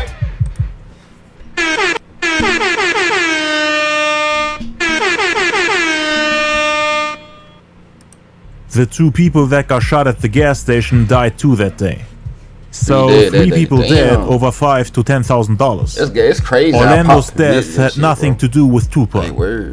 On November 7th, 2004, DeAndre Smith, another person who was in the Cadillac, died from health-related issues. He was overweight for most of his life, but people from his neighborhood are convinced that he was poisoned. They accused his girlfriend of poisoning him on purpose, but there's actually no evidence for that. According to several Southside trips, DeAndre took credit for Tupac's shooting, bragging about it in the hood. Puffy's bodyguard Gene Deal is also convinced that it was him. They all got their corn. Zip, the man who supplied the gun, passed away on August 27, 2012 due to complications of cancer. Tupac's bodyguard Frank Alexander, who drove the Lexus right behind the BMW in Las Vegas, was found dead with a gunshot wound to the head on April 28, 2013. Initially, Big Frank blamed Suge for Tupac's death, but he would later back away from those claims. There was a rumor that people from Death Row had something to do with his death, knowing that Frank was hated by Reggie Wright and Suge, and received multiple death threats throughout the years. But the wound looked self-inflicted, so the police came to the conclusion that it was suicide. The driver of the white Cadillac, Terrence Brown, was found dead from multiple gunshot wounds in a medical marijuana shop in Compton on September 23, 2015. That leaves us with only 3 people who are still alive today and have witnessed the shooting. The only people who may be able to help the police to identify the shooter are Keefe D, who was one of the assailants, Idi Amin, who sat in the back of the Lexus right behind the BMW, and Suge Knight, who is currently in prison, serving a 28-year sentence after being charged with murder, attempted murder, and hit and run after fleeing the scene of an altercation in January 2015 outside a Compton burger stand. A fistfight with a consultant of the NWA biopic Straight Outta Compton ended with Suge clipping the man with his pickup truck and running over businessman Terry Carter, who died from his injuries. Keefe D is the only person in that Cadillac that is still alive today, and also the only remaining eyewitness who's publicly telling everybody who pulled the trigger. On July 17, 2023, police confiscated computers, laptops, and articles about Tupac and his death at Keefe D's home in Las Vegas. Las Vegas police executed a search warrant in connection with the still unsolved killing of Remain unsolved after the rapper was out there. Tupac. The chances of them finding evidence in Keefe D's home 27 years later are very slim. But they went after cell phones, computers, writings, the gun they never found, and the vehicle, of course. Which they can't find at Keefe D's home, as it was rented 27 years ago and sold for $2 million in Moscow in 2013. But they might have actually found something like car rental information or receipts at home, assuming that it wasn't Terrence Brown's mother-in-law who rented that vehicle. Then again, it wouldn't make sense for him to keep all the evidence for 27 years. Yeah. Maybe he's keeping it as a trophy. I mean, he was stupid enough to snitch on himself on the internet. It will be very difficult to prosecute, as his words aren't enough to get him locked up. They need some form of evidence to back it up. Because he can always just say that he was lying and making up stories on the internet for money and fame. You gotta have something more than just his words. They did find 40 caliber bullets at Keefe D's house, but that doesn't prove much, as damn near everybody in Vegas has bullets in their house. And 40 caliber is also a pretty common round. They do have the bullets that were found in Tupac's body, so they would have to compare them, and even then it would be very hard to prove that the bullets came from the same exact box from 27 years ago. Even if the bullets are of the same manufacturer and of the same time period, they still can't be 100% sure. But on August 21st, 2023, authorities stated that Keefe D is facing quote-unquote imminent charges after bragging about the shooting. They are looking at first-degree murder potentially for Keefe D. The grand jury hearing will take place in private, with the jury deciding whether or not the evidence found is sound enough to prosecute the man in September. We are here today to announce the arrest of 60-year-old Dwayne Keith Davis, aka Keefe D, for the murder of Tupac Shakur. And on Friday, September 29th, Keefe D, the last living suspect of the 1996 drive-by shooting of Tupac Shakur, was indicted in Las Vegas on murder charges at the age of 60. They've been trying to get him locked up for the past 27 years, and they finally managed to do so. 27 years is crazy. The reason for that was Keefe D publicly talking about the murder case and basically confessing in his book Compton Street Legend. Notorious Keefe D's street-level accounts of Tupac and Biggie murders, Death Row Origins, Suge Knight, Puffy Combs, and Crooked Cops. In 2009, he had confessed in the proffer agreement with Detective Greg Kading. After the police had found out about his involvement in a drug trafficking ring, and after threatening him to put him behind bars for the rest of his life. So Detective Greg Kading showed up at his house, and in his garage, Keefe D told him what's happened in Vegas when Tupac got shot. Thanks to the proffer agreements, he was able to confess to get himself out of that situation. I already presented you the statements he made. What he said was recorded and couldn't be used against him unless he spoke about it publicly, and thus violated the agreement, which he eventually did by bragging about the shooting on multiple platforms such as interviews. Hey you guys, it's Zach from Pedal Commander. Pedal Commander is offering $50 off this Christmas season, so you just have to use code. Everybody gone. And in his book. They couldn't arrest him based on what he said during the proffer agreement. That's what they promised him. But Keefe D didn't know that the agreement was only for that moment. Anything he said outside the agreement wasn't covered and could be used against him. For the next decade, the police waited for him to fall into their trap. He ran his mouth and publicly told everybody how he and his people killed Tupac, with slight variations in his stories.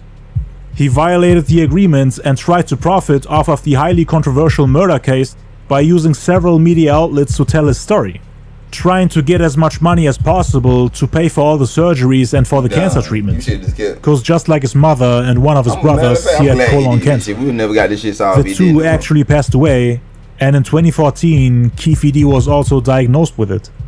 His partner Zip had passed 2 years prior, also because of cancer, and now it was his turn. He wanted to do everything he could to survive.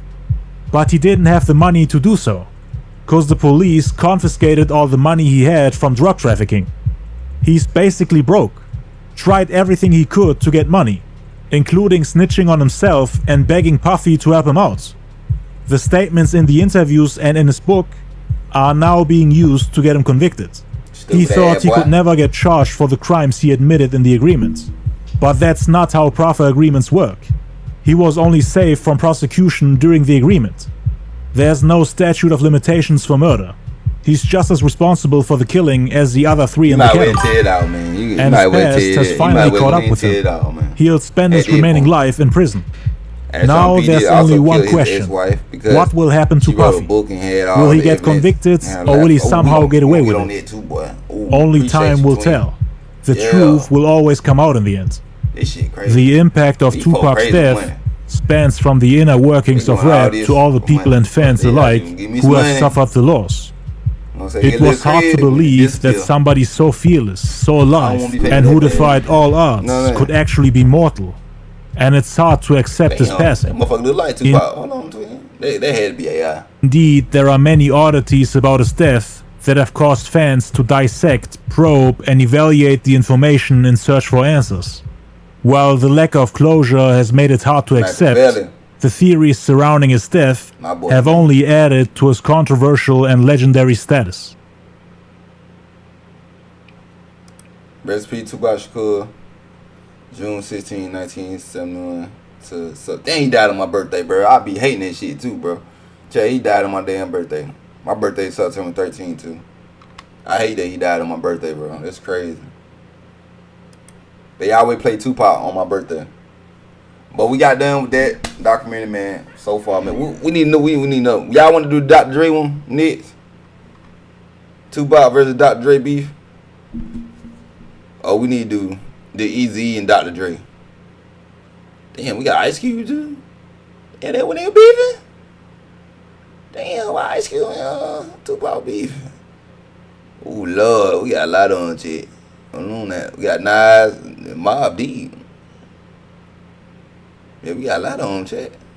That's y'all gotta pick one before I get off stream. Y'all gotta pick one. Y'all gotta pick one. We're gonna do tomorrow. What we doing? I think we got Tupac versus Big Notorious B.I.G. I mean, we just did that really. Either gonna be Dr. Dre, Tupac versus Dr. Dre. Tupac versus Ice Cube. What I want to do. I ain't know he would beef with Ice Cube. What else we got? We got no else. The reason why 50 Cent got shot 9, we're going to get into that too. We got so much on the way. Oh, the war of Suge Knight versus Eazy. We got a documentary on that.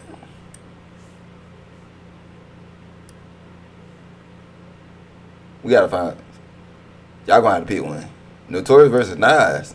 Jay-Z, Wu-Tang, Big L, goddamn. They what? All three of them were beefing? You said Dr. Dre and Tupac? Alright, bet. So chat tomorrow we'll do the Tupac versus Dr. Dre beef, because that shit weird anyway. You know what I'm saying? That beef weird. I don't like Dr. Dre no more. Cool. Y'all stayed in yesterday's stream. You know why we don't like Dr. Dre. A little funny shit he did. Oh, I did hear that. I guess we do Dr. Dre. Dr. Dre, he said he talked like a bitch. Who talking about? Who talk like a bitch? Hold on, twin. Hold on now. Who talk like a bitch? Mine ain't you? Talking about Dr. Dre? He sure do though. You talking about Dr. Dre? Well, I appreciate y'all. W stream, y'all. Believe y'all. Thank y'all for coming through, man. Thank y'all for coming through. It's been W stream, man. I learned a lot. I gotta set August 10th. I gotta set that in my phone. We gonna watch that trial. I learned a lot that I didn't know. Man, it is crazy. At the end, I still didn't get no answer check. Like, damn. Like, it's so many. I mean, it can go either way, bro. Like, damn, I just want to get this shit solved. put my mind at ease though. But at least all of them died and got their coming back. I can live with that. You know what I'm saying? But make sure y'all tune in tomorrow, 11 p.m. tomorrow, man. We already gonna do Tupac versus Dr. Dre. I'm gonna have my thumbnail. I'm gonna post a thumbnail tomorrow for some for y'all. We gonna have Dr. Dre versus Tupac. We're gonna do that one tomorrow. Then Monday, if we finish that one Monday, we probably do like we'll do the 50 Cent doc. We do Monday stream. We'll do the 50 Cent versus Diddy. Then we'll just choose from there on. Y'all gonna choose for me. I want to watch what y'all want to watch. You know. You said 50 Cent. Damn, what y'all want to do? Hold on, I'm about to click out. 50 Cent, tomorrow 50 Cent, or Dr. Dre, Tupac. Which one we doing? Before I get out.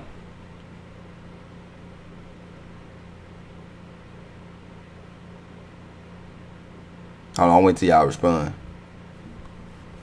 Oh, we can do 50 Cent, the 50 Cent, and is this the right one? I don't think it's the right one.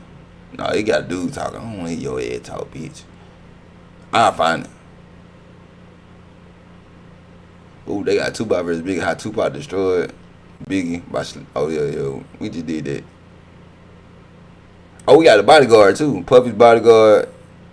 Deal on the night Biggie got killed. Yeah, he got it like, what's on Vlad? Oh, we don't trust Vlad. I don't believe Vlad. Anything his damn interviews. So we'll probably do it. Which one y'all want to do?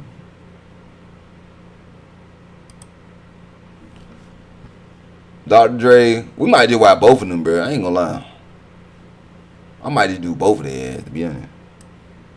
You said 50 and Puffy? Alright, we'll do 50 and Puffy tomorrow. Fuck. Astron, I still got you, brother. We'll do that. Again, Monday we'll do that tomorrow. Then Monday we'll do Tupac versus Dr. Dre. Yeah, that sound good, right?